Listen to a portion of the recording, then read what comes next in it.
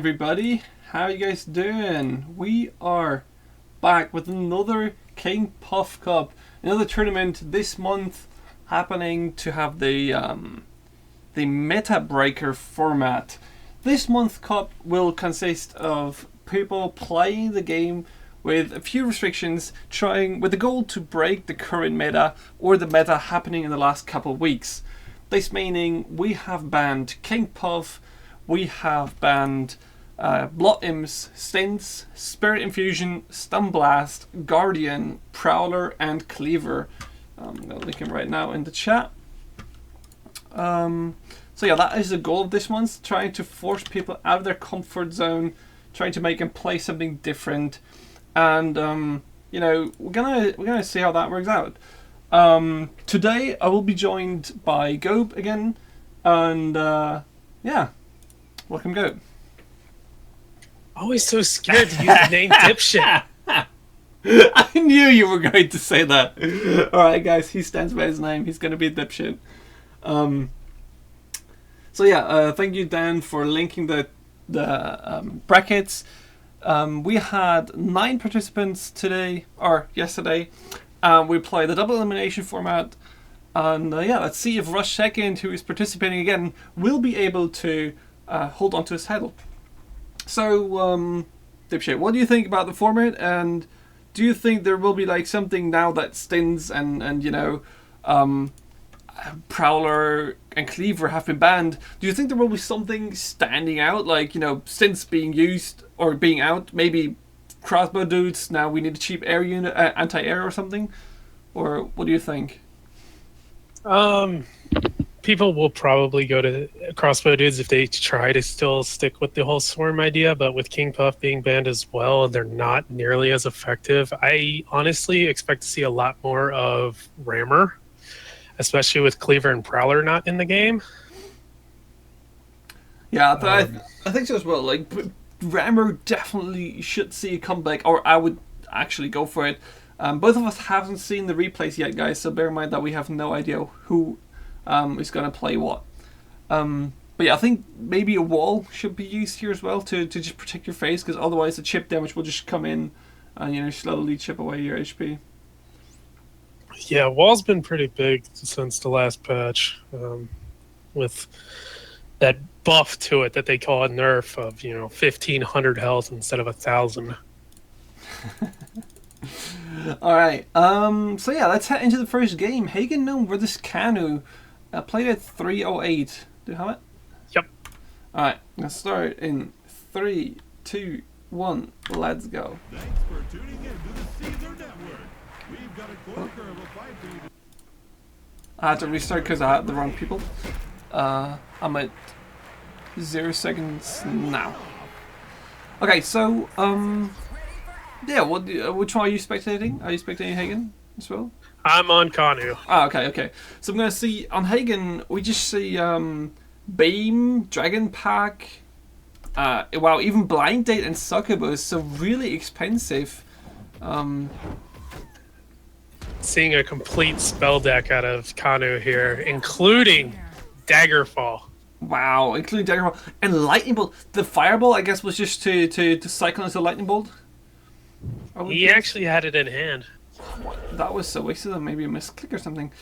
He definitely would be happy to have that Fireball right now.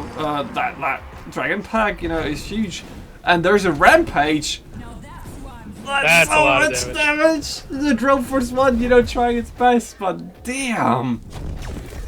Yeah, Drone Force 1, nice spin up. Unfortunately, Setsu didn't reload in time, couldn't protect it. And that's 2,200 HP gone. Just like that. Very little to Hagen so far as well. Just imagine how much better Kanu would have been right now, and what kind of better position he would be in if he just had that Fireball saved. If he didn't use it, so weird. But yeah, what a that's surprise. an infusion.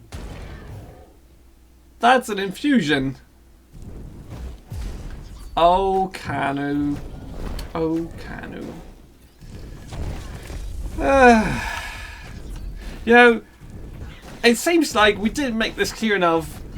There are rules in this game, and most of all, into this tournament. And Kanu just broke him. Round one. Wow. Who's running this thing? Damn. Wow. I guess Hagen just didn't say anything. I guess We beat him anyway. He just beat him anyway. It doesn't matter. He just showed him the way.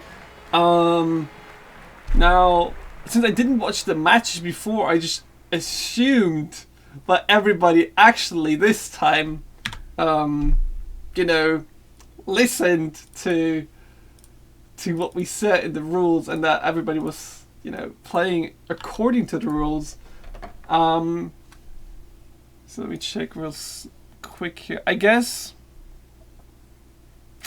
it. Let's still cast this matches. We didn't notice during the game, and Hagen Gnome didn't notify us. Neither did Kanu. So we're just gonna keep on casting these matches since we don't have that many this tournament. We only have 17 matches or 16 matches, depending on the finals.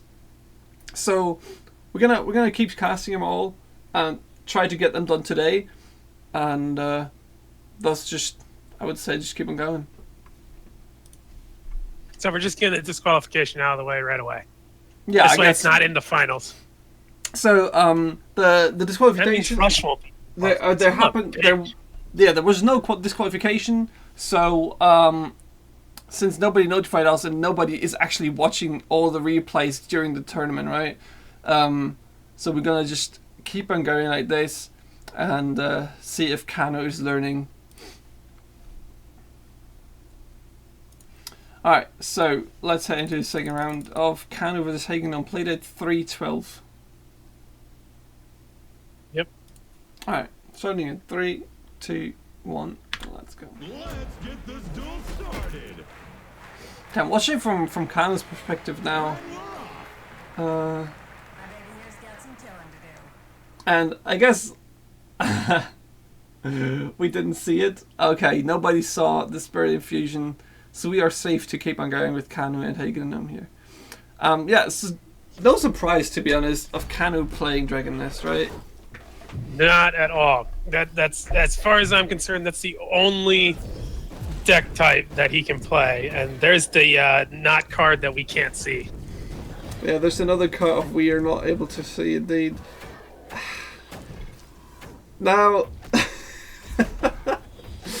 damn. I mean, Hagen Gnome switching the deck, having Mordor now, and Annihilator, great against the dragons, but a Warrior? A Rampage one at that? Dude, that is hurting. That right there is probably going to be the end of it. He doesn't have something in hand, like a Red Golem.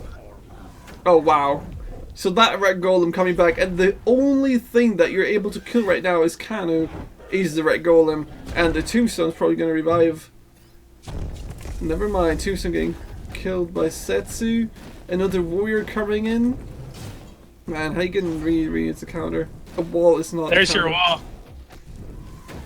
That'll buy him a lot of time. Let Mordor ramp up, but so if that's a better answer. Yeah, the fireball immediately coming out. The Red Golem's still going, even though 3 dragons are chipping at him.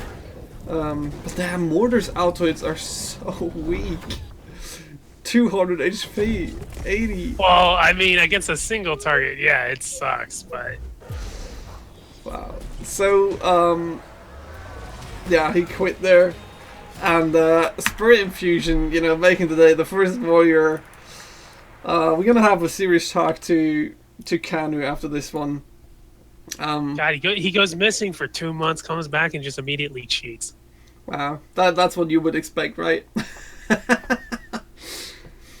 Alright, no problem. Let's head into the third match. Straight away, Hagen Gnome versus Kano 318. Starting in 3, 2, 1. And there is Kanu switching the deck. Maybe they did notice. Maybe Hagen Gnome was like, wait, the first round was fine. I won against Spirit Infusion. I won't say anything. Second round, Kanu wins. And then he's like, Kanu, stop using Spirit Infusion, it's forbidden. So he's like, okay, well, if you say so. You'll see the old palace. There's the rammer. Yeah, that's exactly what we predicted, right? No real counter being up. The Dragon Pack Much your Dragon Pack is so expensive, and while I expect everybody to play Fireball, it's just insane, right? To use them. What a beam! Whoa, that's a lot of damage. And he actually killed the only things that his hero is able to attack, and that is the dragons. Dragons and succubus have the same attack speed, so the same DPS. Why would you focus the dragons? They don't have the same DPS. A succubus actually has more. Oh wait, actually it's faster, right? Yeah, right. So that was a huge mistake of him. He should have beamed the succubus.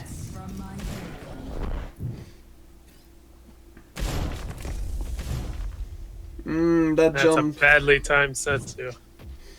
I mean, it wasn't much about timing, right? It was more about decision making, really. I mean, he saw exactly what was happening. The reboomer wasn't out of nowhere, I guess. Or do you think he expected to jump after it was exploded? Either way, he came in at the exact wrong time. Yeah. Fireball clearing that last cent really efficiently. Still, even though it's only 4 legionnaires, it's still efficient. Yeah, still 1 mana. And succubus is so awkward to deal with, right? I mean, you have no Prowler, you have no Cleaver that instant shot them. You need to actually have ranged units to clear it, I guess, because there's no hard-hitting melee unit anymore, right? Except Golem, maybe. Golems. They're so expensive.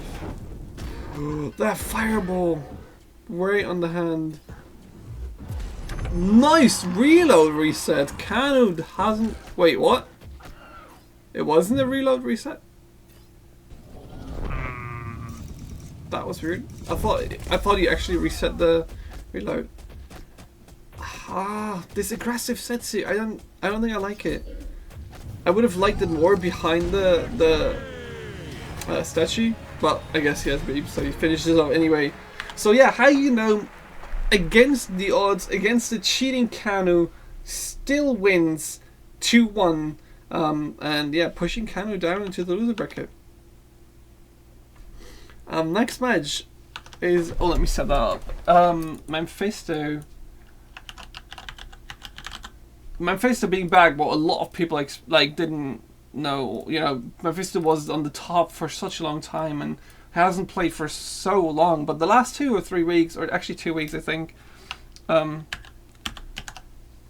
he actually came back, kind of, and practiced a little bit. Now he's at the top leaderboard again, and top 5, I think, if I'm not mistaken. He's number 1 right now. Oh, he's number 1 even. Wow. So, see, what happened was he ran away to go train and learn how to play masters other than Stormbringer. Oh, so he actually made a boot camp. Yeah, well, that's what I think as well. Maybe, get partnered by a professional team and get boot camped. Alright, so Mephisto against Hot Local Singles. Damn. Being the first one to meet those singles. Gotta feel good.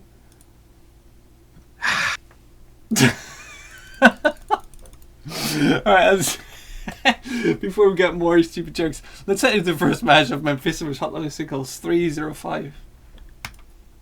You ready? Yep. Alright, starting in 3, 2, 1. Let's go. Thanks for tuning into the Caesar Network.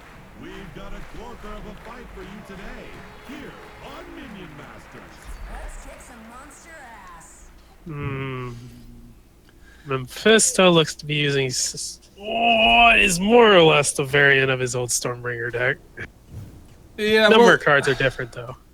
I guess he didn't use he didn't use Dragon Pack and he didn't use the Living Statue.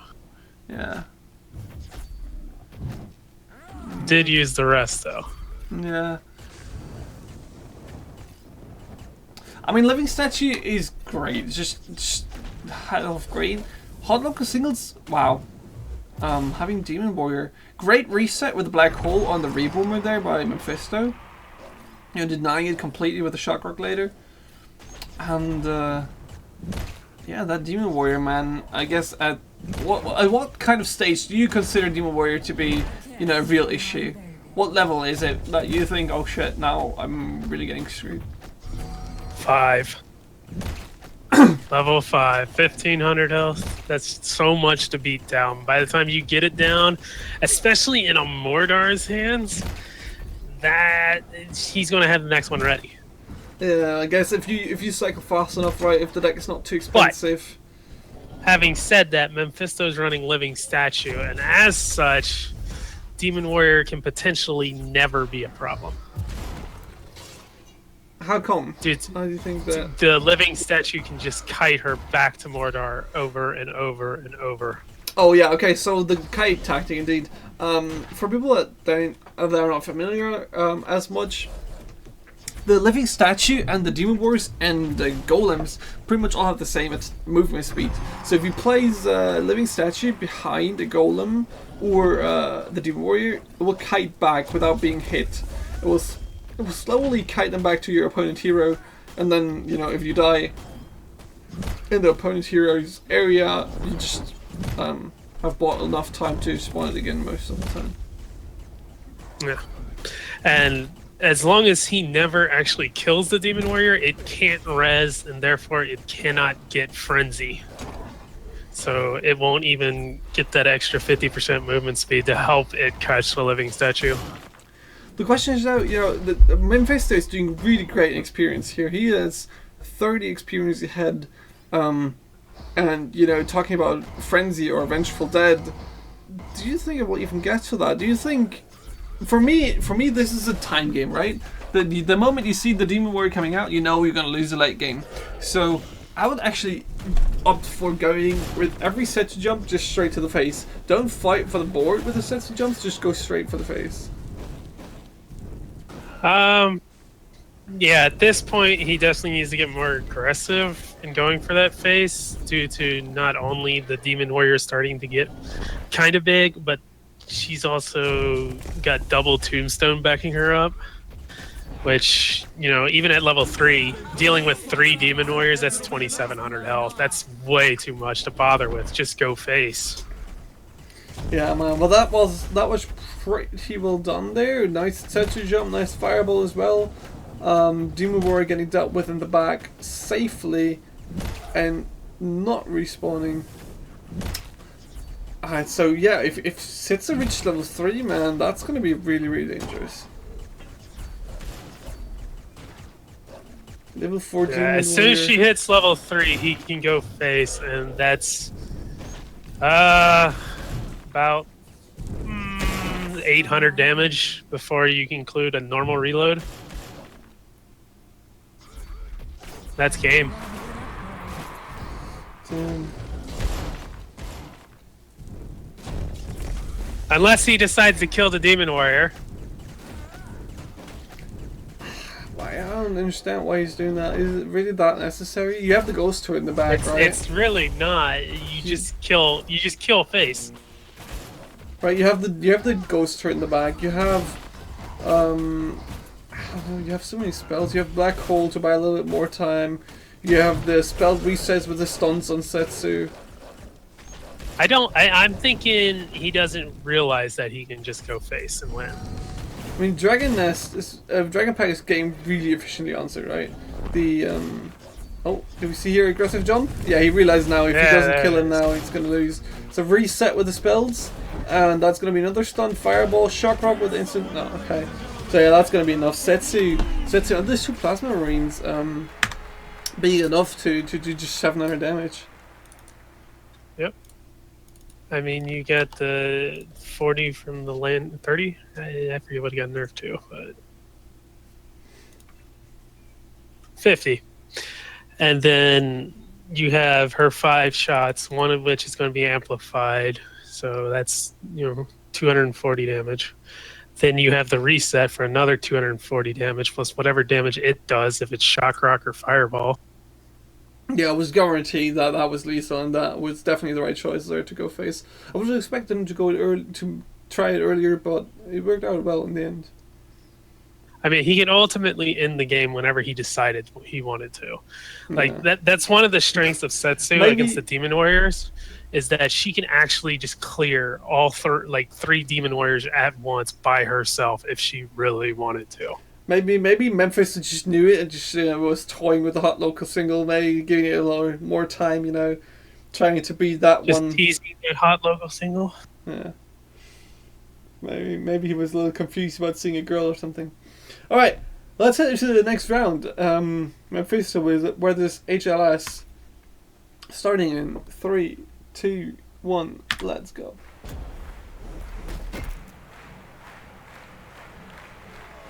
If, by the way, guys, for everybody watching, if this is not disconnected, if you don't get any disconnects, this video will be uploaded to YouTube tonight.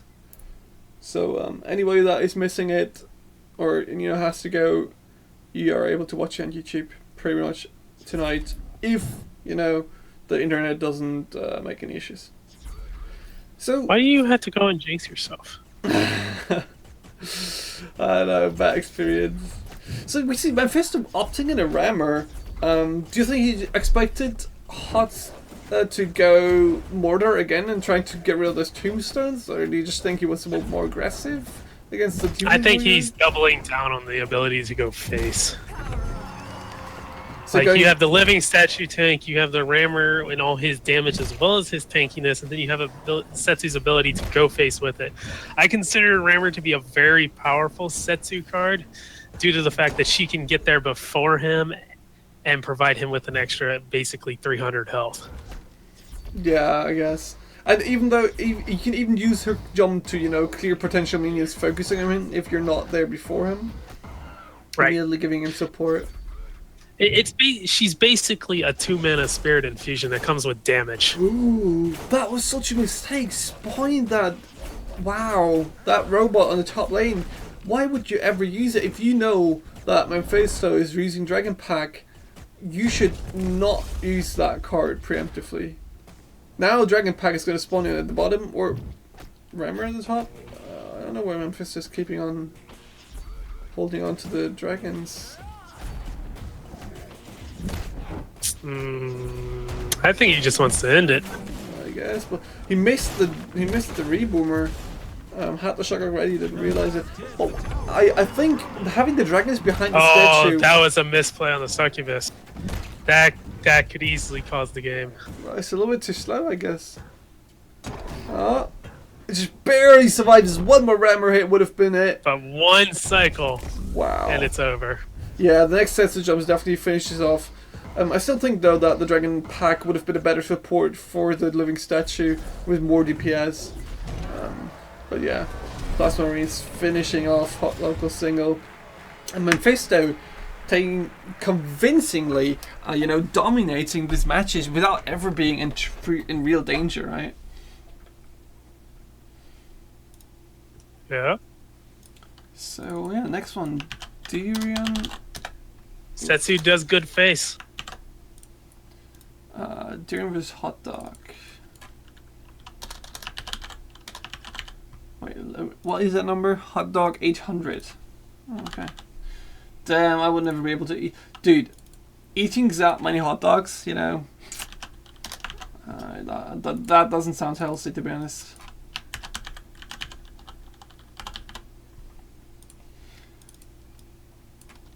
Maybe it's an 800 number. Maybe it's an 800 number. Maybe he's one of those hot local singles as well. 1-800, get a hot dog.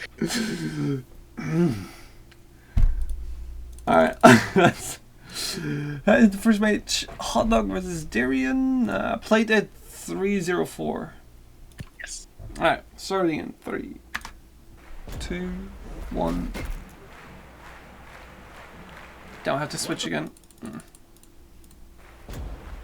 Watching from Darian's perspective. Alright. And counter is over. Okay. So, Durian, wow, that is such a cheap deck. Double Crossbow Dude, Mana Puffs, Bridge Shrine. This is Call to Arms. He even has a wall in there. Oh, yeah? Hot Dog's running Colossus and Drone Force 1. Wow. If Durian doesn't run Laser Turret now against Colossus, he will have real issues. Drone Force 1 is so effective, right? I mean... And it's with Mordor, so... he can just keep bringing these big, gigantic units back. What a shock rock. Durian has no way of answering. He has no counter. He plays double Call to Arms? What the hell is going on? Why would you... Did he miss the update? I guess he might have missed the latest patch. Call to Arms... He has such a fast cycle deck, but Call to Arms, you only need one of that. Two is just straight up overkill. Since you anyway destroy all your buildings, right? So next cycle it should be enough. Especially if your deck is this cheap. Yeah, I'm not really sure why you would want a second Call to Arms. With the old deck, it kind of made sense. Not with the change. Wow, and Hot Dog having the rocket scrap, man, the bazooka scrap, that is insane. You know, against the Call to Arms, does he have two of them? Oh no, the first he just cycles through the deck, I guess. Oh wow, this looks like there's no way for Darian to win this one. It's Call to Arms playing against Bazooka Scrat, playing against Drone Force 1, Rampage Colossus and Drone Force 1 going for your base right now. I don't see the way to win. Especially with everything gone. Yeah, that, you know, having no units on the field definitely makes things a little bit more But at difficult. the same time, there's nothing on the field now for Hot Dog either. He He just has to not fall into that situation again. Maybe, dude, look at how fast Darian just cycled that shield totem. I mean, if you're able to cycle that fast enough, you might be able to make something happen. He has no AoE clear, he has no spells, he has... Dude, there's no way for him to win. I mean, there's plenty of way to win. We don't see a Drone Force, we don't see a Colossus in play. The board is his right now. You know, Assassin and Succubus being on the bottom lane with active tombstones. Oh, and that Boomer! Why? Why would you waste the potential of triple Succubus? Wow. That was a really bad play. And we're seeing this deck not able to come back out. But what are we seeing here? Darian, wow! He gets the one best single card for 4 mana that he would ever get against Colossus and Drone Force 1. He gets Lightning Bolt. Well, the thing is, we haven't seen either of them in a while, but hey, here he is now. Now that Lightning Bolt is down, here's Colossus. Yeah, but I mean, he's still fine, right? If he's able to protect the shield against the Bazooka Scrad, Crossbow dude's taking him out fast. He has an insanely fast cycle. Assassin I don't kill? agree with this super focus on the bottom lane. I mean, what is he gonna do, right? Darian would need to place all the turrets in the bottom lane somehow. Why? I don't agree on the freaking Boomer spawn. Why don't you go for triple Colossus or double Colossus respawn?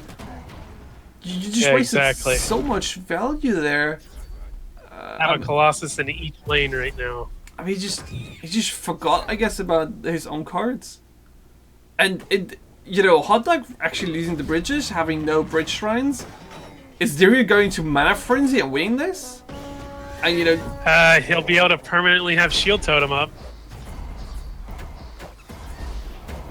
Wow, it's... You know, Rampage Bazooka Scratch should be able to deal with all those buildings. But Hot Dog has so many issues right now. The Colossus should be able to clear everything that Darian has. There's nothing that is able to counter Colossus except the Lightning Bolt now. And Hot Dog should be able to support it enough. But these warriors... He doesn't. He's spamming out units too quickly. He's now in Mana Frenzy. Hot Dog losing this game. How did this happen? There should have been no way for... Like I said, he wasn't playing his Drone Force 1 and Colossus, and as we were seeing, he was wasting his tombstones on the boomers. That was such a weird game to see. The trumpets, man, going for the win. I just don't understand how this happened. Like, if you even ask me now, or like ask me tomorrow, if I could watch it 2 or 3 more times, and you can ask me then, like, how did Darian win? I have no idea. He won because Hot Dog stopped winning. Yeah, That's the way to put it. Like, that game was Hot Dog's game to lose, and he did. He didn't play the cards that he needed to when he needed to. All right, He so just let them sit in his hand. yeah, let's head into the next round. Hot Dog versus Darian 3-13. Let's start in 3, 2, 1.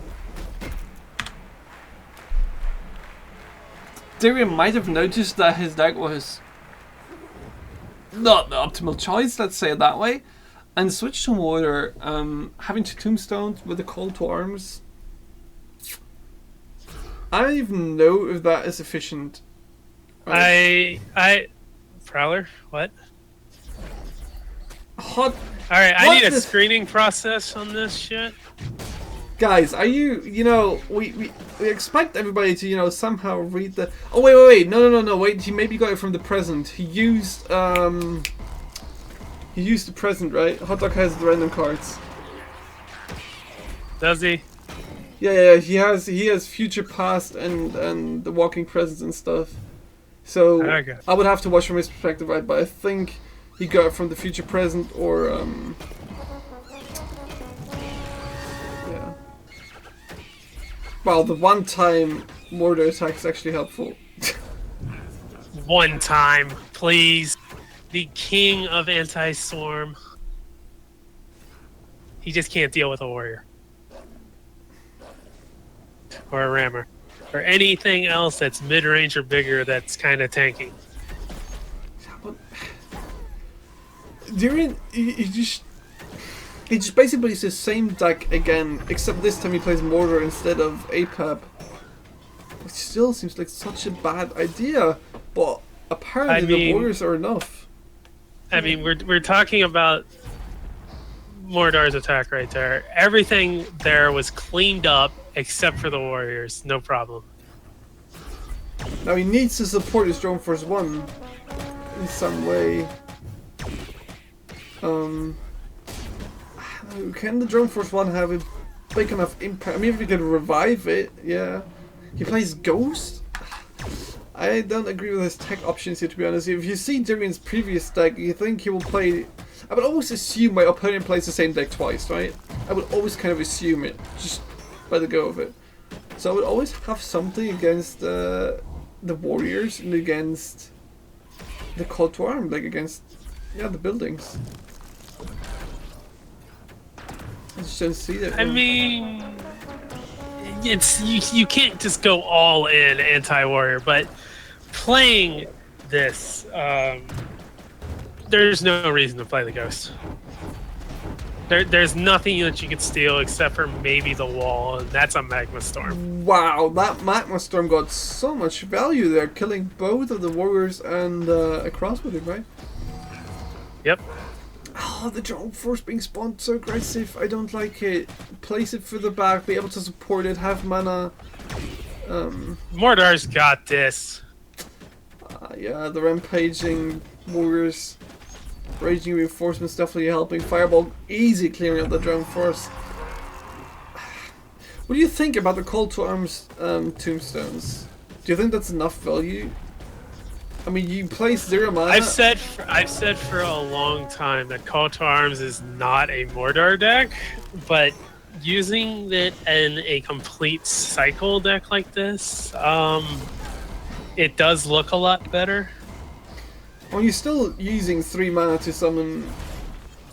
Like, tombstones can get so much more value. It feels like wasted potential for me. Wow, that defensive Magma Storm. I mean, it's 3 mana for 6 mana worth of minion. Yeah, I guess. That's still pretty good. It's still pretty good, but then again, that's 2 of your hero's abilities, A hero ability is normally so much potential, so much stronger than, just giving 3 mana advantage. So, you end that being level 1 and level 2 used together. So we expect to, being Mortar, play something more valuable, right? Like Hot Dog played before, Drone Force, Colossus, get those revives in there.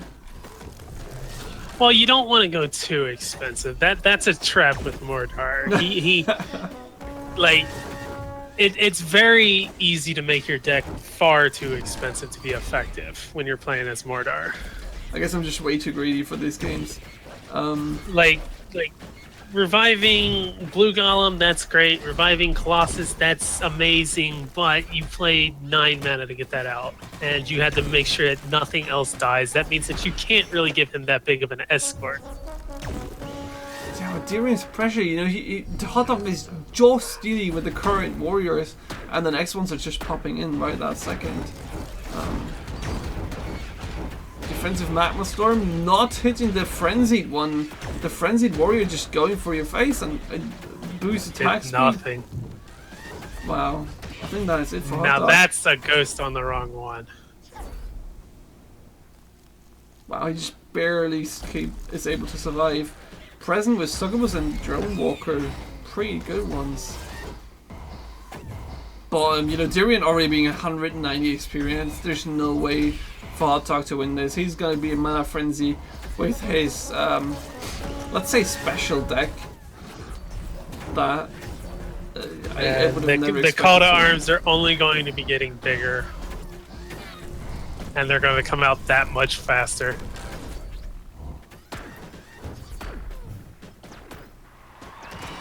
Yeah, and there's a Mana Frenzy, and that's gotta be a nice spam on everything you can. Use Call to Arms once in a while.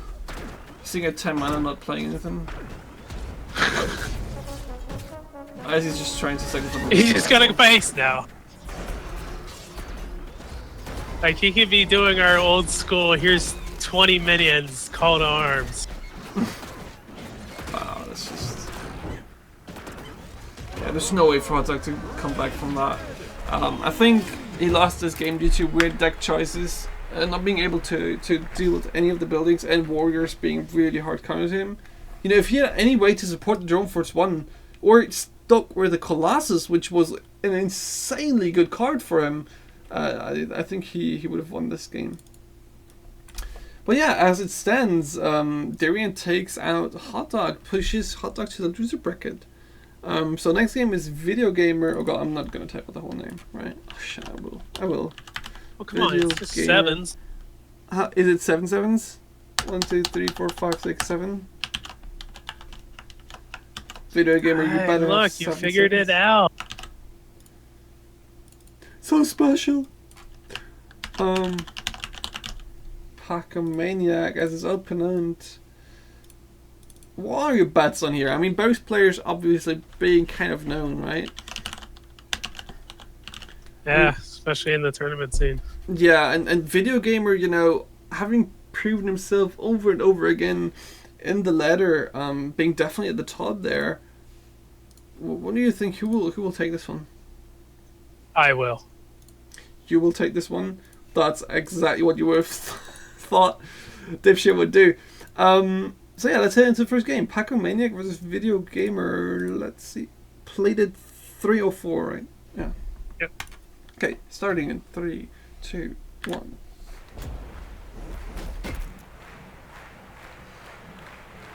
Pacomaniac having the There's a Prowler in this game. Prowler in the game. Pacomaniac didn't read the rules.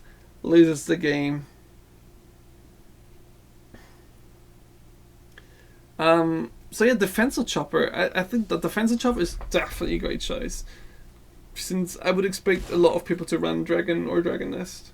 To be honest, just having Dragon Pack against all those expensive cards. I don't really expect much of Dragon's Nest with everything that has been banned.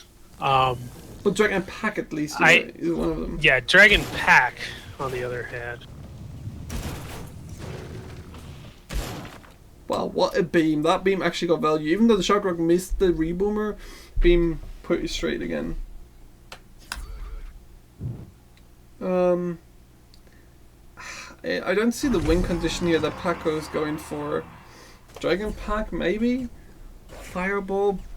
Black Hole? Does he try to support the Dragon Pack with the Black Hole in case of Fireball or Beam Yeah, or something? that's what it looks like. His win condition is basically support the Dragon Pack and watch it win the game for me. Is he into Fireball now? Wow, what? Okay, he actually... Oh wow, what a lucky What one. a luck pick. Wow, video gamer man, so lucky getting the best counter against the Dragon Pack that you could have gotten from the present. And Prowler man, people trying Prowler to get from that. the date. People trying to get like fuck the tournament hosts. They want to ban my Prowler. I'm gonna just take it from the presents, no problem. Breaking the rules all day long. Uncle, I need a way to ban a card, hardcore style.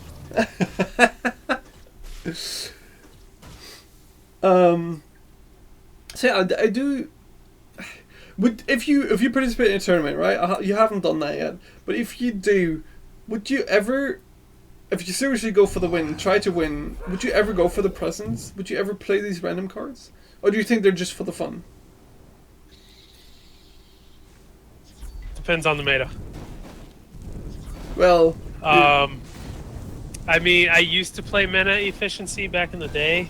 It is a good win condition, especially against late game style decks. You just end up with an absolutely massive mana advantage that the other person cannot deal with. the dream double gax. Double Gax, please shock rocket. No, don't do that. Shock rocket. Wow. Well, he actually shielded himself from 200 damage, right? Hashtag worth it. What a beam! Why is he? What's up with the beam? The beams are missing everything. Paco's beam missing the plasma marines earlier as well. Statue being revived. If Video Gamer is able to support it, probably. Oh, there's another Gax that's gonna deal nicely with those dragons. Oh, it's gonna kill himself. Video Gamer's dead by double Gax. Yep. This is a freaking Gax death. Who would have thought that you would actually see ever a Gax kill in the tournament? Wow. And Sevens, please. and not even by the opponent, right? It wasn't even. It wasn't By his even. own Gax. It was his own Gax. He just died to his own Gax. Wow, the Paco just having the easiest game in the world here. I mean, Paco still took a lot of damage in that game. Yeah, definitely, but still, damn that humiliation, double Gax, killing yourself. Yeah, guys, anyone watching the stream, guys, we do need highlights. Do clip this kind of stuff that's happening. Yeah. We now have 2 clips of that kill. Thank you guys very much. Yeah, let's head into the next game. Paco Maniac vs Video Gamer. Let's start in 3, 2, 1. Let's go. By the way, it's Video Gamer's fault for breaking, the top bar. That's not my fault. That's Video Gamer's fault. Sevens. Good God, he ate the top bar. Yeah, man. Being so greedy. So, up until now, I'm surprised though. I haven't seen much rammer action, to be honest. I would have. We've seen quite a few actually. At least 3, if not 4. Well, it was only used in one deck, if I remember correctly. The other ones were just coming from presents. I think Memphisto was the only one that really used them. The rest was just... Wow, what a nice black hole! Great play here by Paco. What an insanely well placed black hole. He missed the only dragon that took damage. He makes up for it with missing that, but yeah, man, this looks dangerous. Dragons, the Dragon Wolves always being such a huge danger due to their high DPS. Black holing here. Wow, lucky shot. What? So many black holes. The problem is that Video Gamer really needs. That's a lot of face. Oh, especially with APEP targeting the Stormer and not the Dragon. Wow, he's just pretty. Wow, just perfectly. I'm gonna take some 7s away. There you go. Video Gamer just lost his name. Gax blew off the other 7s. I'm sorry, Video.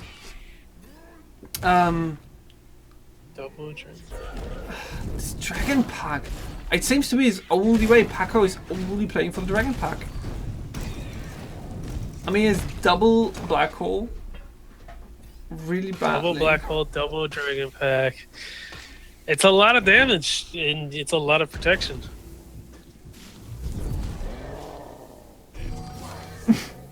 That Cleaver man. I'm a real Cleaver. Really? No one's gonna believe you. So by now you would have thought that Video Gamer will actually finish off this dragon packs really nicely, right? I don't see why they get still so much value. Does he just have no way to deal with them? I mean, he has Plasma Marines. That's one way, but obviously not being enough. It just seems to be Plasma Marines and Shock Rocks. Otherwise, all he's got is stuff to tank, and 150 DPS is just going to eat that. Wow, these poor Plasma Marines trying to support that statue. Pacomaniac has not much to catch the bridges. I mean, he has Armored Scrad, Scrap Pack. Well, here comes the Rampage video. Yeah, I mean, the Illusionary Cleaver is a good choice, right? Definitely is a thing to... Oh, perfect timing! Wow! Nice healing fireball, and that's save him. That's 300 DPS on the face. That's gonna clear the game. That's game, yeah. Wow! Perfect timing of healing fireball and black hole, taking away the Plasma Marines, giving him no chance to actually coming back from that one. Well done. This is what we want to see. What a great play, Paco. Taking a Video Gamer, surprisingly, kicking a Video Gamer to the loser bracket. Would have not thought that he would actually be able to do that. Sevens was trying to lean on the living statue a little too hard there. Had no real answer for the whelps. He had no real answer for anything that like really swarmed the statue. I mean, Reboomer sort of, but Reboomer is so easy to take care of. Yeah, I guess. But still, like Reboomer, you know, nothing against those whelps, and he needs something, right? He needs something. At least have a fireball. But I guess even the fireball wouldn't have helped because he had double black hole. So I would have loved to see a sucker boost maybe, especially since in this meta it is so hard to counter sucker boost, right? Without Prowler, without Cleaver. Really awkward to deal with her. I think we're going to see way more later on in the game. Well, you know, after people played 1 or 2 rounds in the tournament and then be like, hey, wait a second, why didn't I use this one? This is so strong. Yeah, I'm a little surprised we didn't see better decks coming straight out to start, considering the kids were scrimming the day before using the tournament rules. Yeah, I guess. Alright, so yeah, let's head into the next one. The current champion, Rush second versus Hagen Gnome. And play at 3:25. You ready? Yep. Alright, let's start in 3, 2, 1. Masters, get ready. Have to restart because of Rush second being on the wrong side. Let's fight. Yeah, see, this is exactly what I thought would happen. Rush second using Rammer, using Succubus, having the blue golem against the Rammer, or against Succubus as well. Since there's no Cleaver, great deck, I think. And you know, playing Mortar with that is so strong. The only danger he has here is dying to Hagen Gnome's Rush, right, or face damage. And he's going to have a lot of it this game. He has a lot of spells. So, Rush second just needs to use his cards, his tanks. Well, he plays double Succubus. Wow, that is a lot of value, I guess, and a lot of high expensive cards. Damn, but Hagen Gnome already taking so much damage with the Rammer and the Undying Skeletons, you know, coming back from the grave. We're going to see a lot of return damage, though. Actually, I don't know. Rush second has the blue golem ready, so he's going to spawn in front of the face of the Succubus. There we go. Succubus being rampaged, but not for long. Blue golem dealing swiftly with it, and the tombstone in the bag is definitely going to get high value here. Doesn't matter what it revives, it's definitely 4 to 5 mana. Yes. And that Wow! this The is like hitbox. I've said in the past. This is that mana range that Mordor likes. That 4 to 7 range. You know, you got the Undying, you got the Succubus, you got the Golem. He wants to res all of them. Yeah. There is not a good choice to kill to Yeah, try definitely. It makes it really awkward for Hagen Gnome to deal with anything. And damn, that beam range though, killing the tombstone but not the succubus coming from the tombstone. Wow. But Hagen Gnome really needs to watch out. Sorry, Rush Second needs to watch out for the dragon pack that Hagen Gnome has. Because his only current answers are the succubus. So if Hagen Gnome is able to deal with those, Rush Second will take a lot of damage. Yeah, here's happening exactly what you were saying. Double tombstone, and anything that dies now gets great value. Doesn't matter what you kill, you're always going to regret it. Yup. You have to actually waste mana dealing with the tombstones that are free. Yeah, well done by Hit Rush Second. Now I see the heal puff from Hagen. Now, well, my question is, why didn't he use it? Did I just miss it, or did he just not use any heal puffs earlier this game? This game was kind of He had them the whole game. It's just he never really had a moment to use it. Yeah, the hitbox issue. The hitbox though, that sucker was definitely a great impact on the game. You know, the beam hitting the tombstone just barely, but the succubus spawning from the tombstone being so small that it just got missed by the beam. You know, you would have expected it to die as well, but you know, just slightly missing it. Great luck for Rush Second, or good luck. Yeah, I guess however you want to say it. Yeah, so. Well done by Rush Second. Let's head into the second game. 3:31, right? Yeah, 3:31. Yep.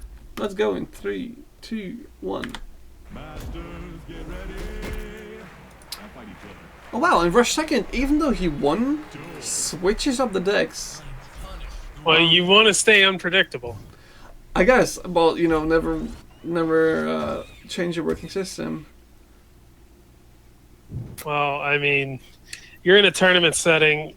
Every loss counts big time. Your opponent already knows what you just used, so you can expect him to at least try and counter what you just used. Yeah, Why run it again? Why risk it?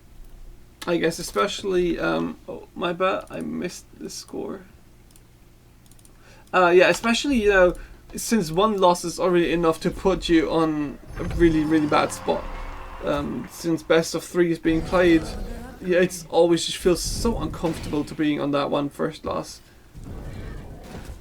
Like every player in the tournament will be able to confirm that.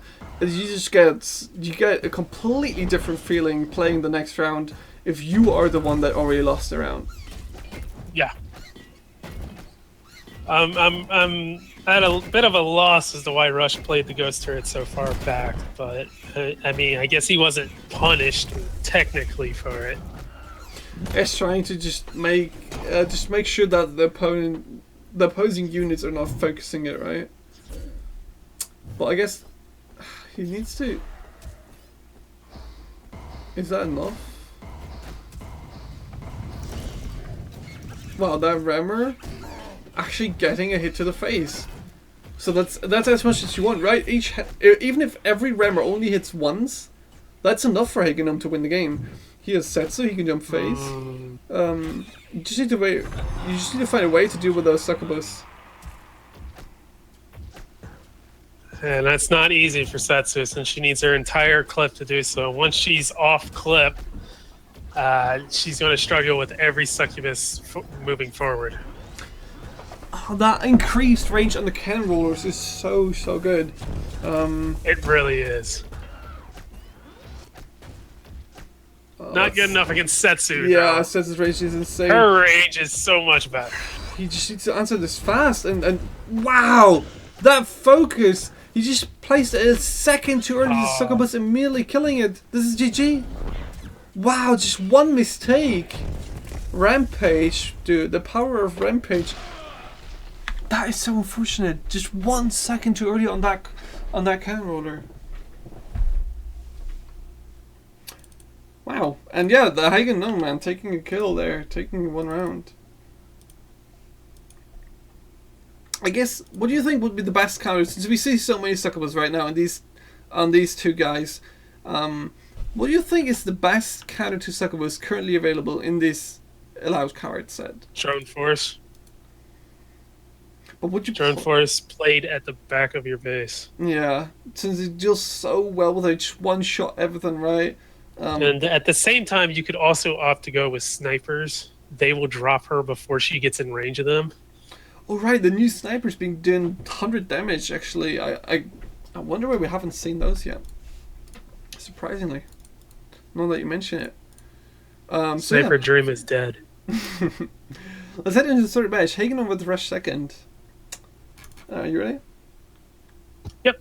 Okay, starting in 3, 2, 1. Let's go. This is Minion Masters. Let's duel. Wow, Hagenum actually opt in a Gax. Now, why did he do that? I didn't see any options that Rush Second was playing earlier that would... Cannon rollers, it would take care of both of them. Wait, cannon rollers, do they only have 100 HP? Don't they have like 110 They have or something? 150. Yeah. Gax does 150. Oh, I always thought that Gax only does 100, my bad. Yeah, patches, man. Oh, this was a mistake. This was a big mistake. I mean, look at it. Yeah, man, 150 HP gone for both sides. Has the wall now. Definitely a good choice against all those rammers. He has heal puff and has the red golem. So if Hagenum is able to get into that good, nice spot of 1,400 HP to drop the red golem for double health, that's gonna be really nice. And you know the tombstones on both sides though. Damn, those undying skeletons being so annoying. Yeah, they're really good against Mordar. As much as he likes to use them, they're also really good against him. Yeah, definitely. And now Rush Second resets the attack speed of Hagen. Hagen has nothing to actually deal with it. He has Just no way. Sitting on 10 mana for so long. Yeah. He just is in the unfortunate position of the opponents. He just actually killed his own heal puff. Yeah. Just no way to deal with the golem. Yeah, the Gex was a big mistake there, and like even like as a bad choice in general. And then he was countering his own units with it. Yeah, I guess, and you know, I wonder why people are not playing. You know, if you play Mordor yourself and expect the opponent obviously to, you know, maybe do the same. Why didn't you opt in a laser turret? You know, a laser turret being such a great card against these high cost minions. Are you just scared of the rammer, I guess? But then you have wall as well. Laser turret's great and all against a one-time value, but you know, when they res, they're so much scarier than that laser turret is. You need something that's still going to be around when they get back there. Yeah, I guess. So the next round, round number 7, round number 6 is Video Gamer. I'm just gonna go for 3 7s. Against Kanu, that's the loser bracket already. Losers round 1 playing right now. Cheaters going at it. Yeah, Video Gamer man and Kanu, dude. Kanu, please, come on, show us that you're not, you know, a completely cheater. You do read the rules from time to time, please. All right, I'm ready. Let's head into the first round. Let me check. Kanovich Video Gamer played it 3-2-9. Okay, starting in 3, 2, 1. Switching sides. Okay, Video Gamer going with Stormbringer. Kanu again with Setsu. Please be not the Dragon Nest Spirit Infusion. It's looking like it is. Dragon's Nest. It has the dagger fall of the lightning bolt. I don't see the infusion yet. But if nobody called him out on it, he's probably still using it.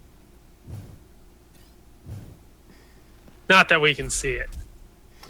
Yeah, but Plasma Reeds on Stormbringer are so good at dealing with it, especially once that level 2 kicks in with an improved range. And Sniper, wow! The Sniper would be the perfect counter to any dragons on the field. Yeah, good shock rock. Wow. That was just so well done. And like, yeah, getting the assassin to be visible, missing the first hit. Perfectly timed. Well done. It's looking like no infusion, so he definitely learned. And I would actually favor Video Gamer in this matchup really hard. The only way for Kanu to win this one would be to go phased really early. And you know, just disregard the control. Just go for the face and win that heart. Fireball not getting any. He really needs to play this last stand that he's got in hand with one of his nests. That will give him a very powerful push. Yeah, I mean, Video Gamer seems to have the beam for it. I just don't understand why Kano is playing it so slow, right? Video Gamer is sitting back and relaxing on 68 experience against Kano having 40, which is so bad. It's even, you know, holding back the Well, mana. the nest decks were never about EXP. And although the meta in recent time has been all about EXP, Kanu comes from a time from before that. Yeah, I guess Kanu is not... Actually, I think, to be honest, the current meta is more about the rushing, to be honest, and going face hard. I see barely games nowadays reaching level 3. I saw that way more like 2 or 3 months back. I'm not sure I agree on that with you. Well, in general, I still see a lot of people using, you know, the whole King Puff and trying to go perk 3. But since the crossbow nerf, it has disappeared quite a bit. Wow, Video Gamer just knowing exactly where the assassin is. That is insane. That is so well done. I mean, I definitely would not have been able to do that. I didn't know where that one was. Great beam. It's a skill you pick up on. Wow, that great beam. And, you know, Video Gamer having no real pressure from Kano here. He has triple Plasma Marines, has a Sniper Scrat, has crossbow dudes, Stormbringer as well, clearing the dragons. Just, yeah, really comfortable position. But at the same time, he is applying no pressure, and Kano is able to, just jump the face and do 800 damage with one Setsun, a warrior. It was a Rampage warrior. They do actually a bit of damage there. Yeah, I guess the good thing for Video Gamer now, he has a level 3 ability, so that alone is just so much DPS. Shock right there. Needs to beam that fast so the dragon gets dealt with the Stormbringer ability. Yeah. So the only way that Video Gamer should lose now is that kind of goes strictly face. I don't like that Video Gamer has no way of, you know, tanking for his units. He has a lot of units that are able to deal with the dragons, Plasma Marines and, you know, crossbow dudes, but he has no tank. He has no pressure. And Kana is struggling to get out there now. His deck's in a bad cycle position. He has no nest available, and the pressure is from Stormbringer is just making it really awkward. Yeah, it's just so weird that I think Kana should have utilized the last stand better to apply more pressure, I think. Because the only counter from Video Gamer was the beam. But yeah, now with Mana Frenzy, I don't think there's a way to win for Kana. So yeah, especially with the bridge shrines, the spam is just real now. Yeah, I guess the spam is pretty insane, and you know, even though you don't get tanked, you just can't focus on anything, right? If you focus one unit, the other one from the other side of the map, the sniper is going to shoot you, and Stormbringer always chipping in Yeah, so great play by Video Gamer. Good pressure. Even though, well, actually, good control, I would say. It wasn't much pressure. It was more of a control round, right? So yeah. I'm glad that actually control decks like back in the how it was used to back in the old days, you know, not with Cleaver and Prowler hitting your face immediately and getting you down. I like seeing this match. It was a good one. So yeah, so into the second round. Canada's Video Gamer 335. Alright, starting right now. Masters, get ready. This time spectating from Kanu's perspective. Kanu switched in the face. Yeah, going double rammer. That will apply so much pressure. And succubus, double succubus. It looks pretty much similar to the deck that Rush second played. Maybe they practiced together. It's stunning that a Video Gamer switched to Volko. That switch actually I think is the only thing that keeps him alive here. Because against a face deck like Kanu's playing right now, there would have been nothing Video Gamer could have done as a Stormbringer deck against all those rammers. Trying to spam that succubus. Not enough. Wow, but that living statue, so much value. Look at that damage. You know, Blue Golem coming out now, but that's too late. That's already 1,000 damage done for what, 5 mana. I spy an invisible card. More attack. I see a invisible card. So I got rolling back. Kanu will be banned from the next tournament. He will be able to participate in the one after that. Yeah, but I guess, man, guys, you know, as organizers, we are not able to watch every round before the game or during the tournament because you guys all play at the same time, right? So, Video Gamer and you know, all the players, you guys have to actually notice things like this. You have to see that your opponent is using those cards. I mean, if he's not using it right now, maybe... Kanu, man. Why put it in the deck if he knew though?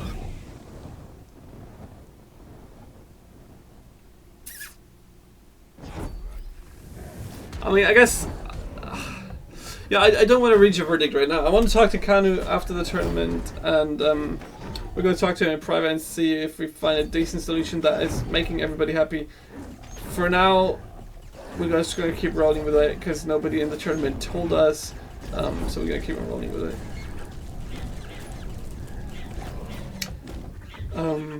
It's one of the problems with the way the game currently works, which, you know, early access, that's fine, but you know, it is a bit on the responsibility of the players to report these kinds of things. Oh, yeah, we're getting the information that Dan already talked to him, okay. Yes. So, okay.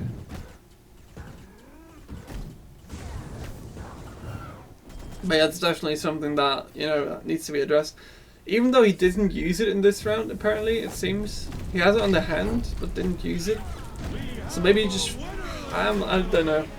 I would like to talk to him, or, yeah, you know, Dan talk to him, so... we're gonna find a solution there. But yeah, that's unfortunate. Taking the window without using it. That's one thing that we have to, you know, keep to his... to his side. Congrats on putting the banned card in your deck and not using it, bro.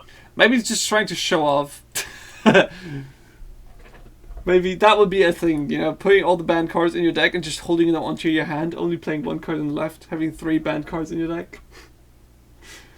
Alright, let's head into the next round. Kanu vs Video Gamer, both on 1 win. You know, and Kanu, please read those rules, man. Even Rush Second managed to read them this time. Alright, starting. Hey, we haven't confirmed that yet. He's still in the tournament. Oh, he's still in the tournament, you're right. Okay, starting the next round in 3, 2, 1, let's go. Let's get this duel started. Spectating from Canu's perspective again. Seems like the same deck.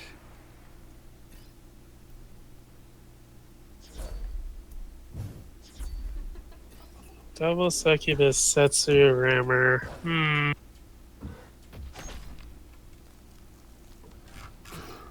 No, we did get the suggestion just in chat to burn Canu alive at the stake. Not sure if I really want to go for that. That's kind of like a Dragon's Nest, right? You got that Burn cheating him at the Prowler stake. from the blind date. I guess. Doing a lot of damage here. Wow, and being the perfect counter to Succubus as well.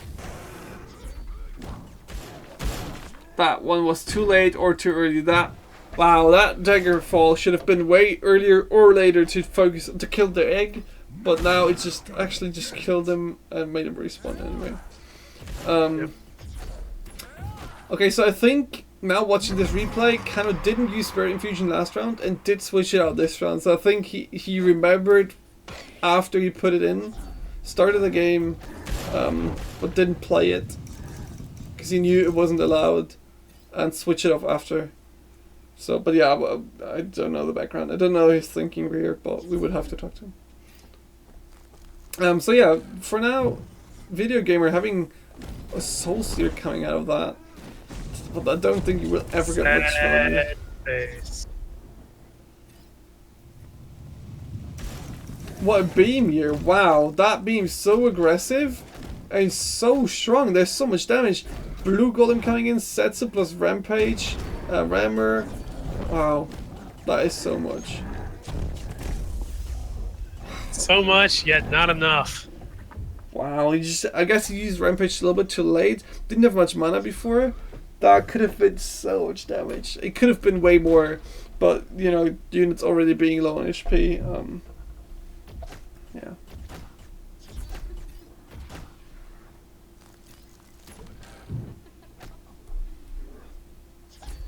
Praying for the Prowler, got the Succubus. Their heal sniper. What do you A think little about? early on the heal ball. What do you think about the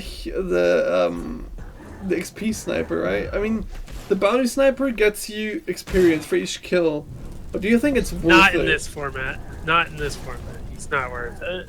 There are far too many big units coming into play. If we were seeing a lot more cycle, you know, if we hadn't banned Stints and Blood Imps, he would actually probably be a very good pickup.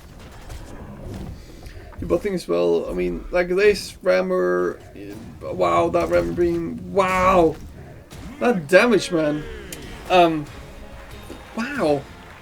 Get bursted. I mean, that's just face damage going in and over and over. Setsu definitely getting the stuff done that she wants to, the face damage, and Kanu, even though he was a little bit cheating, didn't directly cheat in this round in the loser bracket. He did have the Spirit Infusion in the game. Never played a not allowed card though, so yeah, wins the round and yeah, kicks Video Gamer out of the tournament. Video Gamer right now being in the top 5, I think, in the leaderboard. Let me check. Yeah, top 5, and losing straight away both matches. Who would have thought?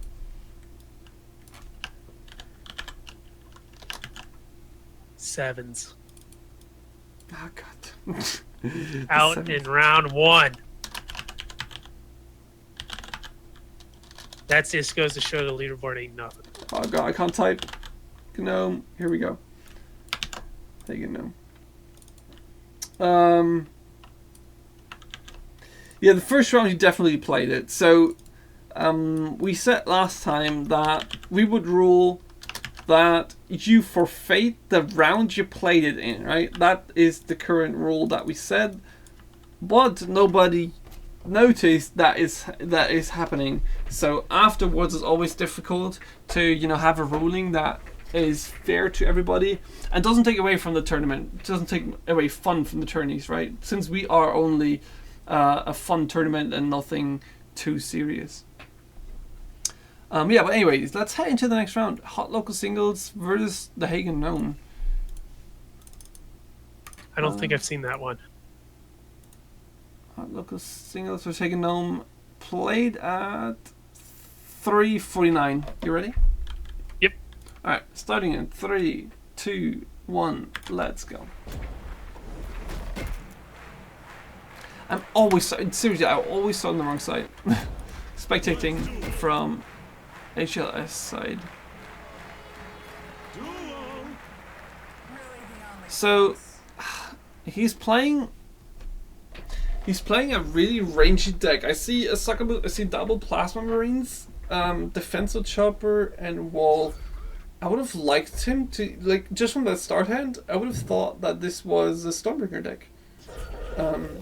Playing Mortar now, I don't see anything revive worthy. Armored Scrap. Defenso.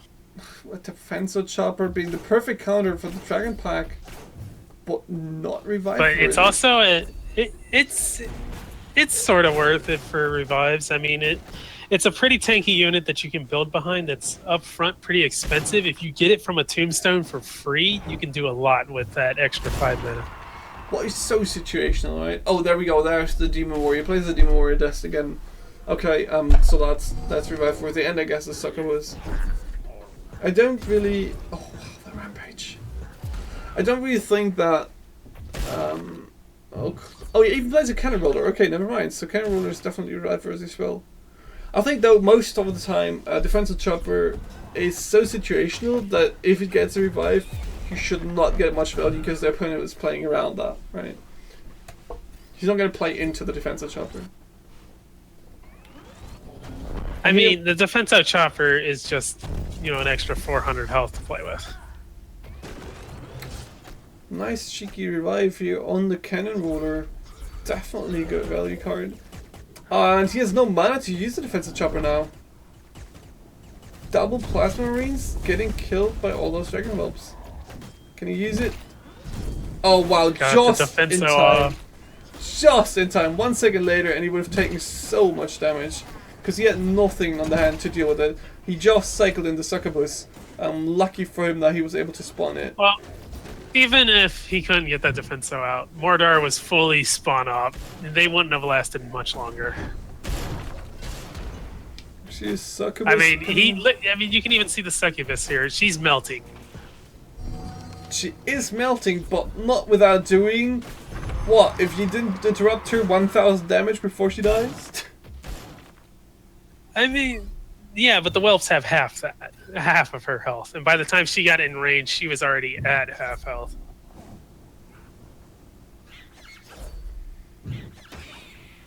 Yeah. But again, I really don't like the Mortar basic attack. But that's just me, I guess. Other people really like the way he's playing out.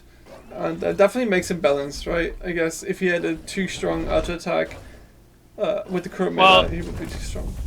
The complaint that I hear is that he's not able to handle all the mid-range units like every other master can, and that's not how his auto attack works. It's an AoE. Well, yeah, definitely. So yeah, here we see exactly what you were saying. The army building up behind the Defensive Chopper, and a pretty dangerous one at that. The Cannon Roller focusing everything that comes out. Succubus hitting, and that's a lot of damage. That should be like 700, 800. And that Succubus, does it die? Oh, that last shot, that Plasma Marine taking her with him.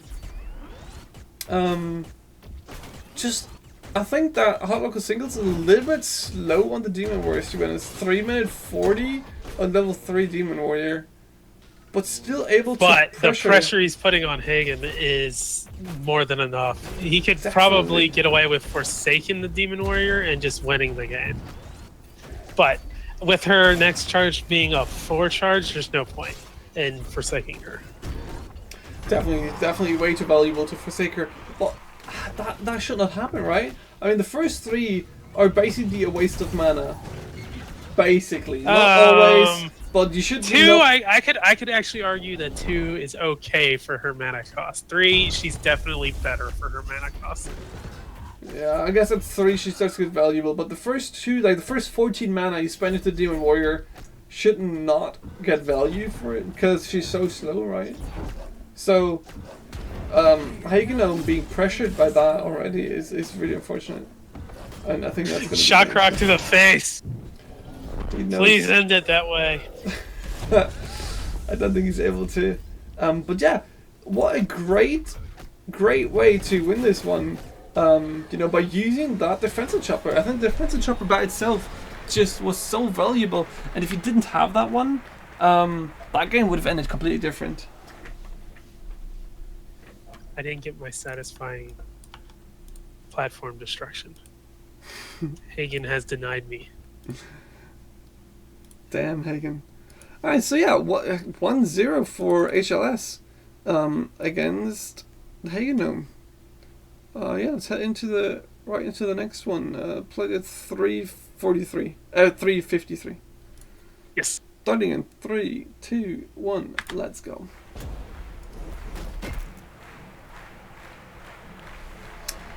This time spectating from the Hagen Gnome's perspective, is Local Single using the same deck again? I think he's that kind of guy that, as long as he's winning, he's not going to change it. So expect this to be another Demon Warrior deck, and if Hagen is able to build up a big attack early on, Hot Local Single shouldn't have no way to answer it. I mean, we're not seeing much variety out of Hagen either. Whether he wins or loses, his deck more or less is the same. He changes a card here or there, taking in whatever he believes to be the answer. Oh, this is dangerous. Succubus coming in here. Oh, that Shock Rock actually killing the opposing of Succubus, and his Succubus barely staying alive. Rampage coming in. That's a Rampage Rammer and Drone Walker, and that. Oh, that's not enough damage. That cannon roller is not enough. Oh, Shock Rock missed everything. And the cannon roller is not hitting the targets it's supposed to. That Rammer's gonna hit one more time, and that's gonna be GG. That's insanely fast. That is so unfortunate. That Succubus kill was so important for Hagen, and wow, what a quick round. I don't think that you could have played much different there from the defensive perspective. Maybe hit the Succubus, hit your face before you play your own. But that was insanely fast. That would have been about the only play that he had the option for.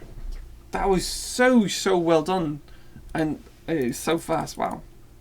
Just 1 second of not paying attention and you're done. Hagen Gnome not giving you a second chance to come back. Well played by him.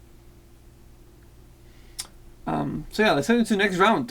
Hagen Gnome was Hot Local Singles 1-1, tying up the series. Starting in 3, 2, 1. Masters. Duel.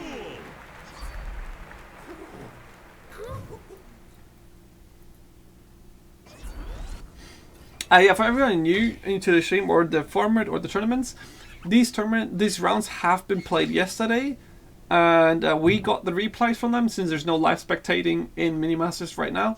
So we take the replays and cast the games after the games have been done. And yeah, defensive chopper man getting so much value these games. I really like that. Yeah, I don't agree with how it's being played right now, but yeah, he should have played that defensive chopper a little deeper into his territory so that Mordar just finishes them off before they can even move from the stun, leaving the defensive chopper with a lot more health to go face with. Yeah, a little bit too expensive. Too aggressive, but in the end it worked out well. And now we just have Setsu on the face. Why is he using that? He's wasting so much mana though in front of his hero. He needs to wait for the opposing units to hit his hero. Now he's taking so much damage, he has no way to deal with it except that. Oh, there's a rebomber there. Wow. But that's 1,000 damage that was not necessary. He could just wait a second or place the wall in front, use Succubus defensive after the opposing units focus your wall. That was a lot of damage, man. And being on 1,200 HP against Setsu is basically a death sentence, right? That means... Yeah, it sets a timer on the match that he needs to get a lot of damage in on Hagen before perk 3 gets here. He needs to basically give up on the Demon Warrior Dream. Yeah, definitely. Demon Warrior's no way to deal with this now. Sets a jump coming in here, Ray Boomer being the only answer. That is just such a slow answer though if you can't play it in advance. You know, predicting the opposing units. And Hageno relentlessly pushing in, not giving you any time of the board. Completely controlling this match. Oh, that very... Wow, that Reboomer. Great value, killing that succubus. And that's gonna be it if he doesn't use Tombstone. Tombstone defense? Tombstone? Okay. Well done there. Good Panic job. and played the defense chopper, and he really didn't want that. Wow, the Tombstone died! And that's... Wow, that is so close. That second hit would have done so much. That Tombstone barely saving Hot Local Singles, but now it's set to jump or B. Yeah, there's the beam. Finishing of the series. Hagenome just relentlessly pushing for you, giving you no chance of that Demon Warrior ever getting value into play. Yeah, well done. Hagenome taking out local singles. Well played by him though, making that mortar deck where the Demon Warrior trying to work. So, next round is Hot Dog.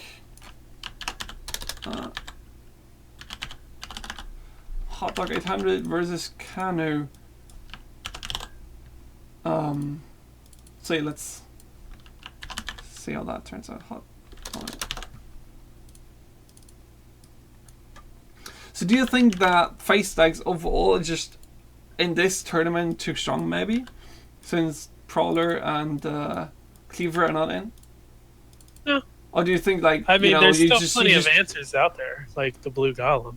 So you just I guess you just need to be prepared, right? You need to think about what is happening, what is going on, and then you know have the answer, like the wall, apply it accordingly, I guess.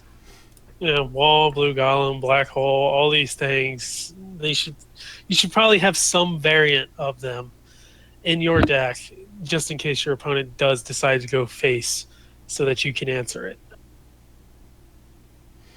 All right. So yeah, let's head into the next round. Canu versus Hot Dog, 347. Starting in 3, 2, 1. Masters, prepare to do. Switching sides to Hot Dog. Okay. So yeah, a lot of sets we see that. I think I would like to see more Stormbringer, right? More control action. That worked out well earlier, and I really like the more control-y kind of gameplay. Seeing a blue golem out of Kanu here. Bounty snipers on both sides. Yeah, well, we had that one already, right? I don't feel that the bounty sniper's value is too great. I think it's so expensive. And Hot Dog using triple reboomer.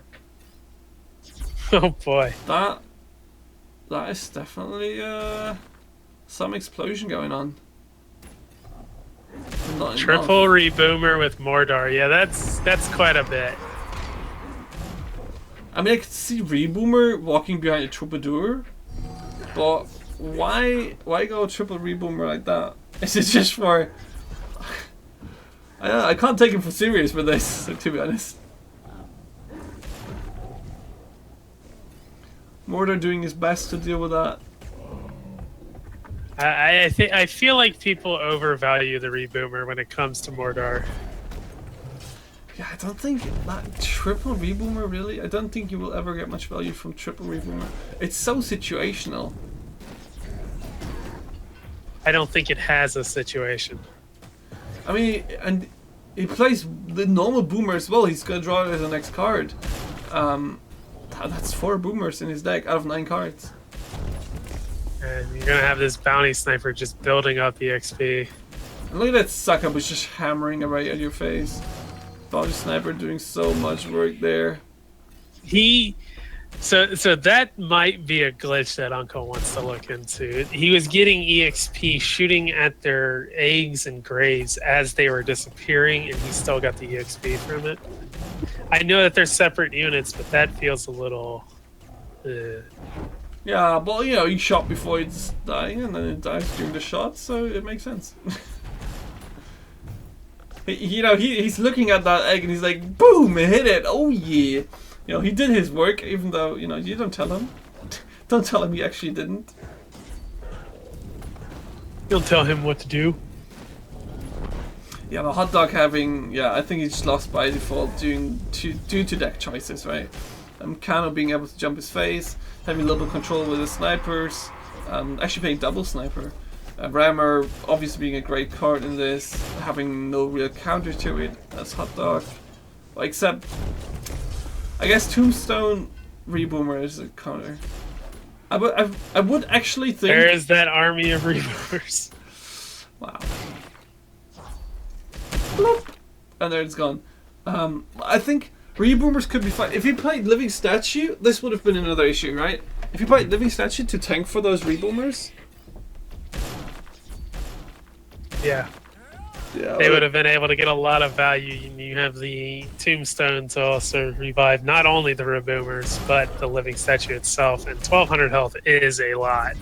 Yeah, I mean, just look at those two Reboomers, right? There was 6 mana value.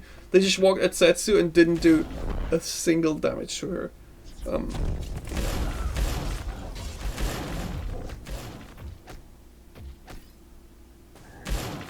Yeah, I don't see the way that he could win. There's no win condition, no pressure, no tank for the Reboomer. If that bounty sniper was, heck, even a whirly strat, we'd see so much swing towards the other direction. Here comes double rampage rammers. A wall isn't going to stop them for very long. And they're just going to run past the boomer, right? Oh no, never mind. But still, border, That's going to be it. Kano taking the first win. And, that's just unfortunate, man. I mean, you just didn't... He played for a fun deck, right? He played for a fun idea. Didn't get the result that he was expecting. And, Kano definitely just going for the face. Let's head in. I guess there's not much to talk about that round. Let's head into the next round right away. Kano versus Hot Dog, round 2. Let's go.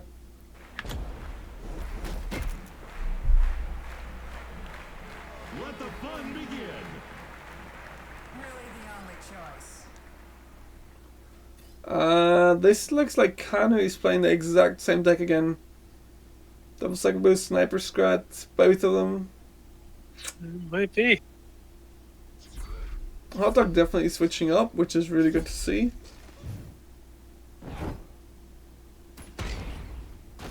Double rammer, man. If this is going face. Yeah, if that's the... we can imagine that there's probably a rampage behind them, and yep, there it is. Yeah, rampage being That's extra. a ghost, though. Yeah, not played nearly far enough out, but... It's gonna do one hit, right? Yeah. Especially if the Spirit Mancer tanks for it. Damn. I think you really need an answer for those rammers. And, the assassin. The assassin is not bad. Wow, she gets sniped from Setsu, clearing up that place. Well done. And that beam. Oh, imagine that beam being 1 second faster. Setsu being out of base. That must have been a lot of damage. And snake turret. Sneaky. Yeah. That'll definitely answer the golem. That's for sure. Damn, double dragons getting killed by Setsu. And Setsu's gonna kill everything, right? Yes. I just don't... I think you really need to find a decent answer against those rammers, and I haven't seen it yet. I feel like once you played 1 or 2 rounds in this tournament, you're gonna notice that you have to play wall or some way of dealing with the rammers. If they reach your face every time and chip away... I hear there's a basic card that can do that. It's like 4 mana, 2 units. Damn. Whoever uses stun lancers, man. But yeah, I mean, it's not like they were just buffed to be good. Yeah, you just need something like that. Stun lancer, Snake Druid is a great way, so I like Hot Dog having that. Yep. Lightning Bolt could be a way. Here they come. Yeah, Snake Drake being And already Setsu's used. not there. Oh god, this hurts to see. He uses Ghostly well, but that's enough. That's GG. It was a nice Ghost, and you know, but man, that Snake Druid, if that was defensive, he could have won that one. You know, especially stealing that Rammer, but well done. Just kind of wrecking Hot Dog, and yeah, kicking Hot Dog out of the tournament. No more 1-800 hot dogs. Yeah, I gotta call that 800 number to get more hot dogs. And yeah, but now we see match number 9, Pacomaniac versus Dirian. You know, Dirian being a little bit,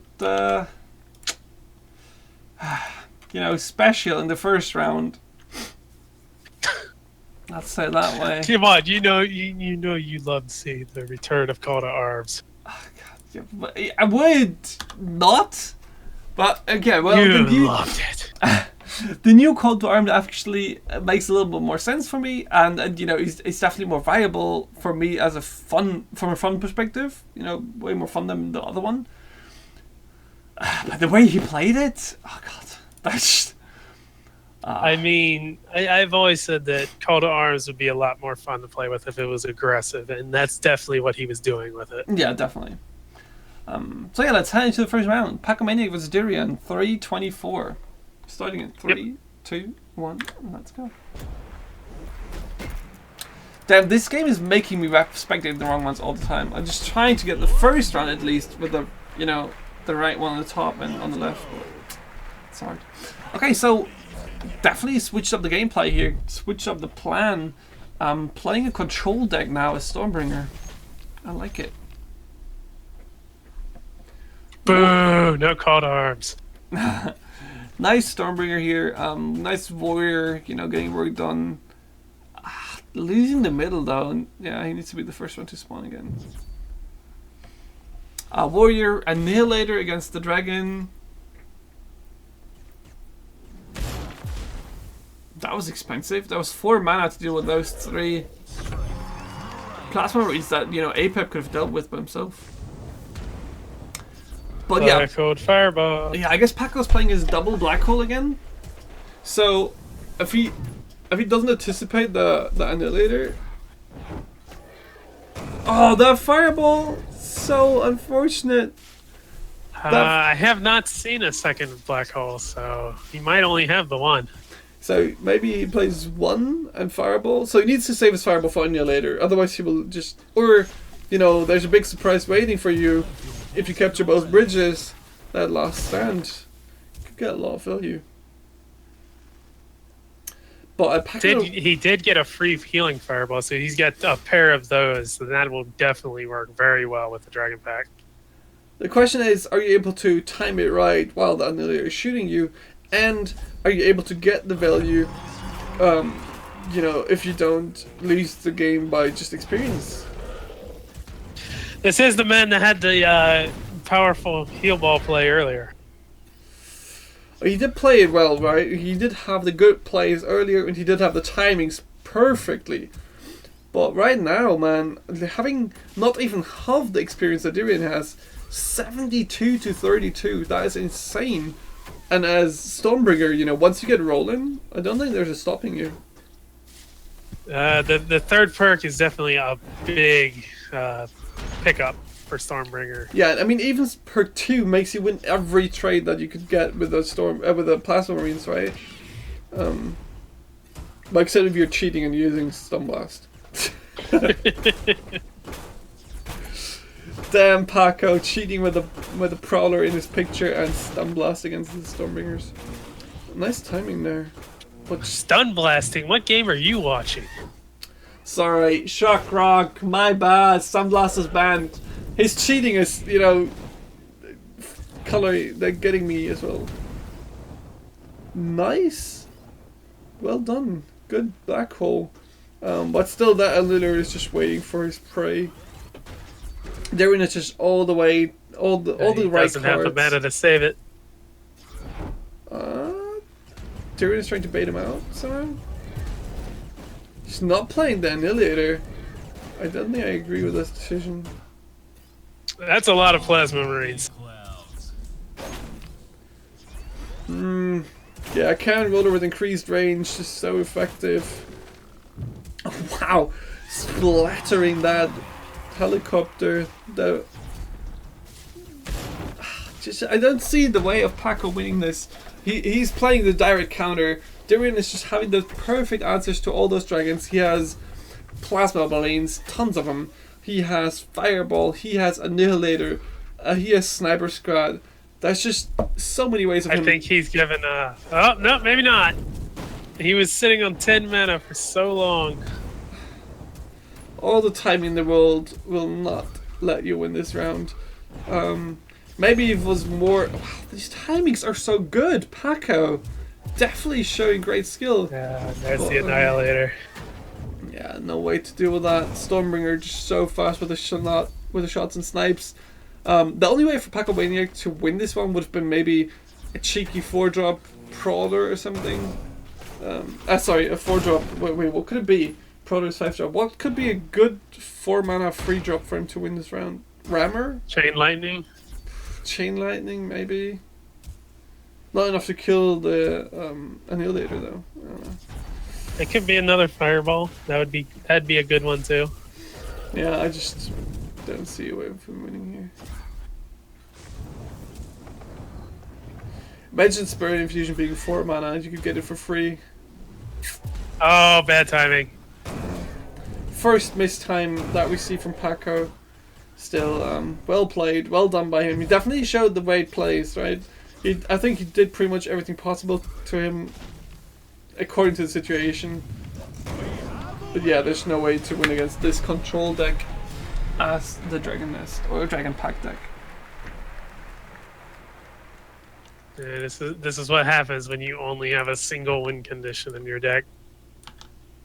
Definitely. So yeah, he needs to switch it up now. He definitely needs to go for something else and maybe surprise Tyrion with what he's doing. So yeah, let's head into the next round. Let's see what he's opting to do. 3, 3, 1, let's go. 3, 2, 1, start. Definitely going to spectate from Paco's perspective now. There's a Volco deck that we saw earlier. Again with the Dragon Nest, Dragon Pack. Sorry, not Dragon Nest, Dragon Pack. Dragon Nest Pack. Dragon Nest Pack. Shit, that's 3 Dragon Nests spawned at the same time for 10 mana. Tyrion switching away from the Stormbringer. I guess trying to stay unpredictable, as you said before. I don't think Ravager's the call here, though. And the Colossus isn't going to do anything. It's on them dragons. That's for damn sure. Definitely need a counter to that. Paco, though, having the perfect timing here on the healing fireball, needs to get rid of the plasma marines. Yeah. And those. Oh, there we go. Countering those. That black hole. Paco went back to double dragon pack. Wow, that healing fireball. Very air heavy deck. But double healing fireball. So, wow, this is actually good. Oh, wow, but yeah, Paco double dragon pack never worked. There is no way you're gonna get your Colossus to Paco's face while he has double dragon pack and black hole to protect him. So the only question is, can you chip away at his HP for long enough to, win the game? I think we're about to see the answer is no. Ooh, that rampaged! Oh, please. Tyrion, there's double black hole from Paco Manic. If Paco is able to just black hole perfectly here, black hole that dragon. Why are you not doing it? Paco doesn't see the value of black holing that opposing dragon. Well, wow, I think that was a huge misplay. I think he could have done that. I think he could have at least. It was a little too tight. I don't think he could have. Well, you could, just take away 1 or 2 of your own, doesn't matter. You still get 2 or 3 dragons hitting the opposing phase. I do Now like he has this. both dragon packs and both black holes in hand. Yeah, definitely need some black hole there. I like seeing the black holes though. I think black hole is one of the most skillful cards that you could include into a deck. Yeah, it's by far the most versatile card in the game. That black hole a little bit used a little bit too early for my taste. Yeah, but still clearing those plasmas. And double dragon nest already, dragon pack already waiting again to be used. Rampage. Yeah, here we go. Black hole, black hole, black holing all those units. There, got him. Yeah, unfortunately, that during the Ravager is focusing the dragons, so that would have been way more damage, and maybe the game if that Ravager that would have focused, you know, the shielded, the armored scrap.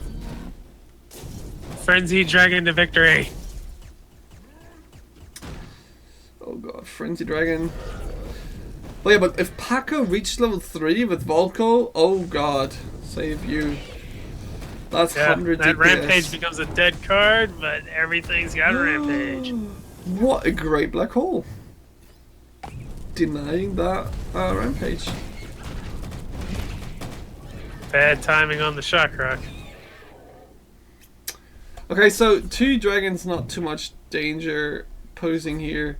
Tyrion getting out the Mega Brutus, Terra Brutus soon. Let's see if he can capitalize on that one. If the Terra Brutus, you know, is taking for you. Oh, now you can't. You have to defend at the bottom. You have to kill those dragons. What? This is still Tyrion's opportunity to win. Like, this is his only chance. But he needs to defend against 2 dragons in his face, I guess. No? Okay, he takes the damage to the face.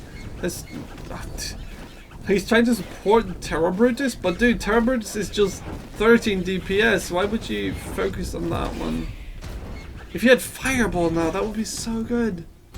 Yeah, if he had Fireball, that would have been a full clear and Colossus would have free reign. Yeah, man, that would have been GG, but now... I think he just wasted so many resources to trying to protect the Terra Brutus that is not worth it. Right. That's gonna be GG.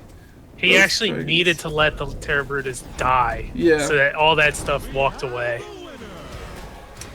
Yeah, well played from Pacomaniac, even though the Dragon Man, the Dragon Power, Pacomaniac really liking those. And Darian definitely putting too much effort in saving that Terra Brutus. So yeah, let's head into the next round. One last round. Darian versus Paco. Starting in 3, 2, 1. Let's go.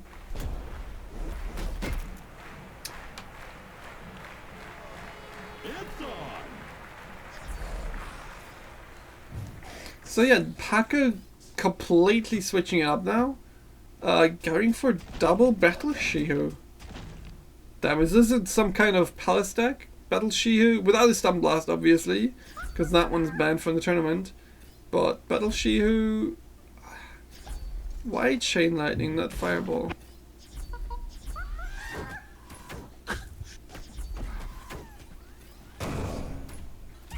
Question for the ages. Well, even if answering the chat here, even if you use Black Hole, that would have been fine, because then the Colossus would have walked closer, got more damage in, right?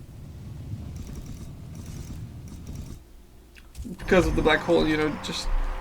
I don't know, but yeah, I just overall think he just overestimated the value of Terra Brutus.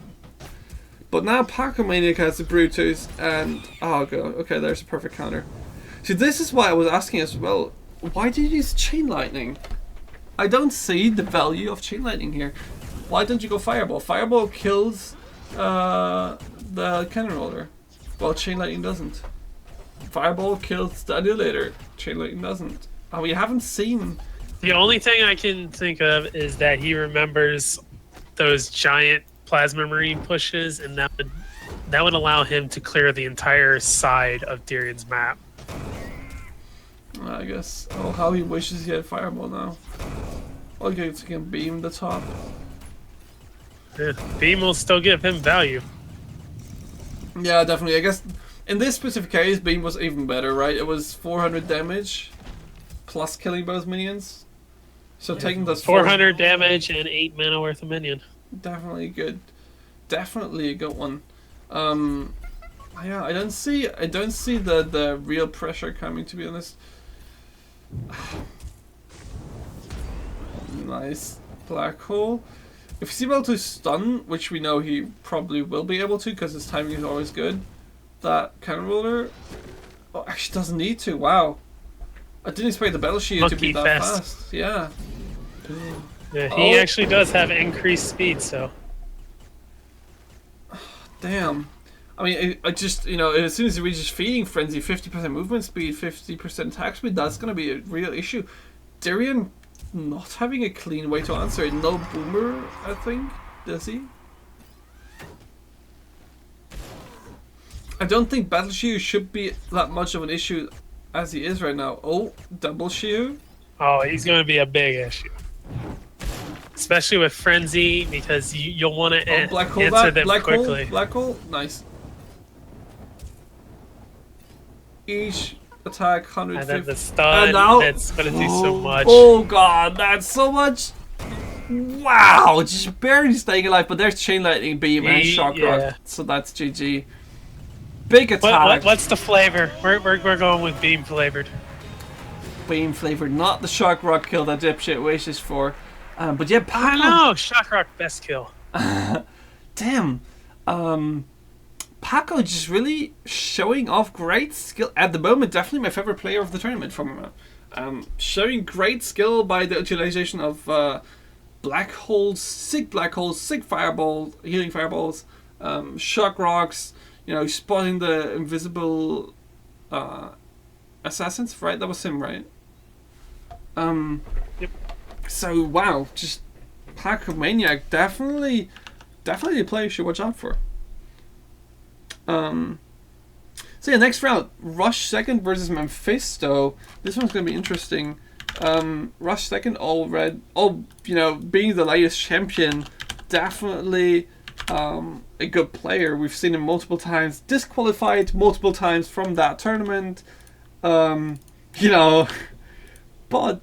definitely a good player. Not a tournament if Rush doesn't get disqualified. Yeah, the only time he doesn't get disqualified is when he beats me. Damn, streamer loss.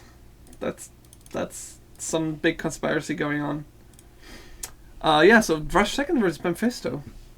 You forgot his D. Rush doesn't get the D. Rush wants the D, Rush gets the D, okay. Alright, so first round, Mephisto versus Rush second, starting at 3:45, 44. Starting at 3, 2, 1.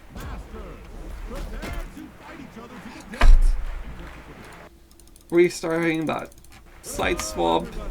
Okay, Mephisto starting with Setsu. We've seen him that a lot. I guess we really got the hang of. It seems to be the master that he's chosen to learn now. Yeah. So we've moved from Stormbringer to Setsu. So he's got 2 masters under his belt now. Damn, that is some definite skill you will see from him. 2 masters being mastered. And Rush second, playing that value deck that we talked earlier about, that huge revive mortar deck, being so dangerous. Huge DPS behind the rammer here, the succubus, and yeah, great placement by Mephisto though from those plasma runes. 500. There's the living statue, undying skeleton. Not getting too much value, right? The ghost turret will just kill it. Oh, I mean, it did 500 damage back. Wow. Still hitting. Wow, that is insane. Actually getting 500 damage back, plus the fireball, right? Definitely a good trade from Mephisto. But Rush Second has more value on the field and still 10 mana on the hand. Blue golem here, no? Revive. Damn, and this is nice black hole. Buying your rammer a little bit of time, except there's a second succubus coming out. But This is such an awkward position for Mephisto, right? This is a dangerous position. Look Yeah. at how many Undying Skeletons. The Undying Skeletons reviving right at the perfect opportunity. Rammer coming in, Armored Scrap, Plasma Marines being perfect positioned again by Mephisto. Well done there. Solving for the, I guess, quickest clear that you could have hoped for. Still 800 damage. We have the blue golem in play. That's going to be tough to stop, especially since the tombstones have got to be ready. No, actually, he doesn't have any tombstone. Now cycling into it. Next card will be the tombstone. But Mephisto really pulling it off well. He just utilized it. Like, he took the minimal damage that he could, I think. It definitely seemed that way. A nice black hole here, getting the dragons close to Succubus, maybe getting a cheeky shock rock in there as well. Oh, I was hoping for a fireball, but no. Yeah, anything to kill that Succubus. Succubus respawn now. Rammer out of range though, so that Rammer is going to do some damage. Just don't forget about that little sneaky skeleton in front of your face, Mephisto. That's going to be reviving. Yeah, but it's so awkward. The build up of Rush that's Second is not so the position insane. for the ghost turret. Yeah, I mean he misses the Succubus, right? He's not hitting that one, but everything else is not too bad. I mean, he gets the tanks, but yeah, that succubus doing a lot of damage, and he forgot to kill it. He forgot to kill it. One more hit. Okay, so he jumped on it. Yeah, but good Setsu, man. Setsu is just getting work done.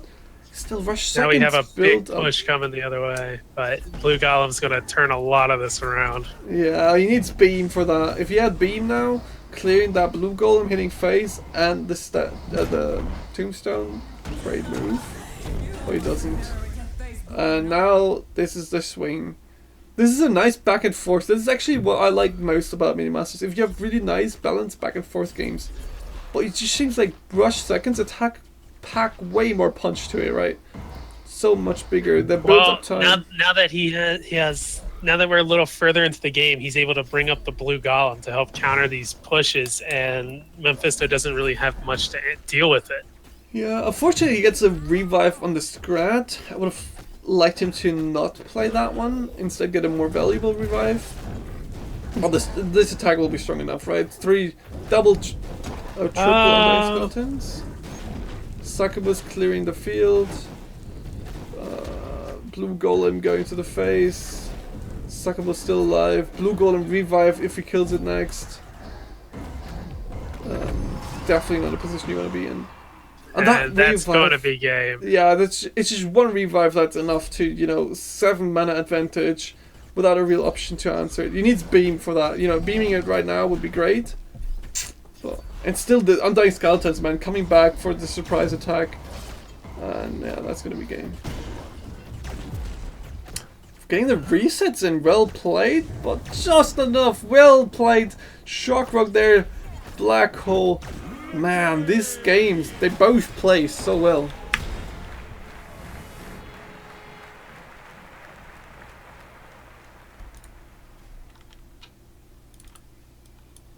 Yeah, unfortunately that Blue Golem was just too much to answer.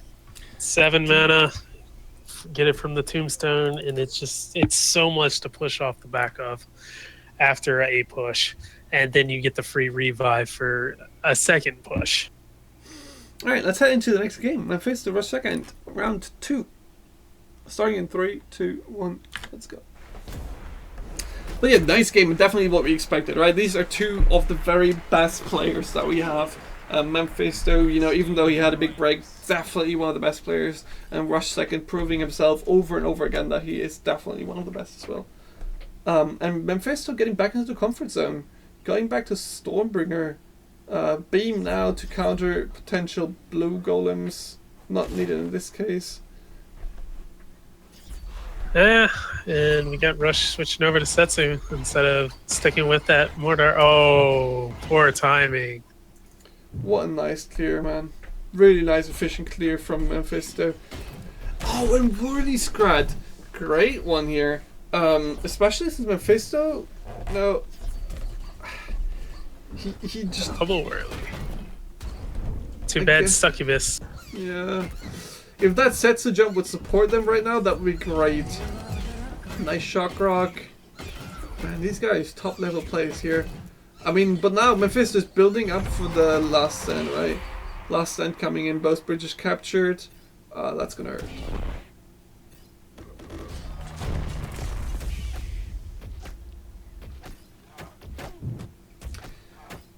But I think this will be a very easily answered Setsu. a little bit too early on that shock rock. Black hole to protect the succubus, so she will teleport back and defend that. Scratch for it, killing the bottom up, I guess. Yeah.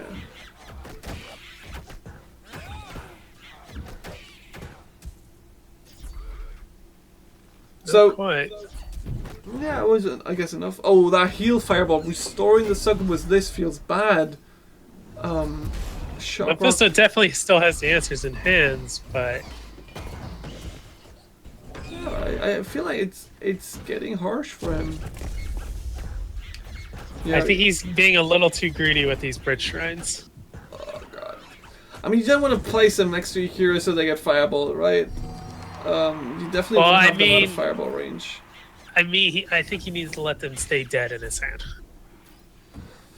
But how are you going to win against the Setsu that is definitely going to jump your face over and over again if you don't get the level 3 and level 2 abilities in there to win the trades better, right? I think it's kind of Maybe, one of the but- ways. But he's really struggling to accomplish much here. Like you can play the bridge shrine once you've established pressure on the other side of the field. Yeah, like you should right not be now. playing it when he's on your side of the field. Well, I would have liked a beam here. He has it on the hand, and I think that beam would have been really great. 400 damage and immediately killing the wordy square. Not sure if our second has the second one on the hand to answer. But yeah, I guess Mephisto is just playing the greedy game, playing again for the bridge shrine.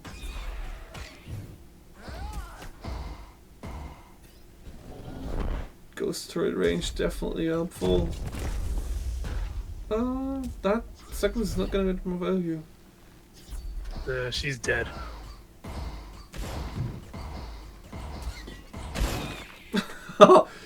That splash, man!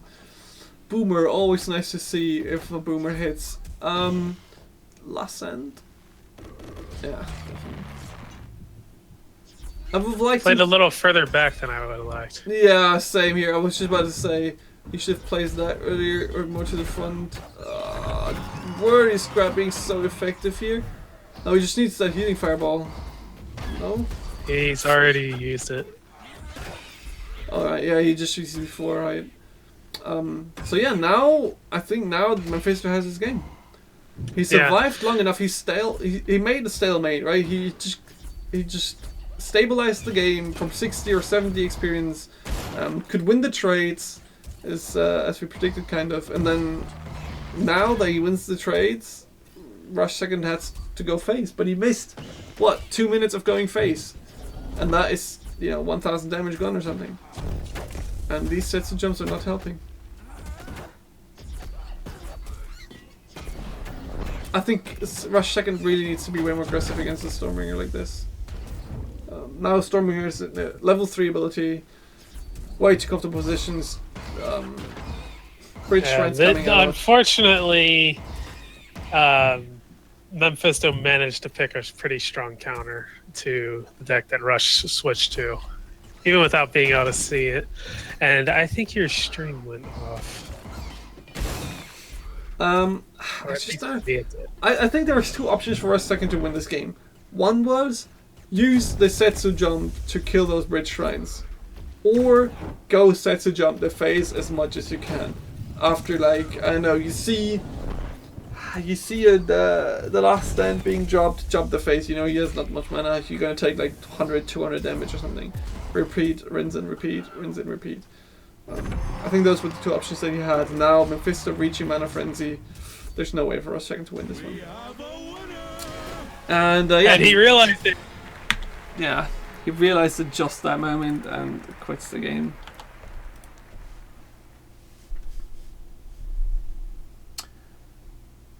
So yeah, well played by Mephisto. Definitely having struggled at the start, but getting back into the game, stabilizing, and yeah, playing out the Stormbringer as we know he does. Oh yeah, let's head into the next round right away. 1-1. Mephisto with rush second. Starting in 3, 2, 1. Let's go. Let's get this duel started. Let's go. Nice one, Mephisto. You could have said that Setsu blasted out of the match. Last exit. Nice one. Yeah, Mephisto really greedy opening. And is this a... This is double mana puff. Is this a spam deck from Rush Second? It's looking like it. It's almost. It almost has to be. Yeah, I think this is his ranked deck. Undying Skeletons, man, really likes those, huh? I mean, the more They're a deck great really, pressure card. definitely. Cannon Roller being really nice counter then, though. Really like the Cannon Roller. Good pickup here. Now you just need to hope that you need to counter that stupid skeleton. Wow, what a great placement of that last stand. Maximizing the value. Getting it to split 3 ways is very powerful. Yeah, definitely demands an answer. Even though his opponent is Volko, you know, and Volko obviously being superb at clearing last stand, he's still clearing a lot of stuff, getting bridge control. Unfortunately, Succubus. Yeah, so much Succubus power. And that's... Oh, this snipe, man. Snipe and spam together clearing that Succubus so efficient. It seems like Rush Second really figured out the counter to Mephisto's control. Mephisto, you know, thought he found the comfortable way to win this tournament or against Rush Second. And Rush Second just having the perfect counter. Just pressure. I think it's a really nice mix between complete pressure and defense, right? You have kind of a big. You have expensive minions. You have the Succubus. You have the Undying Skeletons, but at the same time, you have the fast pushing, you know, spammy mana frenzy, mana puffs in there. I like it. Yeah, Rush just said in the chat that this is basically his ranked deck, only without Stint. Yeah, so I like this way more because it's less hardcore spammy, I guess, with all those stints that were in before. Making it a little bit more situational, which I always like. I always like the more situational plays, except and not the I just have my game plan and just spam my way into the top. Right. And yeah, I really like this option. And it seems to work out well. I mean, he's equally he's staying at the same experience as Mephisto is, even though Mephisto has the shrines. And we see a rammer. That's the first one we see, right? Wow. Yeah, I can't say we've seen it otherwise. And yeah, this is... Oh, it's so hard to come back from this. Right, once the Volko machine starts running, once the spam goes, it's just so hard to deal with. And that sniper just doing so much damage. Yeah, Volko is a win harder master, and once he has those bridges, it's almost impossible to take it from him as long as he has proper cycle cards. Yeah, I mean, the way for Mephisto to get back on the field is last stand, but, you know, he has burning bridges. How are you going to utilize that last stand? And that rammer is going to hit face. He has no he has no buildings to defend that. Oh, it would have been fine wow. If it had been shock. What is shock rock? Well done, Rush Second. So well done. What a close game. Rush Second taking the second win, and yeah, putting Mephisto to the loser bracket. Yeah, so to just be able to cast all the matches, we're just gonna speed a little bit up. So during was taken, I just have to put it in. Darian.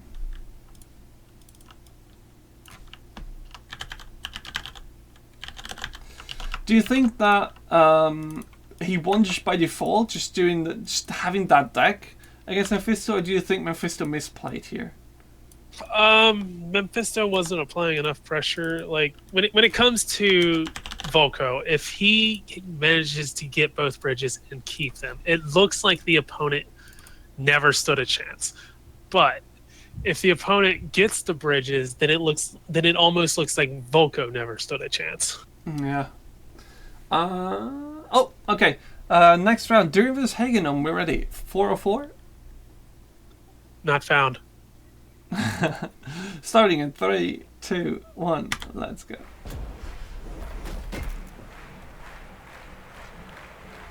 And we're off. Hagenum against Durian. Strikes twice, but I do.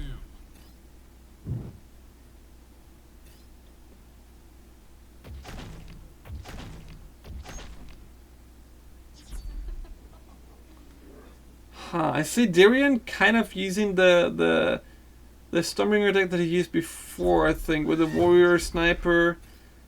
This is a weird way for him to answer the Succubus, though. I would have expected him to use a Sniper just by himself, right? Mm-hmm. Sniper in the top lane would have answered her just fine. Yeah.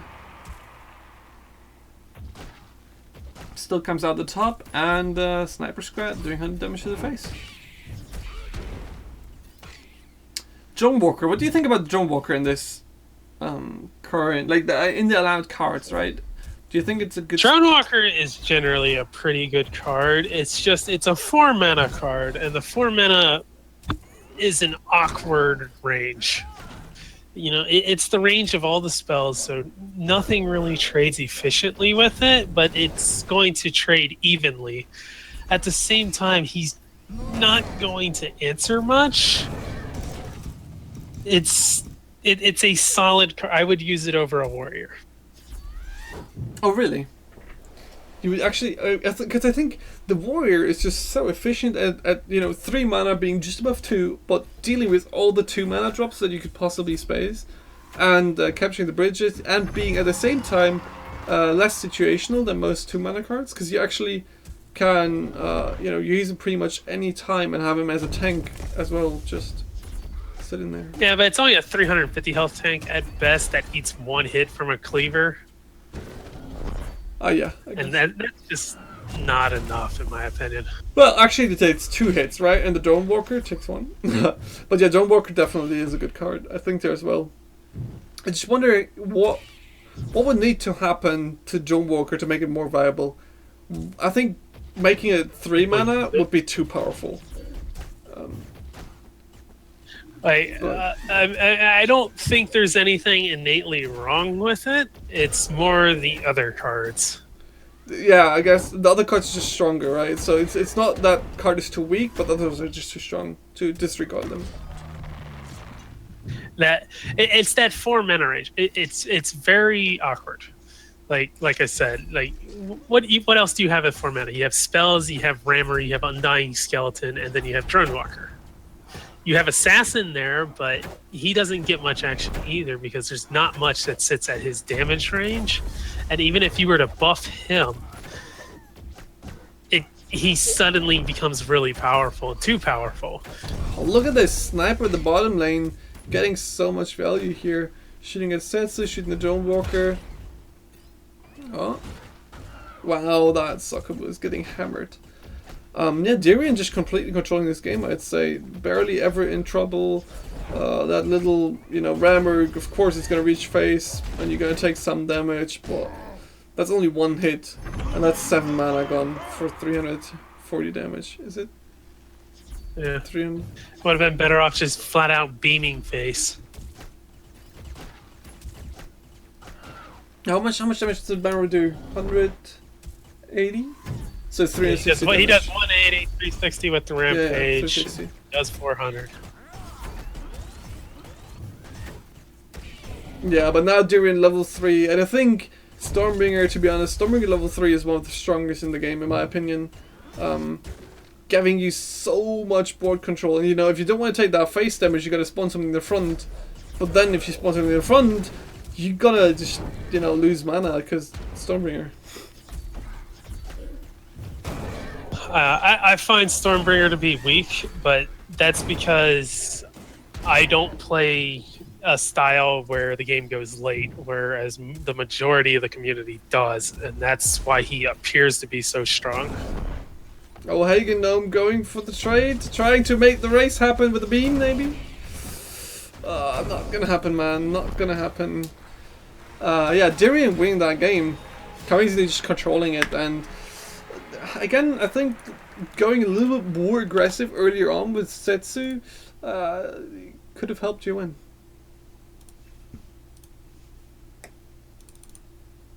Yeah. Oh yeah, so let's head right into the next round. Darian versus Hagen Gnome, round 2. Starting in 3, 2, 1, let's go. But I think just overall, maybe Stormbringer isn't the strongest here, but I think his level 3 is definitely one of the strongest level 3s in the game. Yeah, that is very much true. Or at least it's a big step for him. Yeah, definitely. Okay, so we see the Rammer Rampage again, I guess. Paired with a potential Dragon Pack. Hagen just liking the face stacks. And Darian, Boomer is a decent counter. Still. But Demon Warrior is definitely a deck type that loses to face. Yeah, he would need to play really efficiently. Either cycle really fast to get that Demon Warrior insanely quickly going, or he needs to limit the face damage, find a way to not take face damage. And right now he has a way, because Hagen Gnome's hand is really awkward. Fireball, Rampage, Beam, Wall. Not a good hand you want to start out with. Curious what we're waiting on. Yeah, Hagen Gnome has such a weird hand. I hope he goes face. No, misses the jump on the... Oh, that could have been so much better. Misses the jump. This just went horrible. That was so... Oh god, this is so unfortunate for him. Plays the wall, yeah. Minimizing the damage, but that could have been way better.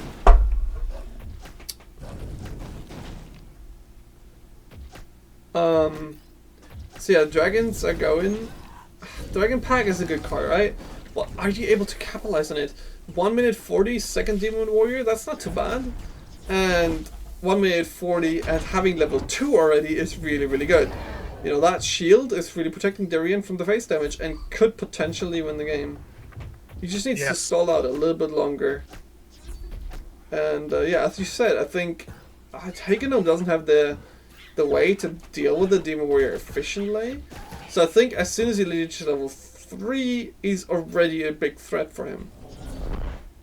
These Setsu jumps... Darian hasn't taken nearly enough damage yet. That would have been a miracle Setsu jump had that landed. Yeah, but still, I don't like the way he's using Setsu at the moment. He's not getting value from the jump damage. He's not letting it tank. He's not going straight for the face. He's going in somewhere between, and I don't like that, to be honest. I think he's trying to predict a play on his whatever he's got rolling over there, and he just keeps missing. Yeah, I mean, and I think as soon as you notice that the opponent is using Fireball exactly to counter your Dragon Pack, you should either know that you get insane value from the Dragon Pack or not play it. Because right now it's just an without any way to protect it. There's no reason to ever play Dragon Pack. But I know if you know that maybe you used Fireball already, okay, that might be play. But other than that, I think it's a dead card. It should stay dead in your hand. Right. Now, I would like him to use maybe Beam or Fireball on this Rammer. No? I would have liked him to Fireball those minions and the Shield Totem. I think that would have been value. Go Fireball now. Does that make you happy? Not really. That Dragon Pack was kind of okay because they actually saved him for the Demon Warrior. But, damn, he really needs to step up this game. I don't think it saved him enough, though. Now go there's the the jump aggressive. Demon Warrior. Oh, the Lightning Bolt for 0 mana, I guess, from Darian. Had to be. Wow, and anticipating exactly the jump point, taking no damage from Setsu. Well played, Darian. Darian actually showing us a nice predicament here. He knows exactly what Hagen is up to. and anticipating the moves. You know, if you think about it, the last 3 minutes he didn't take as much damage as you would expect against a Setsu face deck. Yeah, and Hagenome, you know, He didn't really take any. yeah. Wow. The shield totem was everything he needed, and with 3 mana constantly going his way, the Dragon Pack was it needed to stay dead. Just completely never play it. Yeah, well done. Darian versus Hagenome. Well played by Darian. I think a little bit again. Maybe I'm just, you know, while watching, thinking too much of Memphis. Not Memphis on Setsu, but I think they're playing her too defensive. They kind of are. Setsu has only really recently rejoined the meta, so a lot of people are rather unfamiliar with her and how aggressive she needs to be played. Yeah, so let's see if Kano maybe can show us again how well you can play her and how aggressive you can actually be with her, or if he plays the Dragon Nest. So let's head into the game. Kano versus Mephisto, starting 4:05. Starting in 3, 2, 1. Let's go. Minion Masters. And we're off. What is this deck? Kano playing Setsu with a Bounty Scrat, Daggerfall, normal Sniper. normal Scrat. It's looking sort of like in this deck. It could be. I don't like it. Could have Daggerfall there immediately to save it, save the bridges. No, it's definitely not a Dragon Nest deck. It has Blue Golem and Rammer. It's kind of a face deck, I guess. I mean, Daggerfall still kills the majority of Swarm, and it hits a very large area that Fireball and Chain Lightning do not. Yeah, I mean, I would like the Setsu jump to be later, or behind the Golem. No Fireball to protect the Golem. Double Rammer, man. He needs to. Wow, this is unfortunate. He needs to beam the Dragon. Oh, wow! That black hole is so strong from Mephisto. Kano needs to cycle fast. He needs to cycle and get the seconds on the field. Well, the good news is Setsu is going to focus the dragons first. The bad news is he didn't play Daggerfall to weaken them. Wow, that's. Putting up an outstanding fight. He's just feeling the blows from the red team now. Indeed. I mean, Caesar just said it. He feels the blows from the red team. Kanu. That was so much damage. You should know better against those dragons. You know them in and out. You know exactly what those dragons can do. And I think this is already GG for Mephisto. There's no way for Kanu to come back against the Setsu. One more big push like that.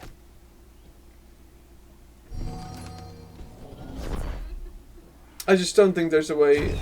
Yeah, and see, this is actually in this case, in this particular case, I would have liked Mephisto to use the Setsu more defensive behind the statue. Well, it works out like this, and yeah, I'm convinced that he just crushes Kanu with that one Dragon Nest, a Dragon Pack rush. Yep, 150 DPS. It's real, especially with a rammer there. Yeah, definitely. Well played there. And unfortunately for Kanu that he didn't have any answers to that. Okay, so yeah, let's head into the next round. Kanu vs Mephisto. Starting in 3, 2, 1, let's go. Give me those viewers, fighters. Let's go. Let's kick some monster ass. Both players, man, Setsu getting so much showtime here, so much time on the screen. Being successful at it. I mean, we see the strengths of it, but sometimes people just don't use it too aggressive. So we do get sometimes problems. Not utilizing the strengths of her. But even if you don't utilize the strengths to her maximum, she's still a really good hero to defend your own base. Still can hold her own really well in the defense. Right. Nice shock rock, Mephisto just taking one hit from that rammer. Other than The Cannon. 200 damage before a reload will answer most minions. That is so unfortunate. That fast dude, Mephisto's getting back on this. He's getting back into his mood. He's definitely showing why he's one of the best players. Instant fireball, already having it ready for the last stand. Kano being down 1,000 damage. You know, that's so well played. And Mephisto knowing that the last stand is already out, so he can capture both bridges, not getting punished for it. Setsu jumps happening. That's a free base with a Setsu on it. Free base. Oh, and that is so good for Kanu. That is so good. That rampage, rampage rammer. So much damage. Oh, Yeah, that aggressive unfortunately, beam. Ghost Turret's not going to set. Wow, that's that is big so aggressive. Come on, that is a little bit too greedy. I think he overestimated his own damage there a little bit. I mean, what? Actually, he tried. He got the 240. oh, look, his dagger fall at the face. So close, that dagger fall to the face. It was one hit, right? It was one hit from the rammer. That was really close. That was definitely, I think, one of the best. It was the right decision for Kana to try to go for that. It's just a little bit timing. Maybe anticipate what the opponent can do. Maybe use the beam as soon as it was ready. You know, to protect the beamer, to protect the rammer. But yeah, nice race. And Mephisto kicking Kanu out of the tournament. Cheater be gone. So now comes now I guess we have to see for Mephisto to see the climb back if he's able to do it. You know, against Darian, Darian has shown us some great moves here. And Darian definitely, you know, after his first two matches that were kind of weird to watch and spectate, definitely showed us that he's a good player to behold, and definitely is a player that you have to you know, watch out for. Let's see if I find the game. Yeah, Mephisto vs Darian. Let's go. First round, starting in 3, 2, 1. Let's go. So let's see if Darian is able to handle Mephisto. I think Mephisto's playing the deck that he just played. Setsu, Living Statue, Dragon Pack, and Black Hole in there.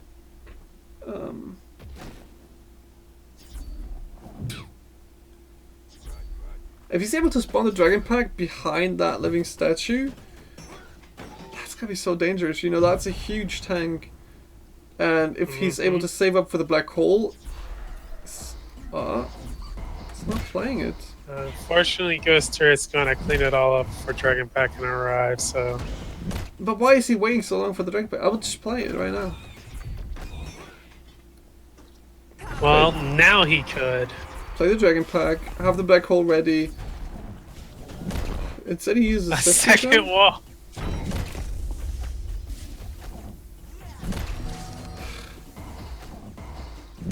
I don't think I agree on the decision making here by Mephisto.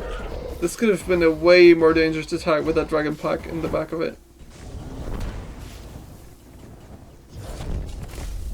I don't think Darian could have handled it.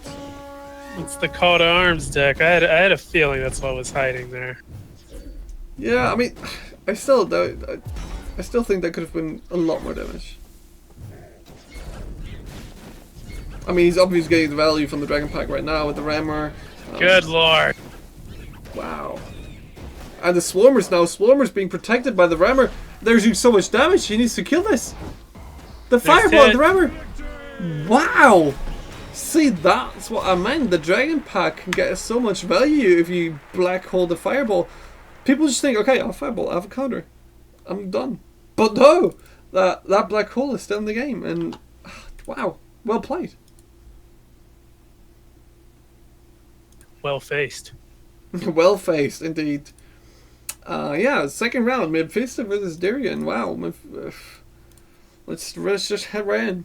Starting in 3, 2, 1. Darian just has a family. Don't be too harsh on him. Wow. Monster ass. I don't think I agree on this decision making from Durian here. Switching to Stormbringer against the face stack. I think that's a really ballsy move, and I don't think I would agree on decision making there.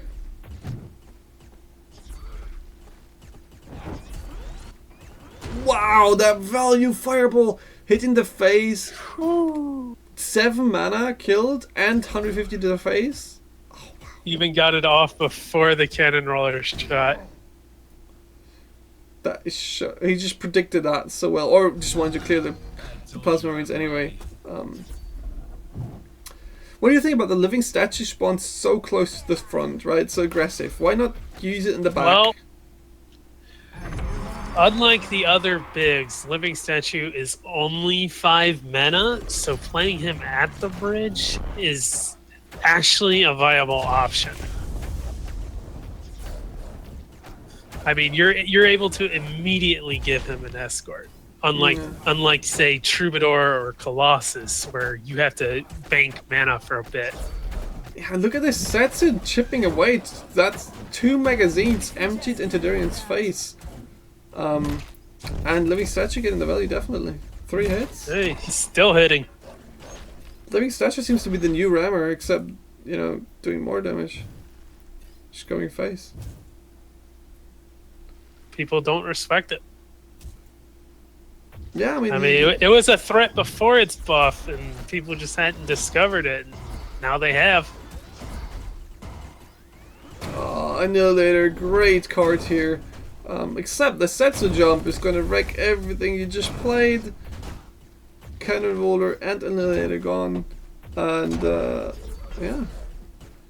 Damn. I mean, when Durian already, you know, he's now reaching level 2. Level 2 is really important for him to reach as Stormbringer. But it's too late, I think. Already taking 2000 damage. To stabilize, you would need to have some way of defending against these face attacks. And he just doesn't have it. That's 3 hits, that's another 600 damage. 500. It's too much. Manages to get 1 hit with his last dying breath. That's game. Next Setsu jump. Yeah, that's just. I mean, he could, if he really wanted to, I guess he could just fireball face and just Setsu face jump, and you know there's just no way for Durian to make this. Right. Well played by Mephisto. A little bit inefficiently played, or let's say, not dealt with the rammers fast enough. I would say for Durian. And here we go. Yeah, that's the fireball now. Come on.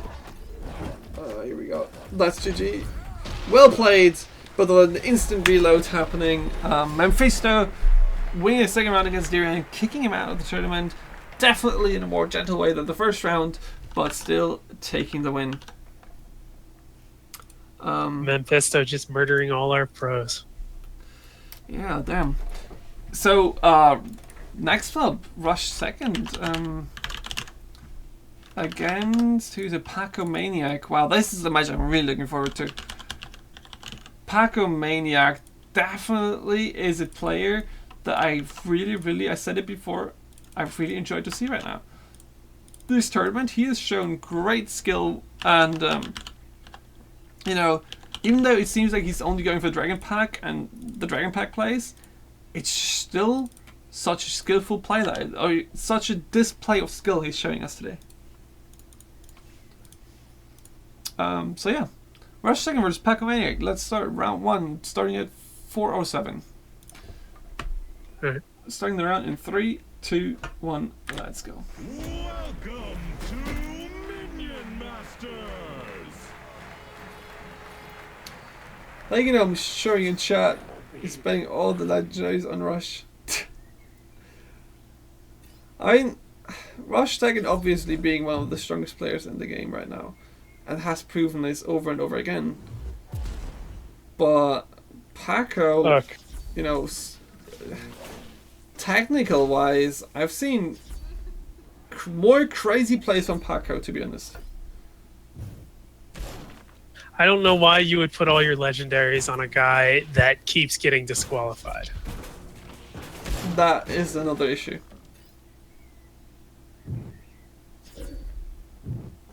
But yeah, Thresh second.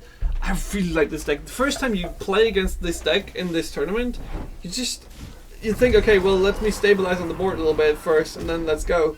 But then it's already too late. Then Rush second is already level 2, then level 1, level 2, and then the machine's already rolling. All those Undying Skeletons on the field, getting revived. You just don't know what you want to kill, and you're already facing the first blue golem and the second one on the run. It's just so surprising. Yeah, this is a deck that would have worked prior to Mordar's buff. And yeah, the Undying Skeleton just whacking those plasma right to the bottom. What a weird beam. Does Paco think he has to go face against this, or is his hand He just awkward? might. Yeah, I would bet the hand was just more awkward. I mean, he still isn't playing anything to answer all this. Yeah, I mean that succubus. Oh, that black hole taking away the boomer. Okay, counter black hole, well done. And that boomer value, great hit. But still, that is a rammer hitting your face, no real counter there, and 2 Undying Skeletons in front of your face. That rammer, if he gets revived, that's double rammer coming on top, and Undying Skeletons getting revived here. They're just spawning again, and that's gotta be GG. Either you beam right now or you're dead. And that's GG. Wow, what is setup? Rush second, well played. Doing a really nice setup for Paco, and Paco just having such an awkward hand that he just couldn't deal with it, I guess. Like having a weird build up, waste of 6 mana on the face with a beam. Yeah.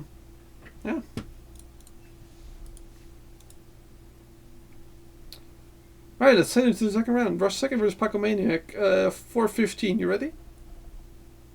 Yep. Okay, starting in 3, 2, 1, let's go.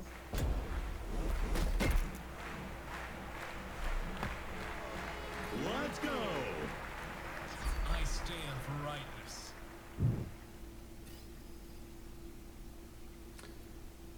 Normal old Legionnaires Yeah, I guess I like the against Legionnaires. Volko. I mean, imagine Legionnaires is obviously a better choice than Last Stand. You have to somehow have a bridge capture as Stormbringer, and this way you waste less mana, I guess. Oh, doubles. Oh. Now, how is he able to keep them alive? I don't think there's a way to keep them alive. Go start. Wow.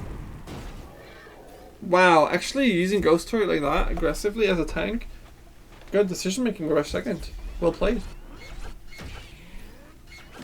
I mean, the platform is not going to get wrong with it, right? 150 damage for 6 mana. But, like, face damage here.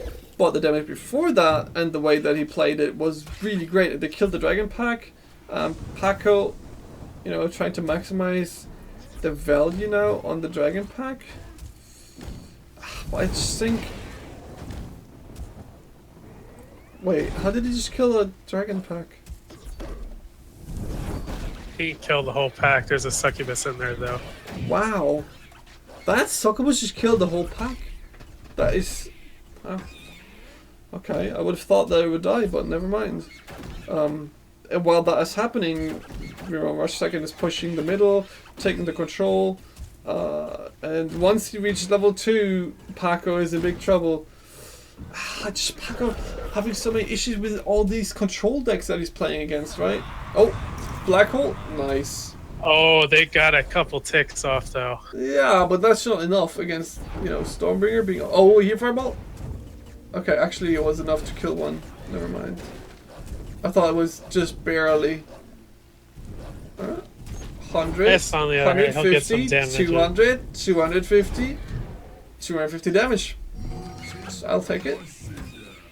I yeah, feel like Paco's deck would work better with a different master. I guess so as well. I don't think Volko's here the best choice. Probably Setsu. Yeah, I would go with her as well to support the Dragon Nest. Oh god, why do I always consider the Dragon Pack? Nest pack. Yeah. chill, dude. Alright, so yeah, Setsu just being such a great counter.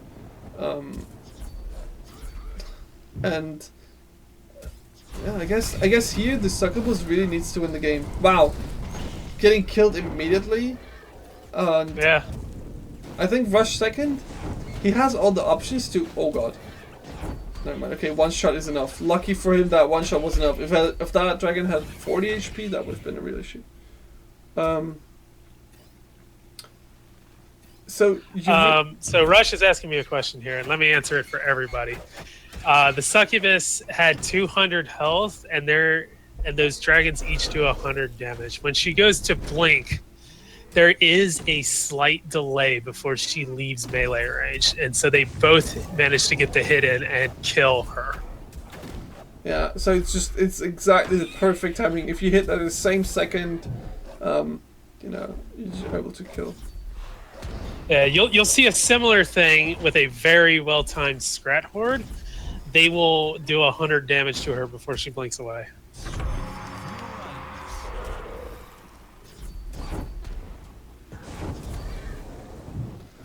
Man, Rush second really struggling here right now. It seems he's having the control of the game, but even though he has level 3 now, he's not really in the best spot that I would think he would be. I thought he would win this big time as Stormbringer, having so many ways to deal with the Dragon Pack.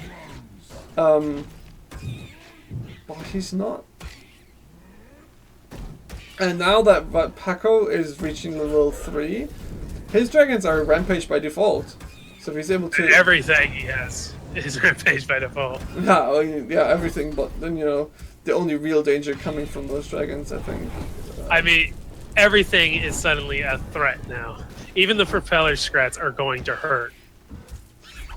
One more random shot is what? Oh wow, random shot on the Succubus as well. That was really, really good. Rush second, the Stormbringer is shooting away as much as he can. And I really don't agree on Rush second using his Legionnaires on one lane all the time. I think you should split them up.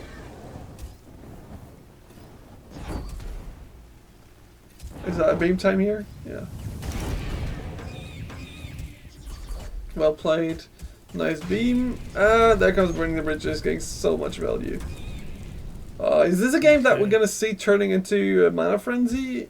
Or is one of those players? Rush is struggling so hard to maintain the bridge control that he absolutely must have if he's going to win this. Damn, Pacomaniac then is using the black holes and the healing fireballs there so well that it's Succubus, yeah. Again. As you say it, he fucked it up. Well, Fireball being misused here, and that beam as well, the black hole. But still, it was enough to kill the Succubus, right? So, and it's so relentless. Just pack after pack, and that's gonna be a black hole in the Succubus, right? Yeah, that's wow. Yeah. Wow. Hey. I don't want Mana Frenzy denied. Yeah, Mana Frenzy denied, and that is so efficiently played. You can really thank this win to Paco's insanely well played black holes and healing fireballs, and I think not many players would have won this game against Rush, because by default I would think that Rush second had a counter deck. No, with the second Dragon Pack, you get a lot of work in, especially when it's backed by double black hole. So many of your answers are suddenly no longer answers. You know what I would have liked for Rush second to do? He had a black hole himself, right? But he didn't really use it to the full potential.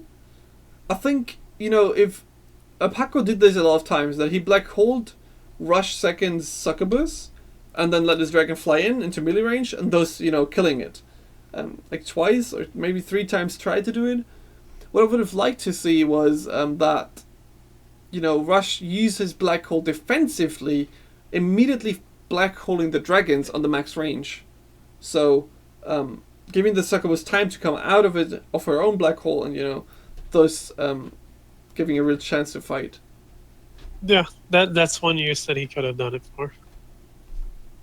But yeah, I still think that not many people would have won this game because Stormbringer, and that so many ranged units definitely had the advantage.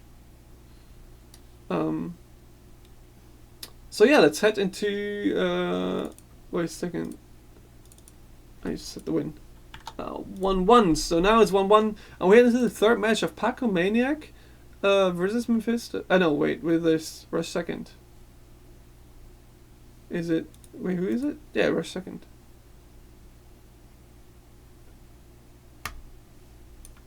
Starting in 3, 2, 1. Let's go.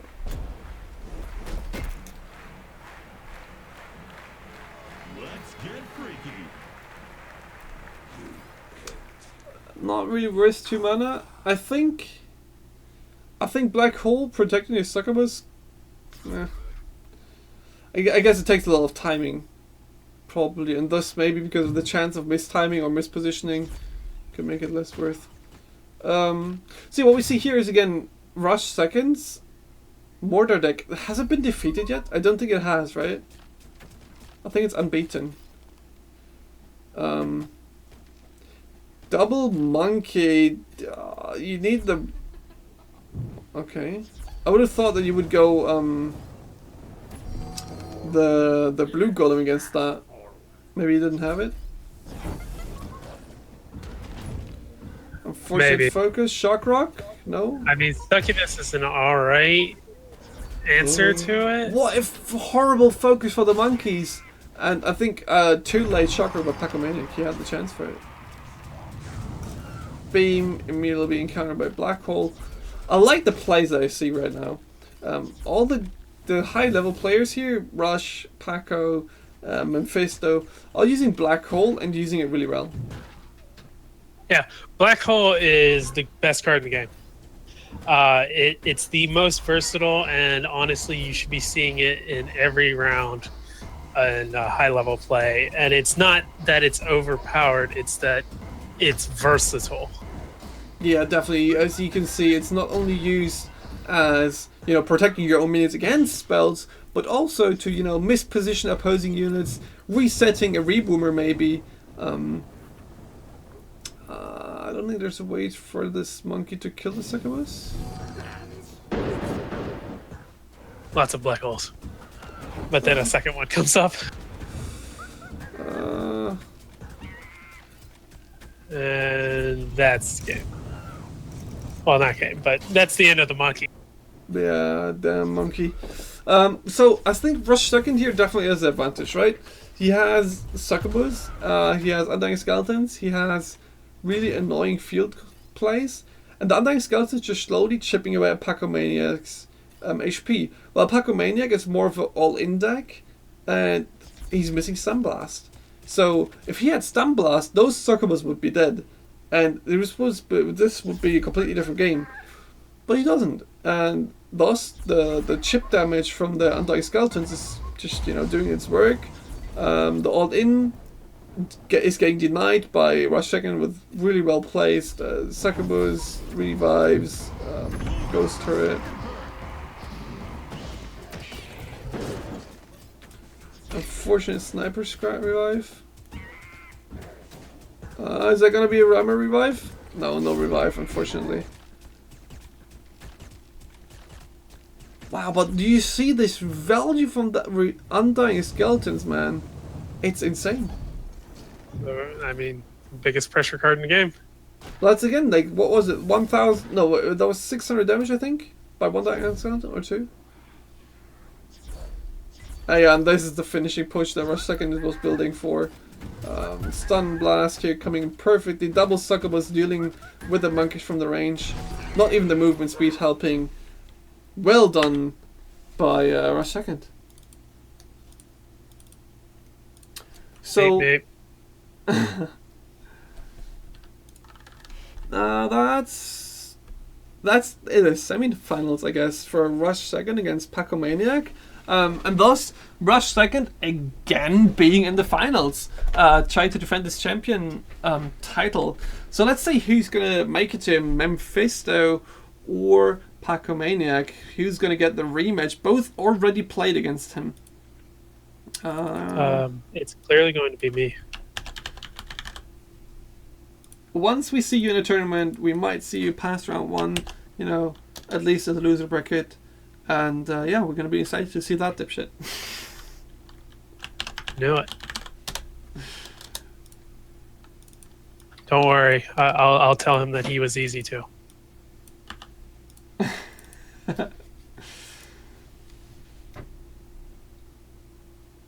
Alright, so Mephisto versus Pacomaniac. You ready? Yep. Alright, starting the first match in 3, 2, 1, let's go. No, switching sides. And starting here. Okay.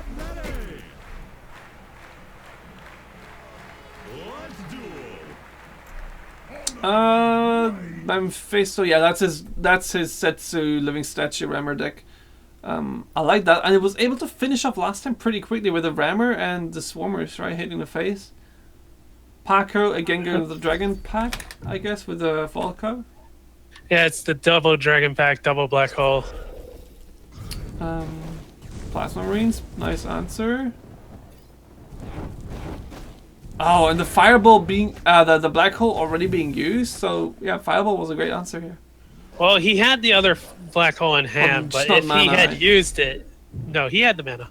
Oh. If he had used it, he would have also eaten the healing Fireball, and they still would have died to the Plasma Marines. Yeah, I guess there was no good outcome for him. Wow, and these face units, the Statue and Rammer, 1000 damage. Whew. That feels bad. Oh, these small scrats. And Mephisto really not feeling any pressure, right? He's so relaxed, so easygoing here.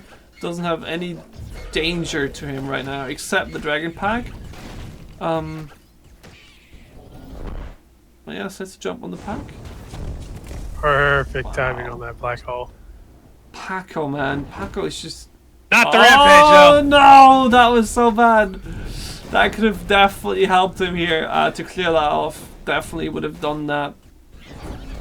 A little bit too mature. Maybe it's because he just lost against Rush second. A little bit off with the timing. And Mephisto now using his own Dragon Nest, a Dragon Pack. And the problem is that, you know, Paco is playing Volco. So, what is his answer? No, his answer is his own dragons. Indeed, right? That's the only answer, but Mephisto has his Fireball and Black Hole ready. I would actually preemptively use Fireball here, yeah. Oh, That's so much damage, but that's GG. There's no way he's gonna survive the Rammer and the Dragons. Rammer needs to hit 2 more. Wow. GG. Wow. That feels bad. If your only answer against Dragon Pack is using your own Dragon Pack. Yeah, that's why I don't like the Volco for that deck there. He has a lot of aggressive options. He has a lot of help for his minions, but he has nothing to help himself. Yeah, definitely. I guess I would place the best timings on, you know, playing already for like 2 hours and on high pressure in the tournament, and just losing against Rush second, now playing against Mephisto, because before that his timings were really, really good. I mean, it's possible. My experience in tournaments is that it gets easier as you get deeper in the bracket, but I'm sure other people go the other way. Well, the problem is, you know, as Paco, you just lost your spot in the winner bracket, right?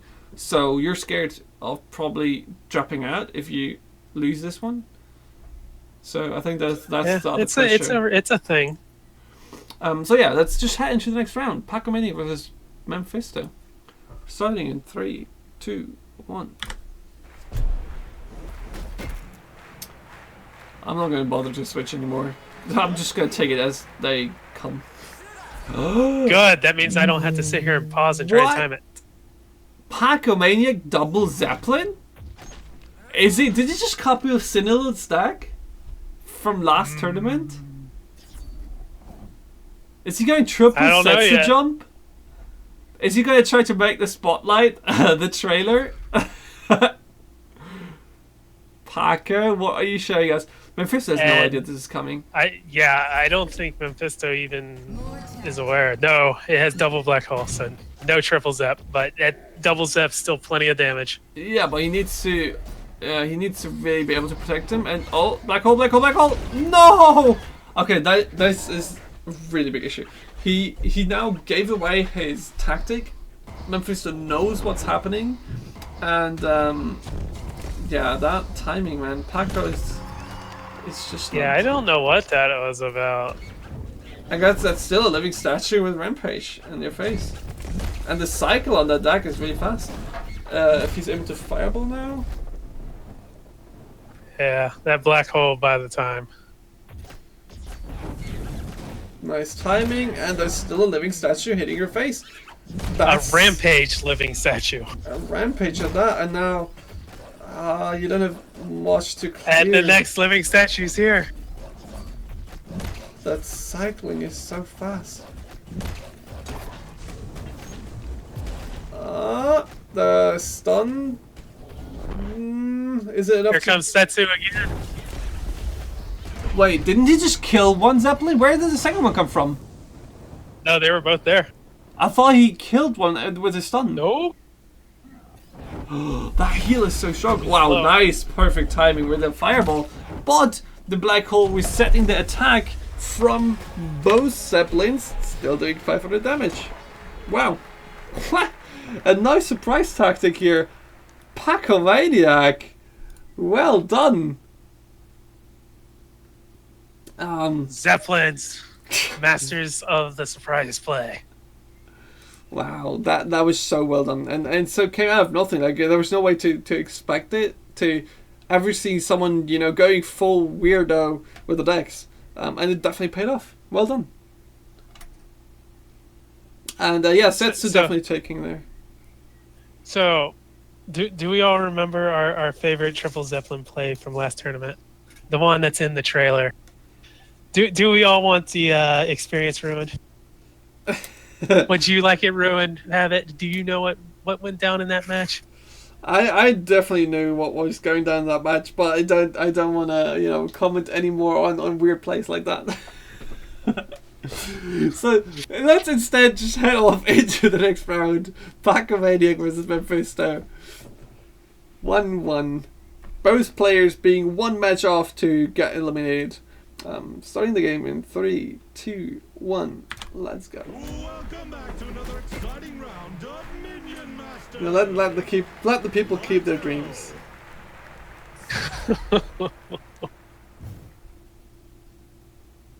It was so soul crushing.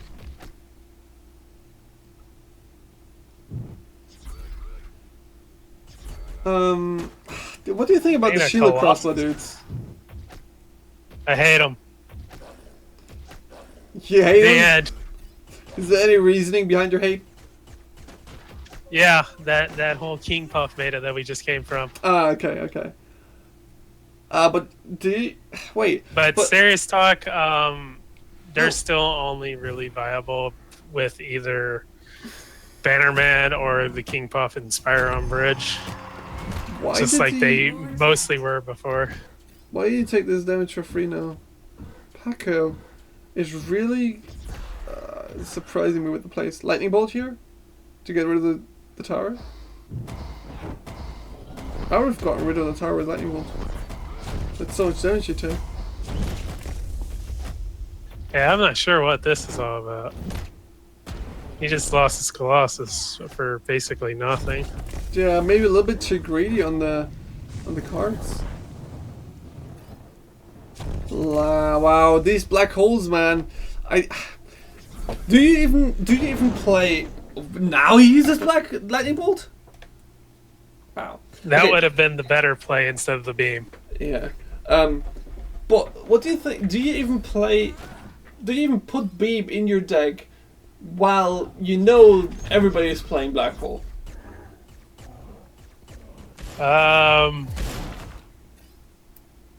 You can. You Uh-oh. just have to create some kind of situation where you force the opponent to use their black hole on something else. You just use your black hole yourself, and the opponent just pushes your face with a blue golem and a living statue. Your Setsu's not gonna defend. Oh god. Fireball. You need that beam, but it's not there. And probably Mephisto's black hole is ready. This is so much damage. This Oh, is that's a reload. Oh no, the black hole was not ready. Wow, you cycled faster, or maybe Mephisto didn't have it ready.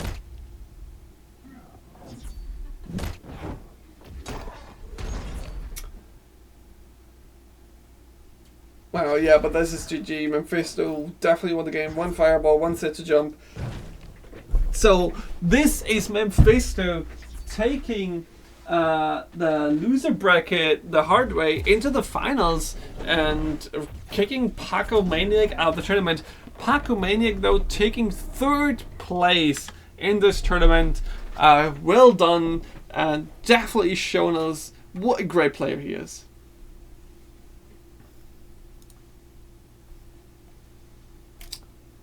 Just needs to learn all them new strats. Zeppelin's OP. Those new strats, man. So here we go into the finals, guys. Finals being Rush 2nd versus Mephisto. Now the special thing about the finals, or the different thing about the finals, to all the other rounds, the finals are going to be best of 5. So we're going to see at least 3 wins of one of those 2 players to win. If Mephisto wins the first round, he's going to play a second one because he's coming from the loser bracket, and Rush 2nd only needs to win 1 series to take the 2nd time champion, and tying up 10 pucks, which is at the moment I think the only one having 2 wins under his belt. So yeah, let's check me out. Well, the first one is played at 4:50, right? Yeah. You ready? Yes. All right. Yep. Starting first match, Mephisto versus Rush 2nd, finale of this month KingPuffCup. Ready for action. So yeah, we see Rush 2nd now using Volca. He didn't play Could be that Volca spam before. deck. Yeah, he did. When he... Oh yeah, the spam deck, the less spammy spam deck version. Yeah, okay. Yeah, he runs Last Stand in that, so... That's the one that... Oh, these black holes, man. So on time. So yeah, this was the one that kicked Mephisto to the loser bracket last time while Mephisto was playing the Stormbringer deck. Right. So now he needs to find a way to stay on one of the bridges, right? As long as you have 1 bridge in your control, you're fine. At the very least, contested. I guess that's what you have to aim for against a deck like this. Your goal is just, okay, I always want to stay on 1 bridge. Maybe I even need to focus all my minions on 1 bridge, but I need to hold 1. Because these random shots, once Walker gets going, they're problematic. Oh, wow. So many minions. The bait! Oh, that fireball. It was really needed. Okay, so what are Mephisto's options here? He needs to get rid of them. Succubus? No. No, not the Succubus. I think She needed to be played farther back. Yeah, I guess you can Shock Rock, but that would delay your Golem. And there comes the spam against the Plasma Marines. Wow, so much damage! And using the Plasma Marines at the front to deny the mana puffs, I don't think that's your issue right now. I think you should worry about your face.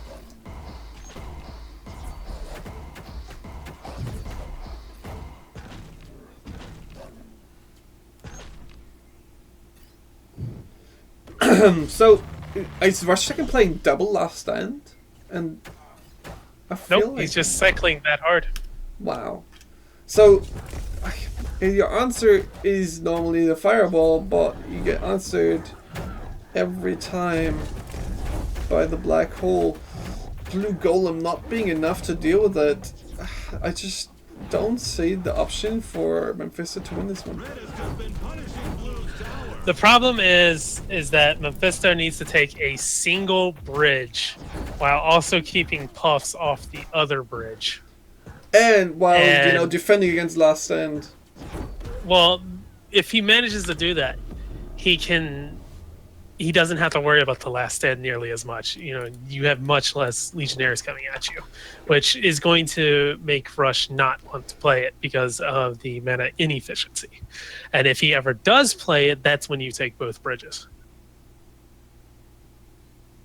Damn. But Rush definitely managed to successfully bait Mephisto with that Spear Thrower play way at the back of his base, causing Mephisto to take the other bridge in preparation. But he took it slightly too early, and that gave him the big last stand. Yeah, definitely. Basically threw the game completely towards Rush. Definitely, yeah, which is well, you know, a really great start off, and you know, really, yeah, a deciding play definitely. So yeah, let's head to the next round. Mephisto was Rush second. Round 2, played at 5-1. Starting in 3, 2, 1. Let's go. Yeah, well played by Rush second, and I think Mephisto just being too greedy, you know, trying to go for both bridges while he had the chance, and every time getting punished. I guess that's due to the reason that nobody actually plays Last Stand right now. So I think you're not used to. Oh, here comes Mephisto's last stand. He's had enough of this. Like, well, you know what you're able to play, I can do too. You know, Rush second's answer though being really quite nice. Rush definitely answers it. For 1 mana more, he gets both bridges, and he still has the succubus. Plays Legionnaires a little bit more mana efficient, I guess, if you expect the fire, if you expect the Last Stand to be dealt with easy. Wow, that Fire Imp value. Well done. Fire Imp's a definite nice burst card if you can manage to get him to the face. Now, the issue that Mephisto needs to watch out for is the experience, right? If Rush second gets too far in, you'll... Oh, wow. Double cannon roller. But yeah, if Rush second is able to pull away too fast, in experience, the level 2 is going to kick in, making his units way more efficient at dealing with Mephisto's units and those stabilizing, as we saw before. Last Stand here, it seems like a dead card to me. A little bit too Almost is.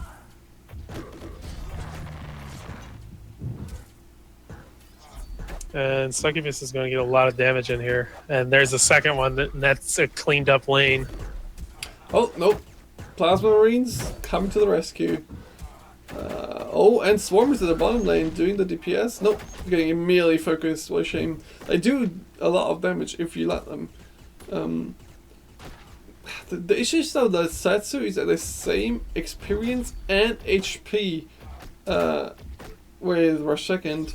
Now, the Undying Skeleton on the fields, I think I would like way more of them by now. Rammer taking care of that bridge run, that is so important to really delay the level 2 and level 3 of Stormbringer as long as you can.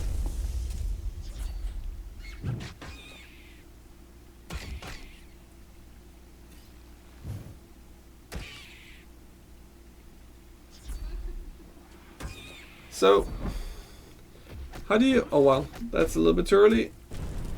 Poor little fire. Ah, he's fine. He's gonna get right. Now, unfortunately, Mephisto needed to play that last stand a little more forward, and that would have saved the Fire Imp, which would have killed the Succubus for the last stand. Yeah, Rush second man, keeping that black hole ready for the fireball. He's not having any of it. And Mephisto just needs to find a way to apply the pressure. Damn, I think you just have to just set to jump those cannon rollers. Or you go face. No, you... I don't think I would value my own life like this as much as he does. I think I would rather take 100 or 200 damage, but instead make my push harder.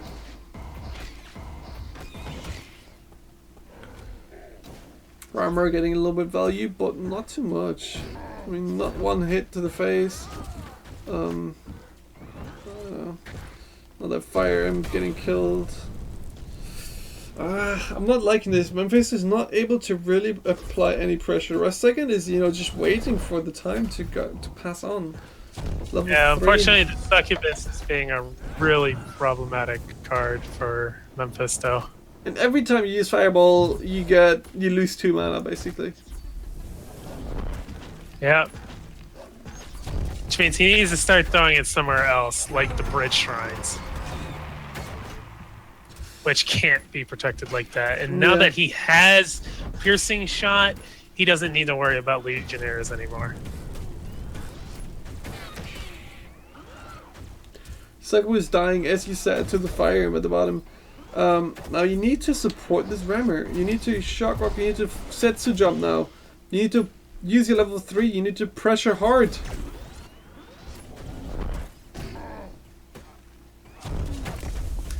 I don't like him using Setsu this. If you could just not jump, let the first blast shot hit them, Fireball and the face and the shrine, and thus having 2 reloads, killing that whole wave, and then still have the jump ready.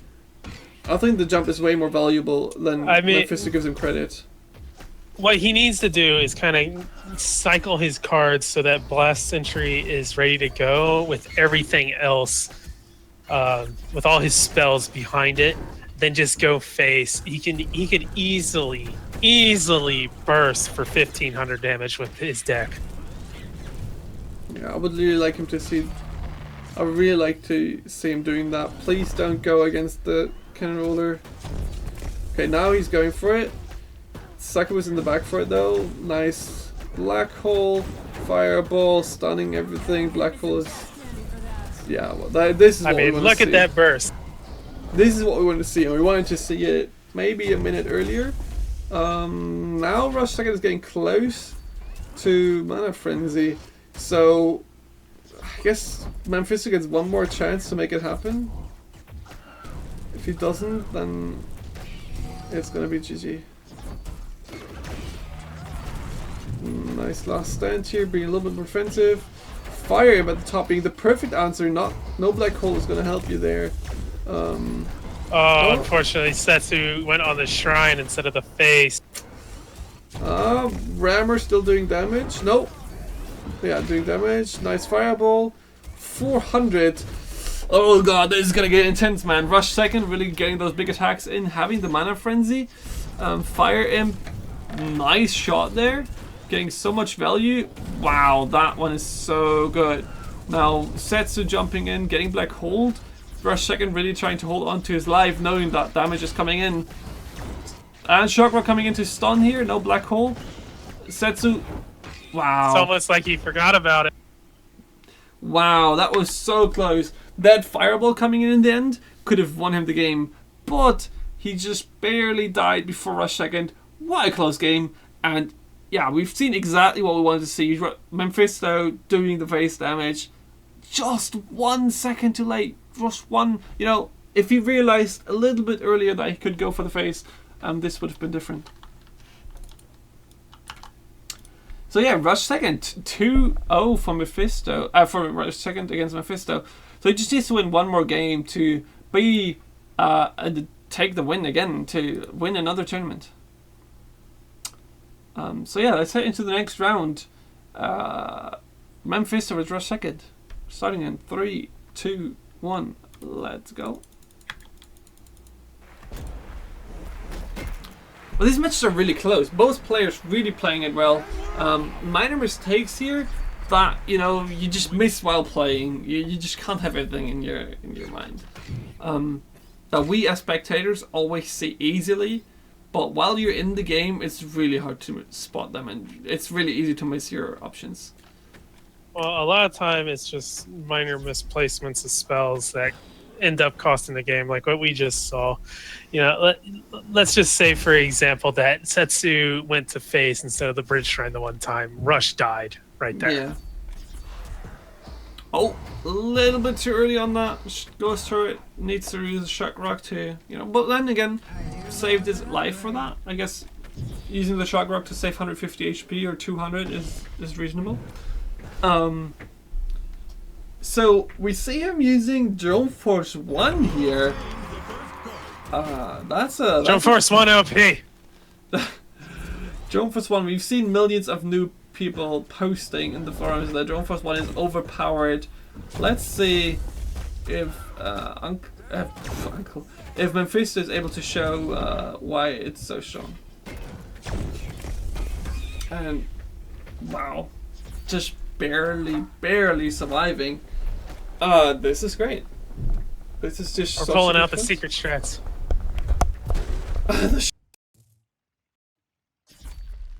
But yeah, you see, Mephisto having the Stormbringer controlly, and now it's basically reversed roles, right? Before Rush second played the control, and Mephisto played Now, the. see, there's an sensor. interaction that I think is bugged.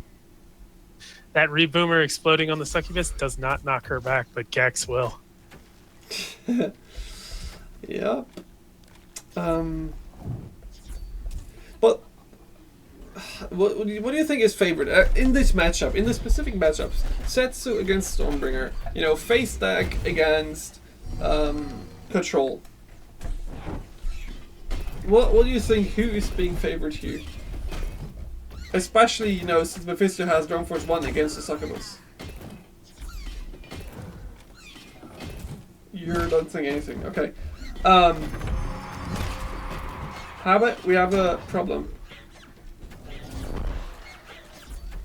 Okay. I guess Gulp has a problem.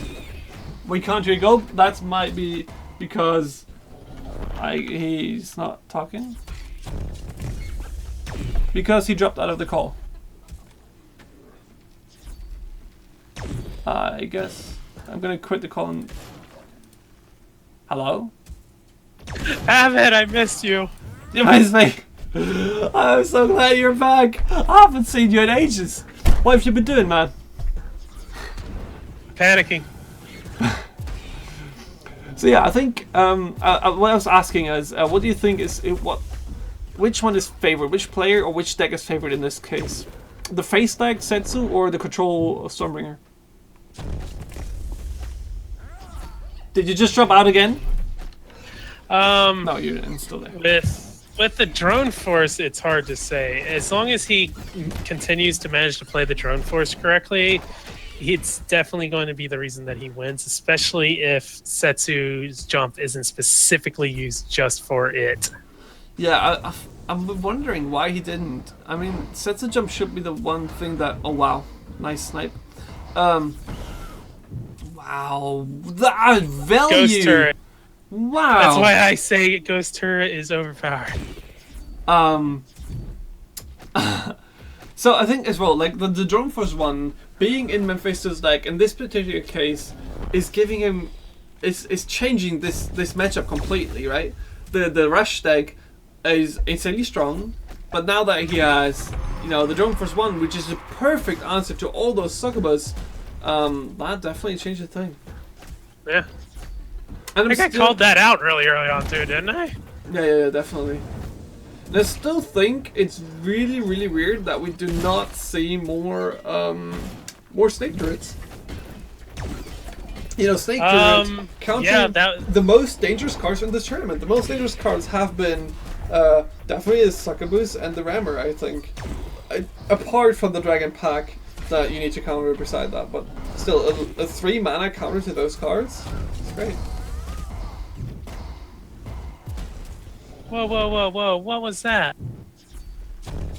That. Setsu jumped in, had piercing shot, but it didn't go off. But wasn't it a shock rock or something? I would have to see that back in the replay. But yeah, at the moment, Mephisto is just sitting back, relaxing behind his Drone Force 1s. You know, just playing it the defensive way that he wants to play as Stormbringer. You know, taking a sip from his cocktail and watching his enemy die. Now we got that piercing shot. Rampage on the Setsu, not enough, just killing one Drone Force. Another one being in the air though. the Undying Skeletons always being on the field, applying constant pressure. Well, it's just... This deck out of Memphis though is definitely very powerful. Yeah, and the Spirit It Masters are applies not getting any so value. much pressure, and it covers. Rush needs to be able to answer both drone forces at the same time, and he's just not getting that opportunity. Yeah, I think he gave it away at the start when he was not. Or it was really unfortunate for him that at the start he wasn't. Wow, that fuckers. That he's not able to deal with the drone force. And once they get rolling, once you get, the problem is with these control decks to get going with the drone force one. The problem is that most of the time you're under such heavy pressure that you're not able to. Once you get one or two going, that's where it really shines. That's where you get free time, you get value, you get such an easy time. I'm gonna restart my game. So yeah, wow, that well played. So yeah, round number 4. Oh, you're restarting the game. Tell me when you're ready.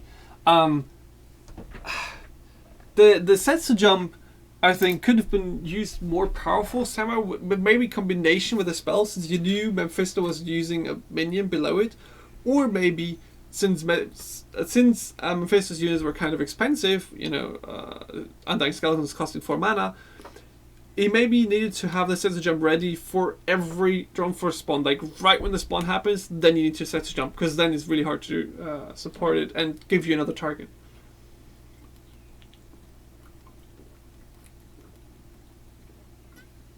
And yeah, like you were saying, with drone force, once you have one constantly on the field, it's very hard to answer it. And once you do answer, the second one is on the way. Right? But if Yeah, you're able you to have to answer stay it strong quickly, for- you know. You have to stay strong for an entire cycle. Alright, so yeah, let's head into the next round. Mephisto 1-2 against Rush Second. Next round was played at 5:20. You ready? Yes. Alright, starting in 3, 2, 1, let's go.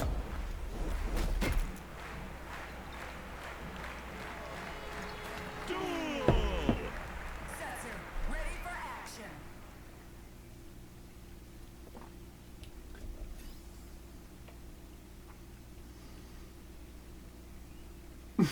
Cedric, I don't think you will be able to you know, argue with Mephisto about what card he used or not before anybody else. I think the one person to ever, you know, maximize on Stormbringer and Drone Force 1 has to be Mephisto, because I remember him and me playing Season 1 pretty much all January and February, trying to make Drone Force 1 work and playing so much with it that, yeah. Blue unlocked the first turret. And neither of you tried triple undying. What's wrong with you? Actually I did. Yeah, there has to be I don't think it's what's saving that long. I don't think there are. But there has to be videos where I played Mortar back in those days, blasting the spooky skeleton song while we were having a Mortar deck with only skeletons and all the undying I cards that we could think said of. triple undying with drone force. Oh, no, we didn't ever play that. I don't think any of us played actually undying skeletons ever. They're so good. Except maybe in a Mortar deck. I played them. It's fine. Black holing a fireball and a pair of succubi? Oh, why not? The one would have died, right? Dead anyway. But not before doing 100 damage. So, okay, that was maybe efficient. You're right. So yeah, Mephisto away from his Drone Force deck, and we see him back on the matchup that he lost before against Rush Second, in a really close matchup though. The Stormbringer control against Setsu, it seems like we switch roles every few games. And now, I would really like him to play the Setsu more aggressive. apparently he doesn't think though, and doesn't like his fireball either. There's Okay. fireball. Yeah, protecting the bottom bridge, trying to not All you capture have to do is complain that he didn't use it, and he'll use it right away. Okay, so now I will complain about him not jumping face. Well, he has lightning bolt tacked in now. He didn't have that before.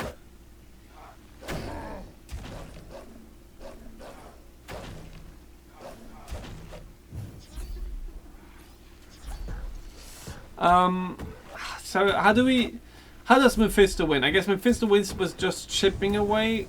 He doesn't have that big attack, right? I don't think we're gonna see any huge attack coming out from him. Closest we're gonna see is a last stand backed by Succubus and Setsu. Oh, what unfortunate lightning bolt killing the cannon roller that has 1 HP anyway. It's only 3 minutes in, and I would really like to see him just using Setsu more aggressive. You know, don't try to get more value from your attacks. Just try to make the opponent's plays awkward. Try to make the opponent play weirdly because he has to answer the Setsu in the back.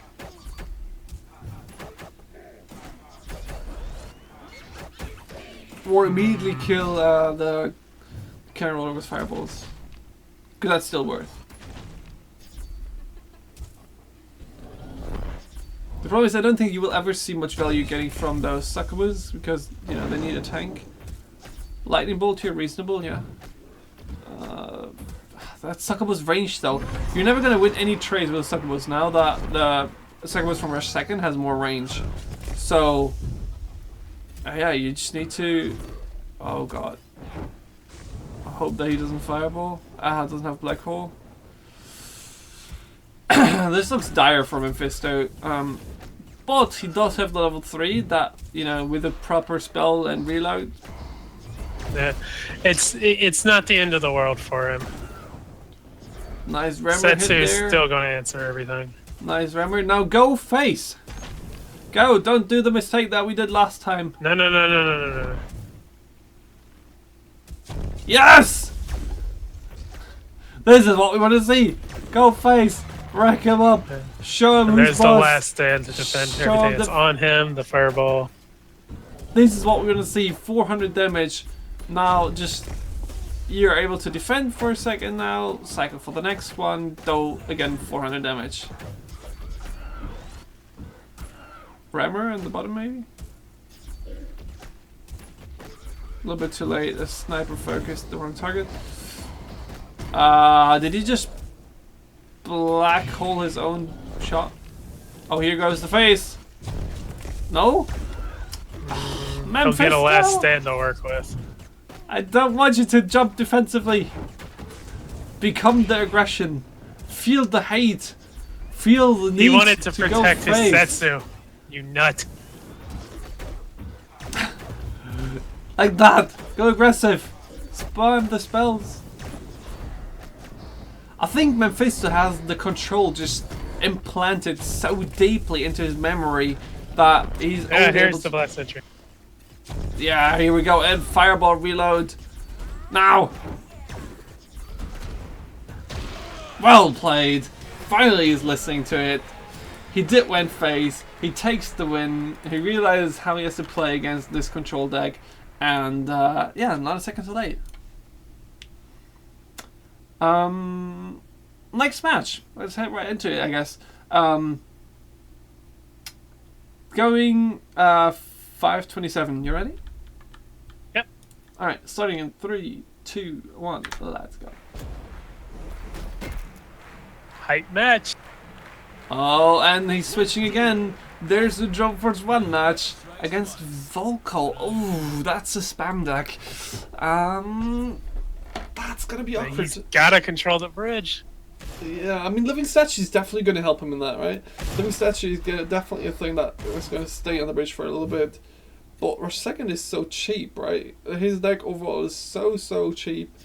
I don't agree with that one. I think I would have spawned the Drone Force as long as he doesn't have the level 1 ability as Volko. Yeah, here we go. Now, you just need to be able to focus on one bridge. Put a living statue at the top. I don't think Rush Second has any way to deal with that drone force, especially since Mephisto has a black hole. Now, take the bridge. Take the bridge. Okay, he's contesting one bridge. That's all he needs. He knows there's a last stand. Do not take the second bridge. Hold one bridge. Just, let the drone force do the work. Slowly push with oh, no, you don't want two bridges. That's gonna be the last stand, right? He has the last stand. Yeah, there it is. I think that's a misplay. I mean, he has the reboomer this time. Yeah, but still, he might have, shock rock or something, killing that reboomer. I just overall think you should, why take the risk of getting answered when you don't need to? You have the undying skeletons, you can put living statue on the top, you have the drone force in the back, you only need one bridge to be able to control the game and not get punished for, yeah. And don't, now all the pressure is on Volko. Dude, and Rush Second doesn't know what to play. The Undying Skeleton's forcing him back.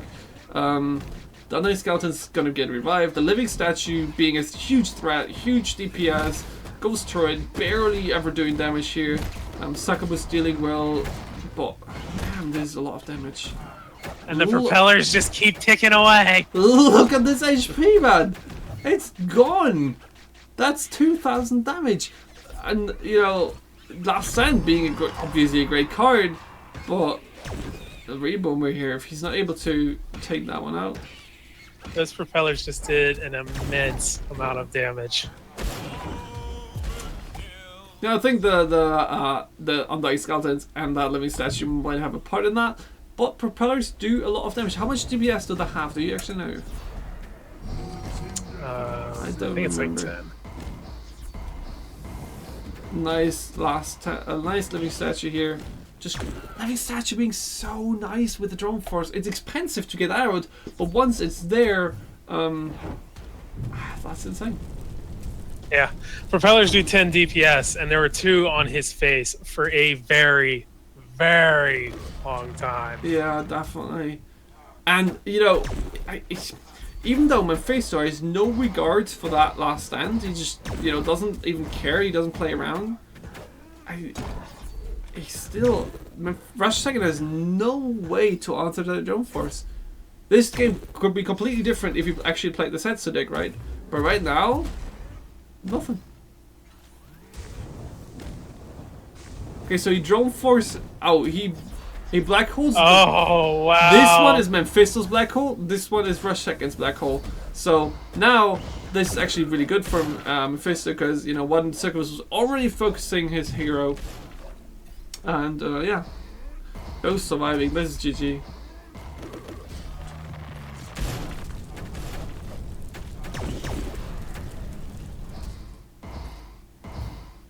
But yeah, with this setup, with this specific kind of matchup, I don't think there's a chance, and I do think that the other deck that Rush Second was playing earlier, the Setsu deck, has a better chance against this. Even though he struggled last time, right? He had the promise of clearing the drone force one, because Mephisto was always dropping a minion below it right away. I still think it was a better option. I think it's the best option of the decks that we've seen from Rush Second. The Mortar deck, sure, it applies pressure, but it didn't have many ways to deal with the drone force one either, right? Not really. He needed the bridges to do stuff. So yeah, wow, drone force 1 getting huge amount of value, and Rush Second really struggling to find a way into this. So this is finale 1, and Mephisto takes it 3-2 with a nice comeback, with Rush Second being in the front 2-0, and Mephisto taking it up 3-2. Winning the first finale, but since Rush Second didn't lose a single match before, he gets a second chance. So Mephisto needs to prove himself another time again, resetting the scores here. And Mephisto again needs to win 3 times if he really wants to take the champion title, or Rush Second, trying to make that 3 wins in a row to keep his title as KingPuffCup champion. And I'm pretty sure that's the first time we've had in any of our tournaments, someone go down 2 and come back to a flip it. What? Have you seen last Go tournament? down 2 games, 0-2, and from the losers bracket, they win 3 straight to flip the bracket to get that Oh yeah, okay, extra okay. finale. Yeah, okay. Alright, yeah, so let's head into the next round. Mephisto vs. Rushing and played at 5:32. You ready? Yep. Okay, starting in 3, 2, 1. Let's go. Welcome to Minion Masters. Okay, so it seems like these guys just switch around perfectly. Mephisto going the face deck against Rushing having the control deck. And now I think I would favor Mephisto because, you know, once he realized that he can go face like he did last time, he was really dominating Rushing. And There's going to be a big push. If Rush doesn't have the answer in hand, this is going to do a lot of damage. And even if he has an answer, Mephisto's black hole is ready. Shock Rock here coming. Oh, Legionnaires, nice. Oh, but that one Plasma Marine here focusing the... Oh, God. That one Plasma Marine focusing the Ghost Turret was so important. Otherwise, this would have done way more damage. Rammer coming in now to support this. Setsu jump getting ready. Level 2 being reached by Setsu. Fireball, clear those Plasma Marines. Rammer still hitting face. Setsu jump, going aggressive here, clearing both Plasma Marines here. And that Rammer is still alive. And Lightning Bolt being ready now. If Rushing now goes expensive, yeah, there we go. Lightning Bolt instantly. And this is going to be it. This is going to be one of the fastest games, the second fastest game in the tournament. 5 HP, he's surviving. Here comes the complete opposite direction runner. Oh, never mind. back. He's just going to kill himself. They come back, no? Wow. That was so fast. And Rushing having no answer. And he was really, really unlucky that one Plasma Marine was hitting that Ghost Turret. Because if that didn't happen, the Ghost Turret, you know, surviving longer, shooting those Legionnaires, getting 1 or 2 or 3 maybe more out of the way, would have completely changed his attack. At the very least, it wouldn't have ended right there. Yeah, definitely. So yeah, unfortunate for Rushing and well played, I guess, from Mephisto. So yeah, let's head into the next round. Mephisto versus Rushing in 5:47. You ready? Yep. Let's start in 3, 2, 1. Let's go. This is Minion Masters. Duel.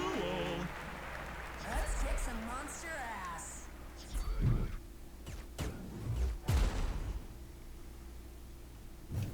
Shock Rock being a little bit too late. Oh, this hand of Mephisto. Double Succumbus, double Fireball. It's a interesting one. I guess he noticed that Rushing has a lot of times the black hole, right? So to answer that black hole, he just has a double Fireball. But is it then still worth it? Against the last stand, yes. I mean, then you use 8 when mana you against think 9, about it- right? Yeah. Yeah, exactly. You still come out ahead. Nice Shock Rock here from Rushing, perfectly timed.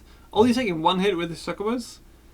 Damn, this is the kind of defensive deck, right? Sorry, kind of a little bit slower spam deck. That's what I wanted to say. Is it? No, it's not. He didn't play double. He didn't have the boomer in it either. Yeah.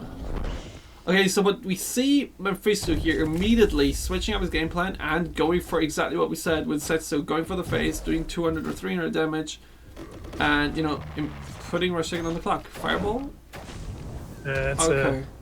So now he needs to cycle for the second Fireball. This hand is not promising. Or he can answer with his own last stand and a Shock Rock, and that will very quickly turn it.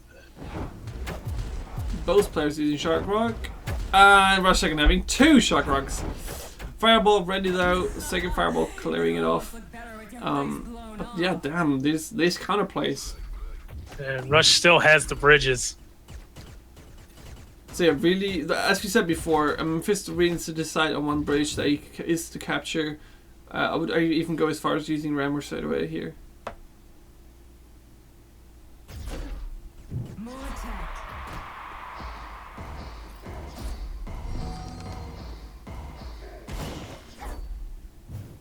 Rush saying that Mephisto put the fear of death into him with his Drone Force ones. Oh, so that's why he's playing double Plasma Marines, because he was scared of the Drone Force ones, I guess.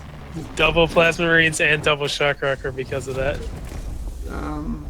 So I think we're gonna see the cycle turn out like they're gonna cycle about each other, right? Fireball into like Last Stand into Fireball into Black Hole into another Fireball, or Shock Rock. We know that Rush Second has two Shock Rocks ready right now. Mephisto using for double Fireball faster. So now Mephisto. Problem is, Rush is going to basically win this due to the fact that Last Stand is almost a dead card for Mephisto. Yeah, I mean, Mephisto is not capturing the one bridge reliably. A Shocker would be great to support the Rammer against the Ghost Turret. That would definitely apply way more pressure right now. 0 mana clear for the second buzz is definitely helping as well. And the real pressure to second is not applied. So I guess the real pressure that Mephisto could apply would be if he reached level 3. That's definitely the danger point that he could get. But at the same time, if Rush Second reaches level 3, his Last Stand is going to be way more dangerous. Right. And he can't get this. He can't get a Fireball off to save his life on the first try. Yeah, there's always a Black Hole waiting. What he needed to do there was actually target the bottom group, because Rush looked like he was definitely expecting the top group to be targeted again. Yeah, definitely. I mean, you expect the Legionnaires with a higher amount of Legionnaires, you know, the group with more Legionnaires in it to be targeted. Oh, this sucker was spawned, so unfortunate for Mephisto. Yeah, and this is level 3. Now, he needs a Fireball stop top. There's just no other way for him to win this, right? He still needs to do it. Not at this point. The Last Stand's just going to start overpowering him now. Well, you know, the level 3 from Setsu kicking in a second. And I think that could really change it still. But you need to use the jump aggressively. And by aggressively, I mean completely in disregard of your own HP. Yeah, because he's not doing anything to Rush's face this entire time. He's done 430 damage with a deck that has Rammer. Yeah, the Ghost Turret here, perfect spotting of Mephisto. You know, Ghost Turret being gone, you can use it right now. You can even try to set the jump here and you know, use the stun to kill those Legionnaires and do damage to the hero. Shock Rock instant reload, a little bit too early. Getting countered. It was some damage, but again, I would expect more. Exactly, he's just not able to get out enough damage on these pushes, and I think what you can really see nicely here for new people, see the way both players are cycling here. This is actually a really important lesson you guys should learn if you're kind of new to the game.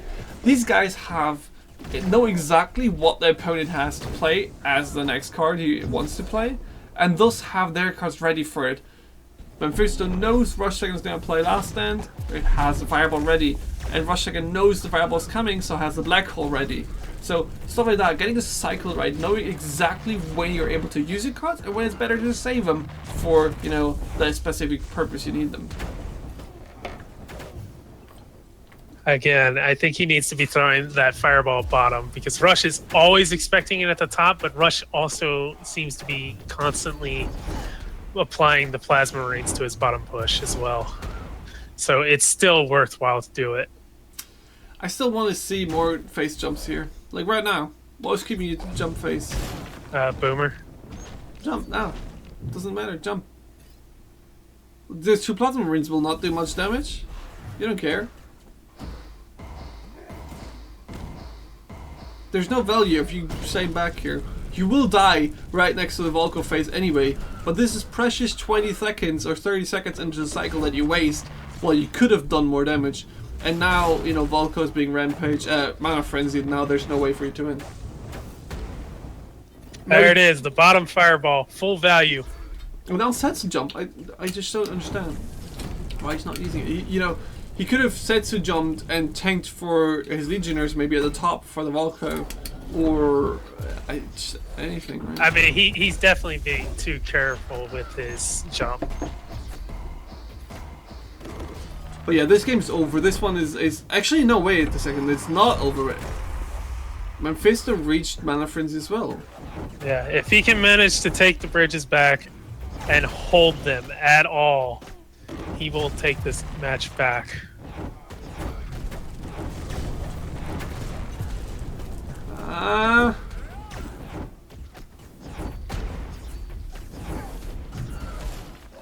But if he can't take those bridges back.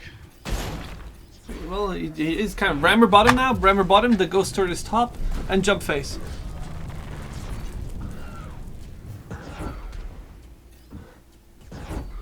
I don't understand. What is he waiting for? He's trying to maximize his defensive plays, I guess, but that's not the way to win here. No, not at this point. We're in full mana frenzy. We don't need to wait on much of anything.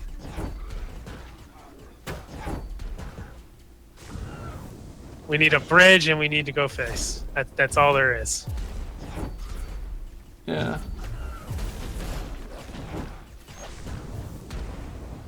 So now cycle for the next fireball because you need it. Now go for that bottom lane and then. Yeah, he's just slowly dying to the spam.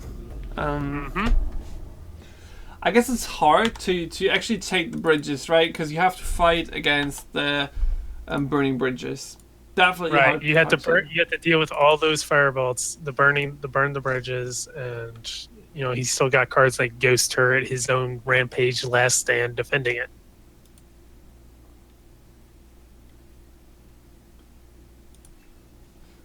So yeah, but definitely you can see just how well both players are standing in this game. Both playing at such a high level. You know, Mephisto still staying alive during Mana Frenzy, at getting Mana Frenzy himself, just due to skillful plays. And the other way around, you know, Rush Second is staying alive and applying pressure against Setsu, not pushing himself. You know, I don't think we've seen a single misuse of Black Hole. You know, sometimes you just are 1 second delayed. Not many people realize how fast you have to click the Black Hole to hit the fireball. There's not much of a time. It's not a big window. I've seen 3 misplays Black Hole so far. On this match? On Mephisto versus on between these two, I've seen 1. Like against I've seen him against Paco once he got a little bit nervous. Well, the misplay with Rush was he threw his Black Hole too deep, and it caused his Succubus to hit face instead of the Drone Force, and he lost that one. Yeah, the one where 2 Drone Forces were up and he had 2 Succubus there. Yeah.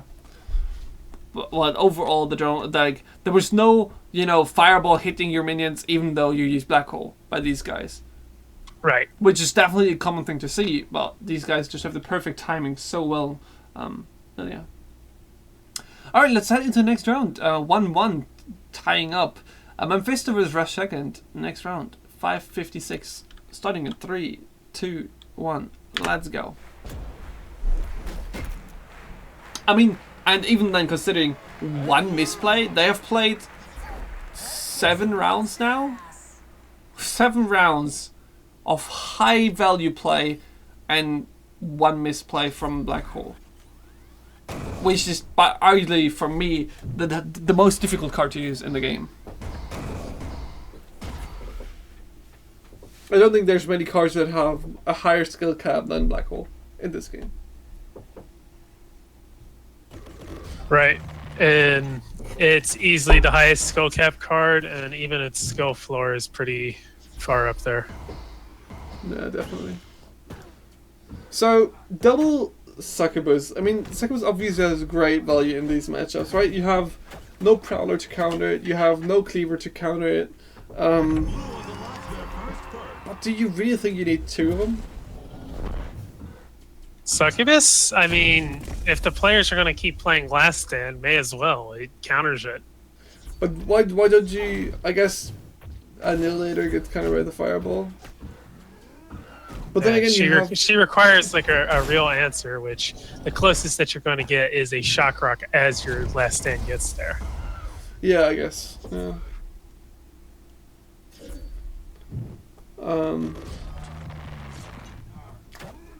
So these guys have their decks fixed right now. I think it's kind of a mind game. Which deck do you think is the most successful? Which one is the most reliable one? Now we see Rushakan having the spam deck, you know, being a little bit, I think, a little bit easier to use than the other decks that he played. Oh, and this Annihilator. What do you think about the Annihilator being tacked in by Mephisto? It is a good answer to most of what Rush is using. The problem is it just got shock rocked and afterburner to death. Yeah, the afterburner definitely being another issue for anybody new. Afterburner, you know, while Volko holds both bridges, each card that he uses will spawn a fireball dealing 60 damage at a random target. So against Volko, if you ever play against a spam deck like this, always capture 1 bridge. And if you know that he's playing Last Stand, definitely only capture 1 bridge. You don't need 2 bridges, you only need 1. You are fine, you don't need to trigger that Last Stand. This Ghost Tour getting so much value. Unfortunate from Mephisto. This attack was really dangerous, right? Setsu, living statue. Yeah, unfortunately, she walked in front of the living statue. Yeah, definitely. I mean, she was pushing the living statue before, and then just slowly pushed past her. Unfortunate. Shock Rock and living burning bridges, such a good answer. Well, now we know Burn the Bridges is down, so we can safely play our own Last Stand. Sort of safely. I mean, there is still a boomer out there, but we do have Shock Rock. The problem is, I don't understand why Mephisto is going for the split Last Stand here. Yeah, that's one thing. Split Last Stand is something you want to really utilize a lot. It's something you'll get yelled at for not using a lot when you're in like gold, platinum, around there. Once you get up here to the very top of the tier, you'll find that since you've learned how to use Black Hole, a lot of times it's worthwhile to just throw the entire Last Stand into a single lane. Yeah, I think especially once you have Black Hole ready, right? You wouldn't be able to do it if you don't have Black Hole. But because you have Black Hole, you should actually. Because you don't want the opponent to get the Last Stand. You don't want the opponent to get the 7 mana, 7 unit Last Stand. Yeah, this attack being gone. But now I think this game has been decided by Mephisto. You know, both players playing way more aggressive than last turn. Both players using their life and their hero as a resource way more heavily than before. But one more point to bring up on that Last Stand. He is up against a Volko. That natural AoE auto attack of his is very powerful against that Last Stand if it's all stacked up. Yeah, obviously that is the reason, yeah. I guess he's trying to avoid that. I still think you could get more value if you spawn in the same. Because you only want 1 bridge, right? But yeah, now this is GG. Rushakan has no way to survive these sets of jumps that are going to keep on coming. You know, Mephisto just needs to survive, what, 2 more rounds? 1 more jump? He needs 1 more well-placed jump. Living Statue, perfect tank. Annihilator, is he going to focus by the succubus? No, okay. So yeah, this is it. This is going to be the jump that ends it all. 1 jump to end them all. Even get a Last Stand if you want. There it is. Jump. Everybody do the jump. Jump. There it is. Stun to the face. See ya, Volko. Stun. You know, Shock Rock. Rush Second trying to make the most of it. I guess it's as good as you can defend, right? The instant counter Shock Rock. Trying to stun him. Try to kill him. But there's just no way to survive this one.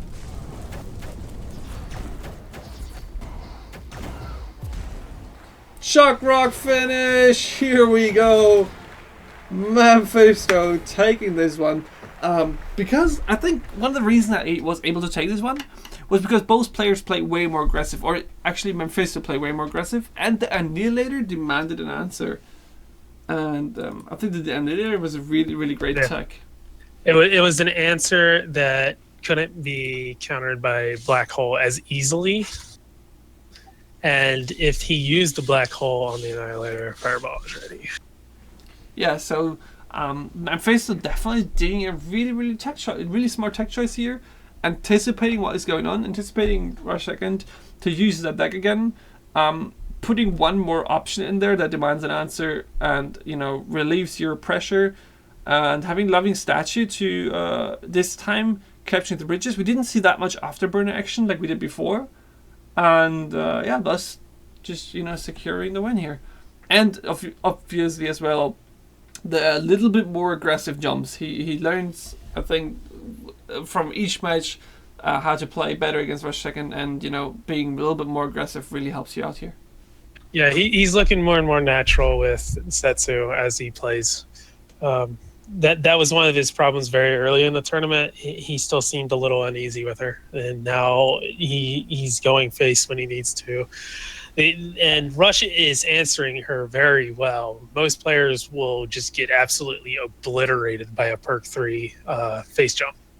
Yeah, definitely. And Rush Second definitely, as I said before, he did the perfect answer. Like the Shock Rock basically coming in as soon as she landed. She just barely gets one shot off, and he just did as well as he could, I think, in this matchup. But I think the matchup was decided by the tech choices of Mephisto and then playing it correctly down, and both players not doing big mistakes, right?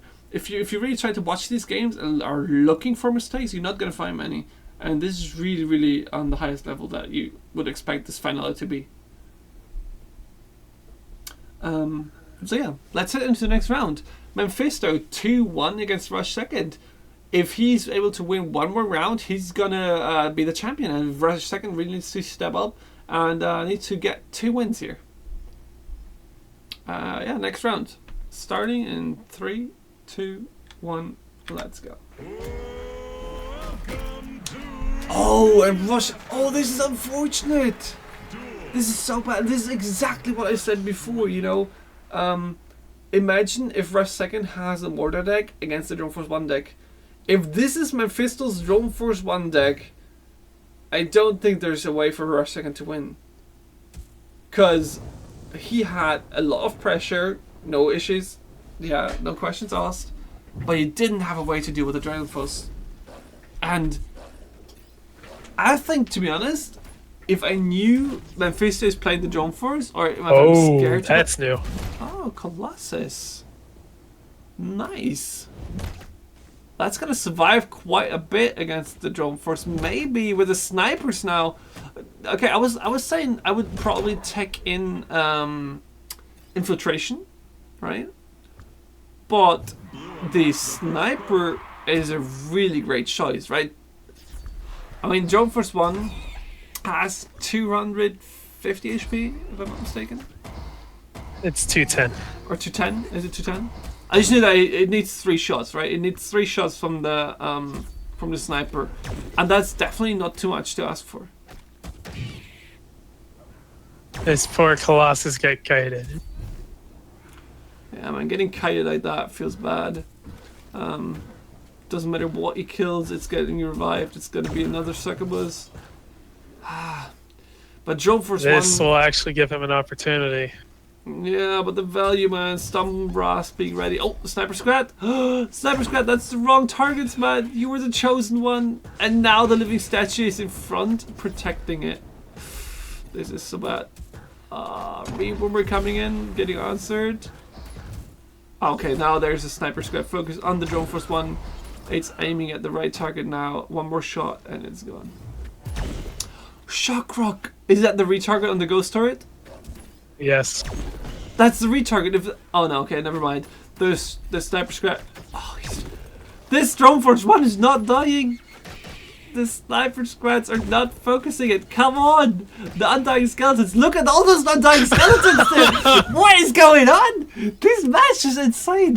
Please! Undying skeletons, take a break! Would you just die? Tombstone is definitely the correct arena for this. Oh, God, finally. Cemetery, whatever. The Shock Rock finally coming in, dealing with this annoying, pesky Drone Force 1. Wow, these undying skeletons are just taking it forever. I feel posted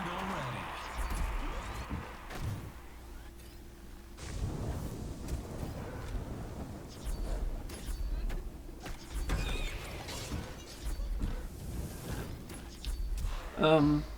Yeah, but I think overall against the decks that maybe an aggressive deck wouldn't work. An even more aggressive deck. You don't need a pressure deck against the Drone Force deck. You need things like Beam and Lightning Bolt, Infiltration, and Setsu. But do you really think that Beam is a viable card against the Drone Force 1 deck? Because normally, if you ever play Drone Force 1, you also have the black hole in it, right? So you will always play inefficiently if you beam that. I didn't say put just one in. But double beaming Drone Force 1 is mana inefficient. So that's not Not much. It's a 2 mana loss to get something that is murdering you off the stage. And if there's anything you learn, when you're able to go for the face, it's always viable to be mana inefficient to guarantee more damage to the face. Yeah, I guess and like in this case, you're preventing a lot of damage. I guess as well, if he spawns the Drone Force like he's right now, the beam would really be efficient. Even if he black holes, the second beam would do damage to the face, or the first one as well, so that would be really efficient. 12 mana for 800 damage and dealing with the Drone Force 1. Definitely worth it. Now, like when it comes to big minions, you cannot have just a single answer. You need to have multiple answers because they're going to have counters for your answers. Definitely. Now, the big issue here is, you know, Rush Second is doing a great job by controlling the bridges and actually pulls ahead in experience. But as soon as Stormbringer reaches level 3, I think the ability of Stormbringer is going to apply more pressure than the level 3 of Rush Second. Because the sniper squads are such a great answer. We see these guys getting really a lot of work done, and they're definitely good counter. Oh, the unfortunate respawn here at the bottom, killing both of those, even the buffed sniper. But yeah, the sniper squad definitely being a great choice here.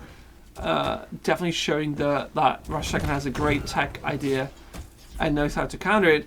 But that level 3 now from Stormbringer, it's going to give you a hard time. I guess your way to win this would be reviving that Colossus. I wonder why he only played one up until now, right? I think maybe That's the second one. Well, yeah, one before this one, right? This is the second one. He's been trying to answer the Drone Force. Colossus doesn't really do that. But do you think it would be an option to, you know, use the Colossus as a bigger tank? You know, spawn it more defensive, spawn it maybe close to your base, close to your hero, and then using sniper squads behind it. Or do you think that Mephisto's tank capabilities are better? I mean, he has sort of and sort of no. It all depends on where the drone forces are relatively. Unfortunately, the Undying Skeletons are working against Rush here because they keep making those drone forces stop moving forward, and you need them to come forward to you. Yeah, that good retargeting is really getting on your nerves. Living Statue, I think, imagine if Rush Second had Living Statue instead of Colossus. I think this would be a completely different game. Because Colossus is really expensive to play.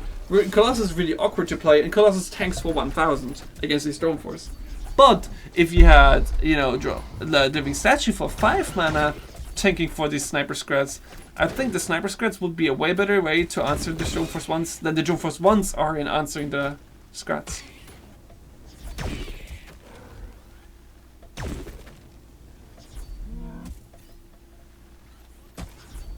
Since the only difference is that Drone Force, okay, they have more HP, but, if you have a tank in front, that doesn't matter. And Drone Force is flying, which doesn't matter if the matchup is Drone Force against Sniper Scrat. And since the Sniper Scrat is so much cheaper, it would then probably generate more value. But yeah, that's 3 Drone Force 1 here, Mephisto. Mana Frenzy reached now.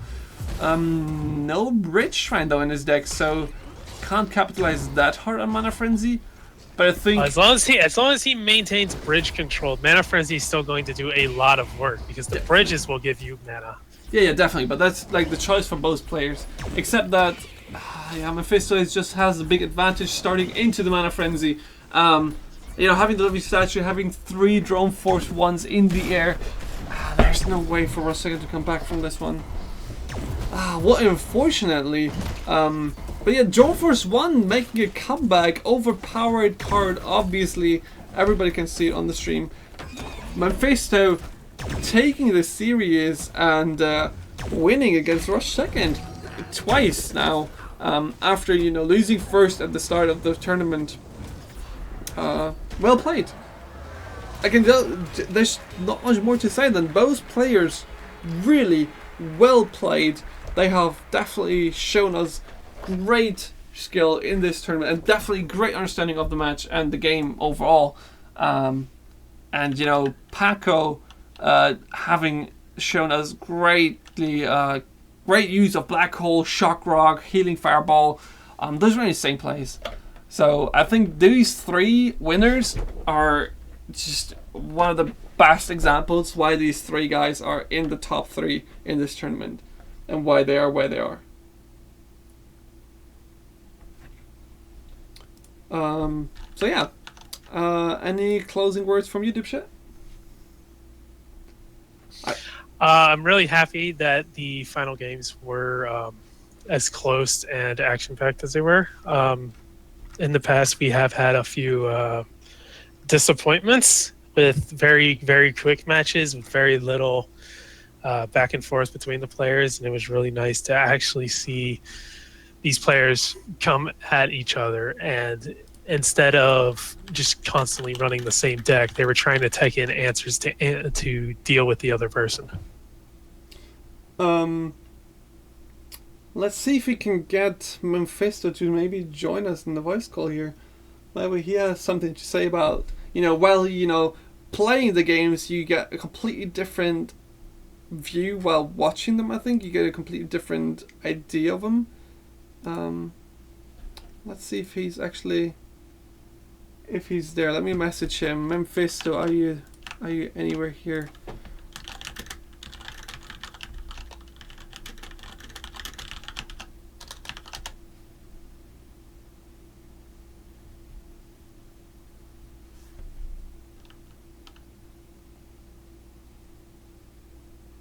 Alright, we're gonna have a little interview with Mephisto actually.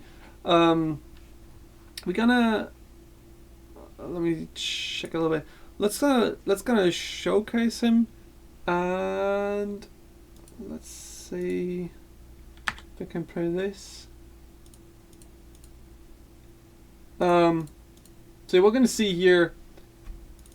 What I want to show you guys is that the players that we just had playing was Rush second and Mephisto, and both have previously shown us how good they are. Rush second already taking a tournament win last time he was a champion. And one second, I'm going to invite Mephisto here real quick into the voice call.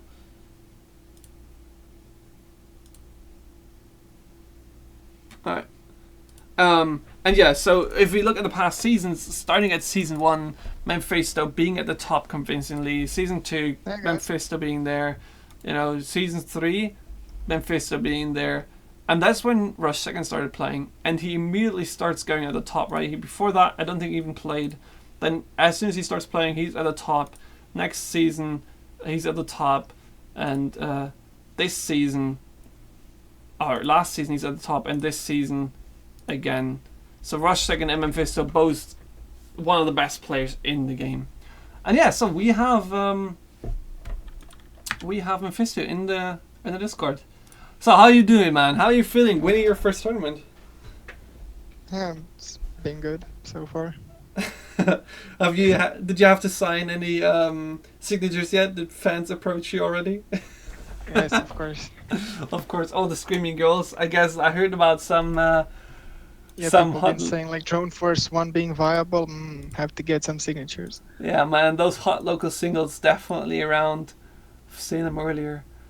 So yeah, now that you've rewatched the matches, what do you think you could have done better? What do you think that maybe Rush Second could have done better? Or did you think that, everything was, both played exactly perfect? Or yeah, what are your thoughts? No, my first matches were, I don't know, quite horrible.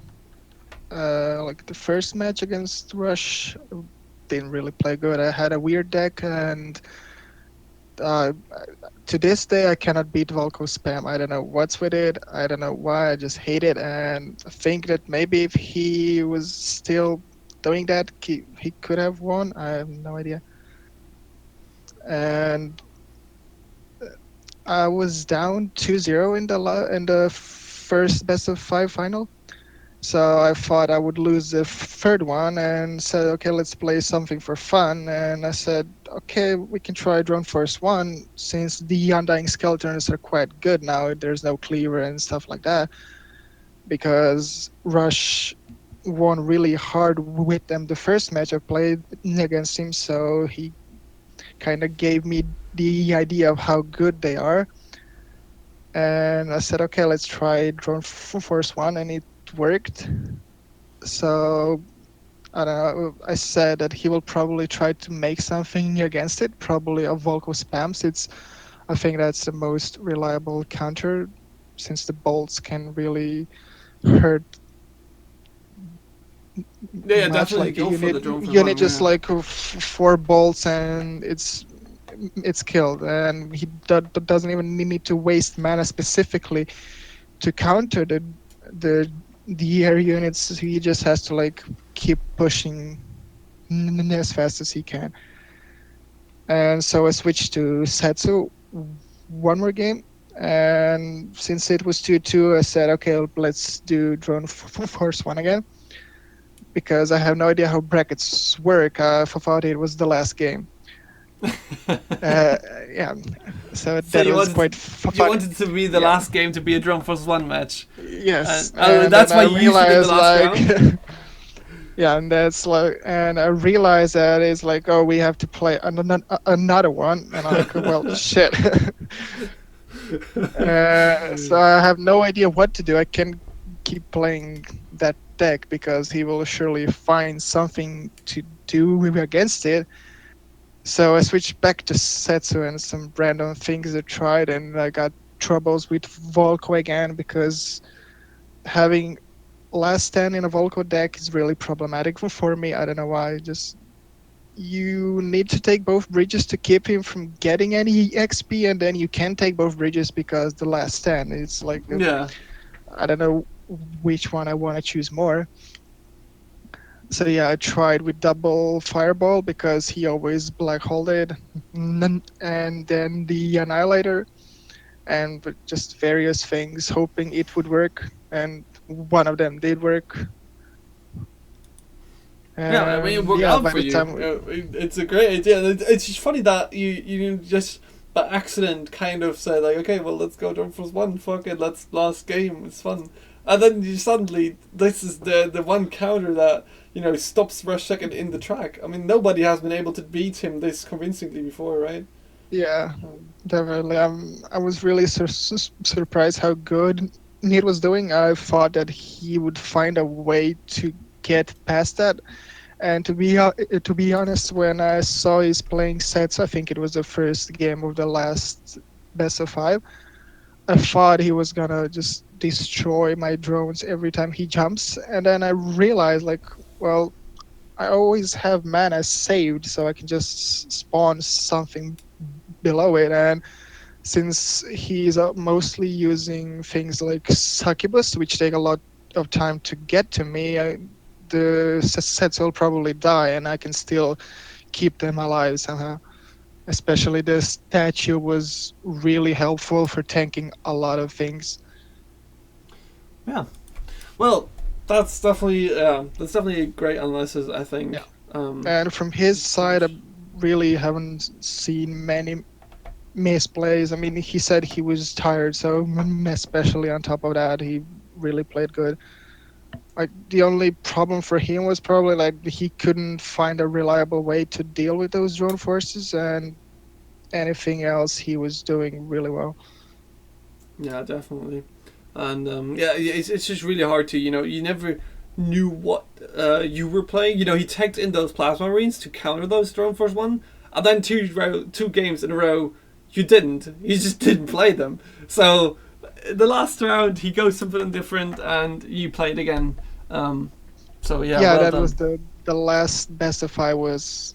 I knew he was expecting me to go again, so I really tried hard to like see what can I do with Setsu just to counter everything that he would do to get the drone forces, and something to make it decent enough, because I had no idea what to do with my deck. Yeah. All right. So yeah, thank you for participating, and yeah, good job winning this tournament, which was definitely not an easy one. Definitely not. Playing against him for, wait, how many was that? 12 rounds, definitely not easy. Always meet the same players in the ladder, man. Damn. All right. Yeah, thank you for joining us for a little interview here. And Thank you. with this, if Dipshit has nothing more to say, I would conclude the stream. Dipshit, do you have any more? No, I'm just trolling the chat. Okay, just busy trolling the chat. Okay, guys, so thank you guys for watching. I had a blast here, and these games were definitely so much fun to cast. So many great players here joining us, and I think the skill cap of each tournament is getting a little bit higher. So yeah, let's hope the next tournament will be interesting again. If you have any suggestions, like any tournament formats, any tournament ideas, anything that we can do better, just hit us up and write us a message, either here on Twitch or on the Discords, or even in the Steam forums. Yeah. So yeah, have a good night, guys. I'm gonna upload this to YouTube in a second, and yeah, have a good one.